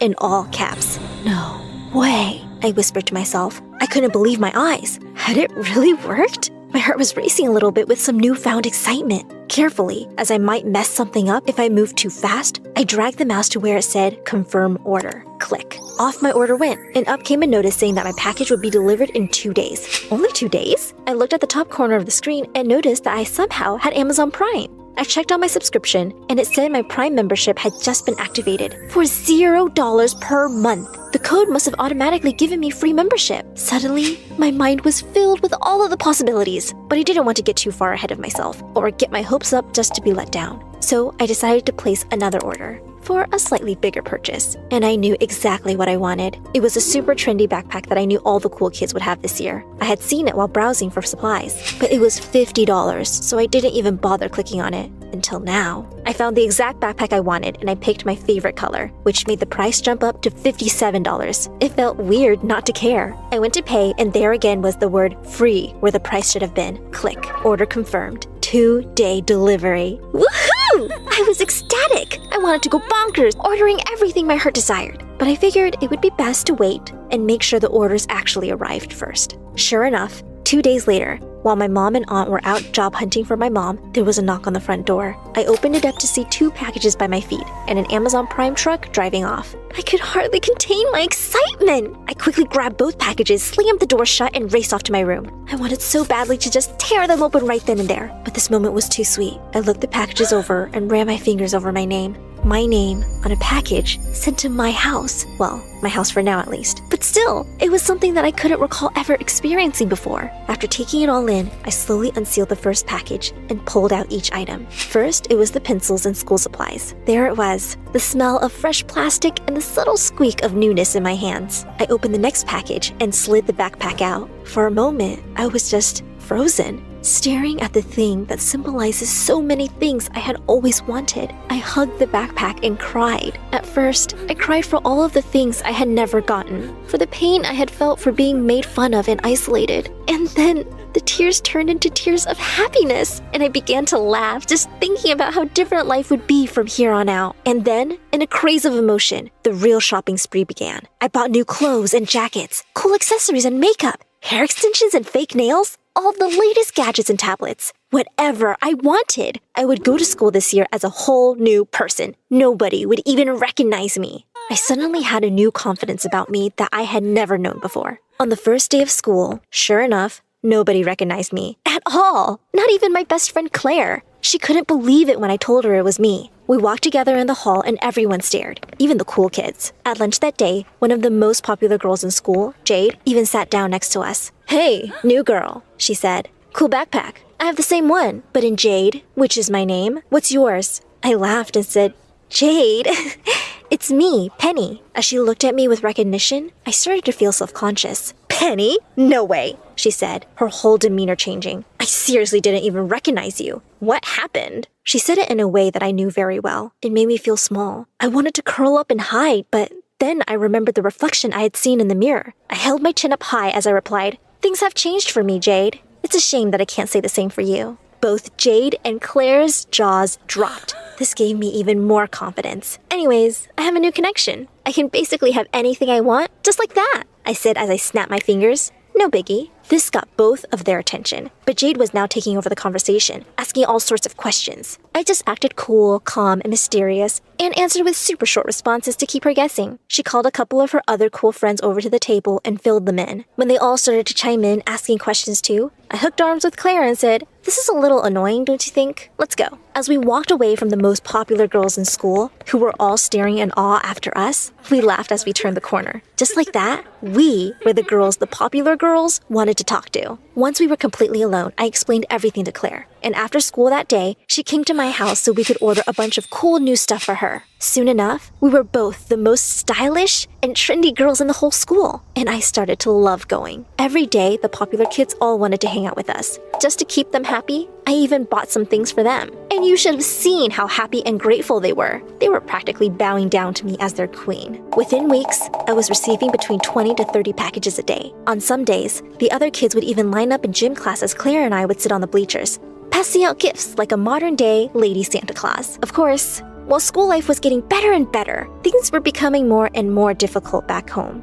As my mom and aunt became more suspicious, I had to lie and tell them that all the packages were for a job I had found on Amazon. I told them that companies were paying me to test out all sorts of products in exchange for my raving reviews. I almost felt worse when they believed it, but I couldn't stop now. I was the happiest I had ever been. That is, until one day, when along with around 35 packages, I received a letter from Amazon. It was laid out for me on the kitchen table when I got home from school. I guess my mom had gotten it first, but it was still sealed. She trusted me too much. I was nervous as I opened it. Amazon had never sent me a letter before. I read in horror as the letter explained that I had been the biggest spender that month. They were wanting to know how I had been receiving all of those shipments, stating that they were unable to track any of the receipts. In a panic, I tore the letter up into tiny little pieces and buried them deep in the bottom of the trash can. My whole body felt like it was in knots, but I tried to shake it off and tried to get it out of my head. There was no time for worrying about that now. Not when I was the most popular girl in school and had the life of my dreams. But I couldn't just ignore it completely. Amazon was obviously onto me, and I was worried that my free-for-all shopping spree could soon come to a halt. So that evening, I started buying some of the big-ticket items. I wanted to make sure I had all of the best and most expensive things that I knew I may never be able to afford again. I ordered laptops, expensive watches, beautiful porcelain chandeliers, and even spendy decorations for my room. I even bought all sorts of nice things for my aunt's house and nice jewelry for my mom. I had been too nervous to shop for them before, but knowing that this may be my last chance, I went wild and would just tell them that they were also given to me for reviews. To no real surprise, within just 2 days, I logged in to find that I no longer had all free access. I didn't even have Amazon Prime anymore. And just a day after that, I got another letter in the mail. This time, Amazon told me that they had found the bug in their system and fixed the issue, and that they would be in touch soon. I honestly didn't think about it too much. I was just happy that I had gotten all the really expensive stuff before it was too late. Well, let's just say that my happiness about that pretty quickly turned into a total freak out, because now I was getting tons of letters from Amazon every day. Between 20 to 30, as a matter of fact. They were all receipts for every single purchase I had made, along with the occasional letter threatening a lawsuit if I didn't reimburse them by the end of the month. Now that I was no longer receiving packages and only letters, I had to come up with another lie for my mom and aunt,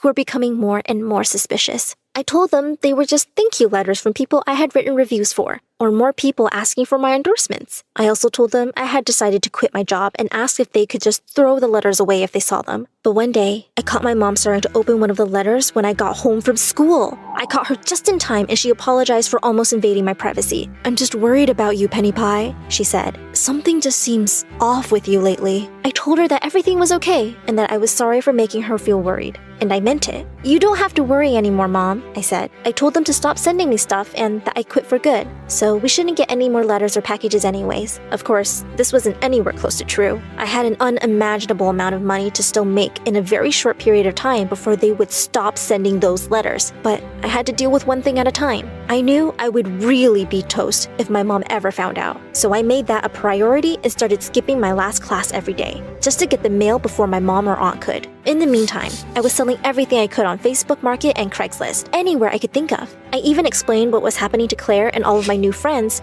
and how I was in serious trouble. I asked if they could give back the stuff I had bought for them so I could make back that money. Of course, Claire did this without any hesitation and even helped me sell some of it, but everyone else just laughed at me. Jade even called me pathetic in front of everyone. "I knew you were an imposter," she said, and then she started to chant, "Penny is a loser!" And all of the other cool kids, who I thought were now my friends, joined along. But at that moment, I was too worried about getting the money back to even care. At this point, Claire and I had scrounged up a whopping $1,000, which was practically a nickel compared to what I had spent. And to make matters even worse, when I got home that day, after skipping class to get the mail, my mom was on the phone with the principal. Now I was in real trouble. Surely he would be informing her of all of my recent absences. I had to think quick. She hadn't heard me come in the house, so I snuck upstairs and quietly shut my bedroom door. I had nowhere else to turn. So I hopped on my computer, I wrote in the search bar, "How to make money fast." The first video I saw was one that said, "How to make money fast with a Craigslist scam." I was totally desperate and freaking out.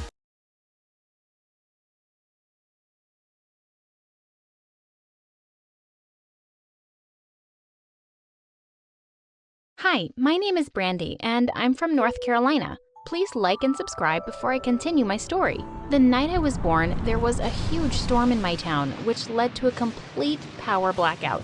My mom kinda gave birth to me in the dark. The next morning when she saw me, Mom was shocked. I had bright red hair, unlike anyone in our family. But the doctor said it was possible some ancestors had red hair and they'd been passed on to me. Mom adored my hair, but my older brothers, Sam and Alan, were always jerks about it. Once when I was 5, they came to me with a ghost chili pepper and said that eating it gave special powers to redheads.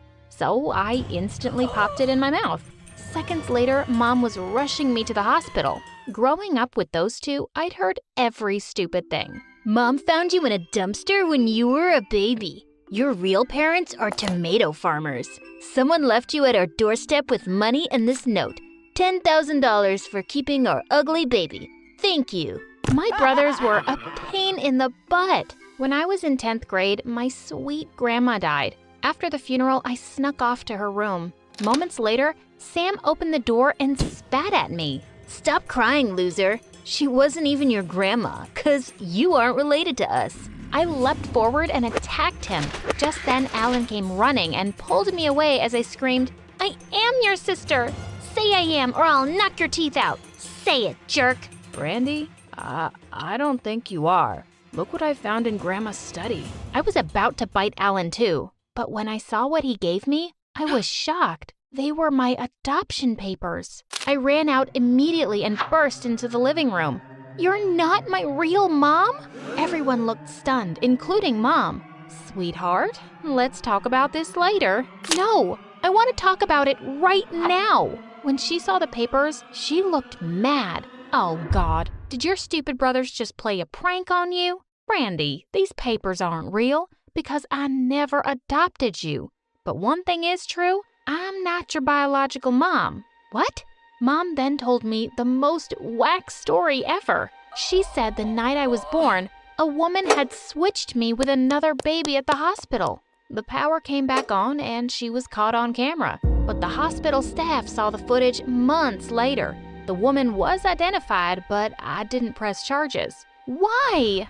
Because, darling, I was completely in love with you by then. I couldn't give you up.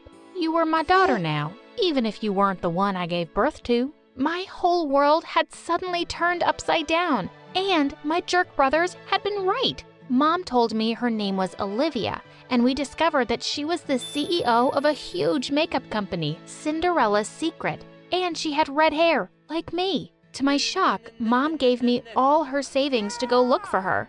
"You deserve to meet her, love, but I'll be waiting for you when you come back to me." And just like that, I was on a flight to New York. And the minute I got there, I landed into disaster. Just as I'd hailed a cab at the airport, I turned around to pick up my bags, and they were gone. My money, passport, clothes, everything. All I had was my cell phone. So the first place I visited in New York was the police station. After filing my report, I asked an officer if he could drop me at the makeup company's headquarters. My heart was pounding. I was about to meet my real mom. I walked to the receptionist and told her I wanted to see the CEO. She stared at me, then burst out laughing. "You think the CEO has time to meet some poor, ugly girl? Where are you even from? Your outfit is hideous. Go away, I'm working." "Listen, I think the CEO will want to see me because, well, I'm her daughter." "That's impossible, you idiot. I'm her daughter." I couldn't believe I was looking at the girl I'd been swapped with. I tried telling her the whole story, but she just kicked me out. I felt lost about what to do next. I didn't want to call Mom for more money. As I was walking down the street, I saw a salesperson wanted sign outside a makeup store, and suddenly I had a great idea. I applied for the job and got hired immediately. At the end of my first shift, I stuffed a bunch of makeup from my mom's brand in my pockets. Then I went to the police station, and luckily, the same officer who'd helped me before was there. "Officer, I stole all this makeup. Arrest me!"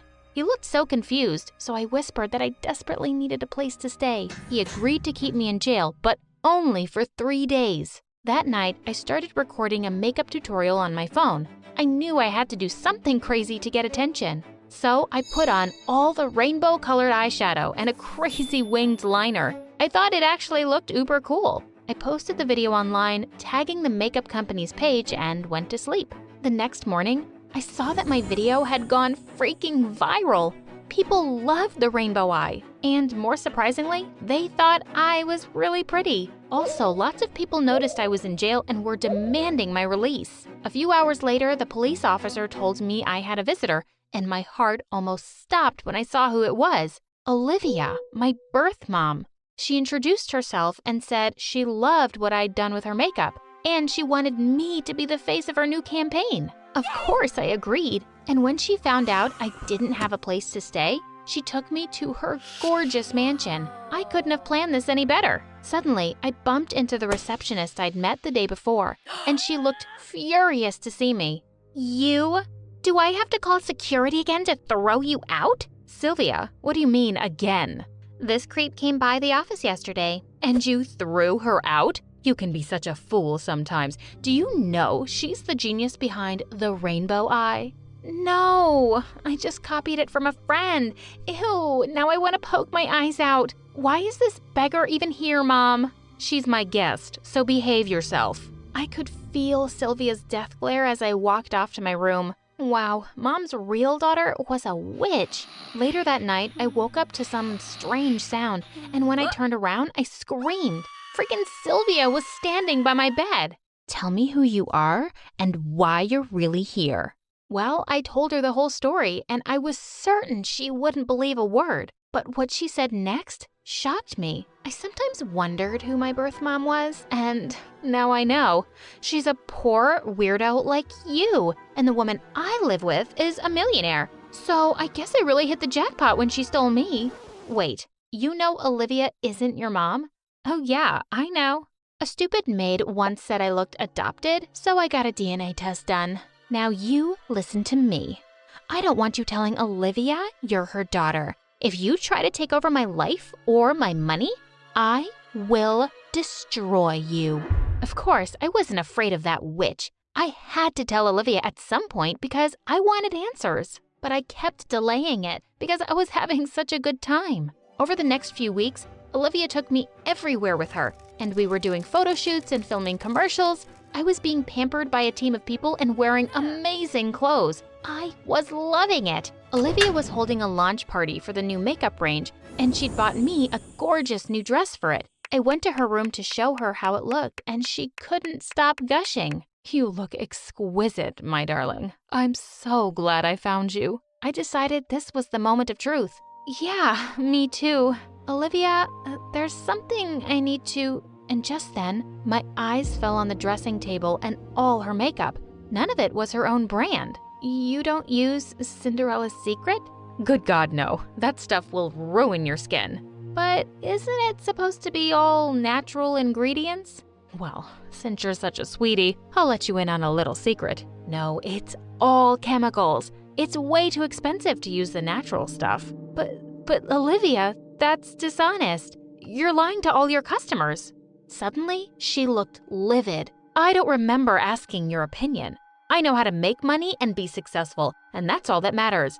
And let me remind you, your contract doesn't allow you to talk about my products, so I'd keep my mouth shut if I were you. I left the room in shock. My birth mom was a monster. The next evening, everyone at the party was coming over and giving me compliments, but I just felt unhappy now. Just then, someone tapped me on the shoulder and I turned around to see a sleazy-looking guy. I've been watching you from across the room, and I can't seem to stop. You're a hottie, and I'm a hottie, so we should get to know each other, babe.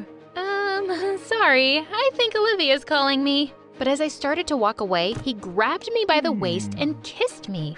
I pushed him away, but just then Sylvia attacked me. How dare you kiss my boyfriend? You think you can take everything? I'm gonna kill you, witch! As I fought her off, Olivia came to my rescue and pulled her away. She screamed at Sylvia in front of everybody, who burst into angry tears and stormed off. That night, I decided I was leaving this madhouse. I was gonna tell Olivia everything, get my answers, and take the first flight home. I marched to her room, but as I got closer, I heard Sylvia shouting inside. You don't love me anymore, do you? It's because she told you? She's your real daughter, isn't it? OMG. Sylvia had told her before I could. Yes, I know she's my daughter, but she didn't tell me. I just knew the moment I first saw her. Wait, what? But why did you steal me at birth and leave her?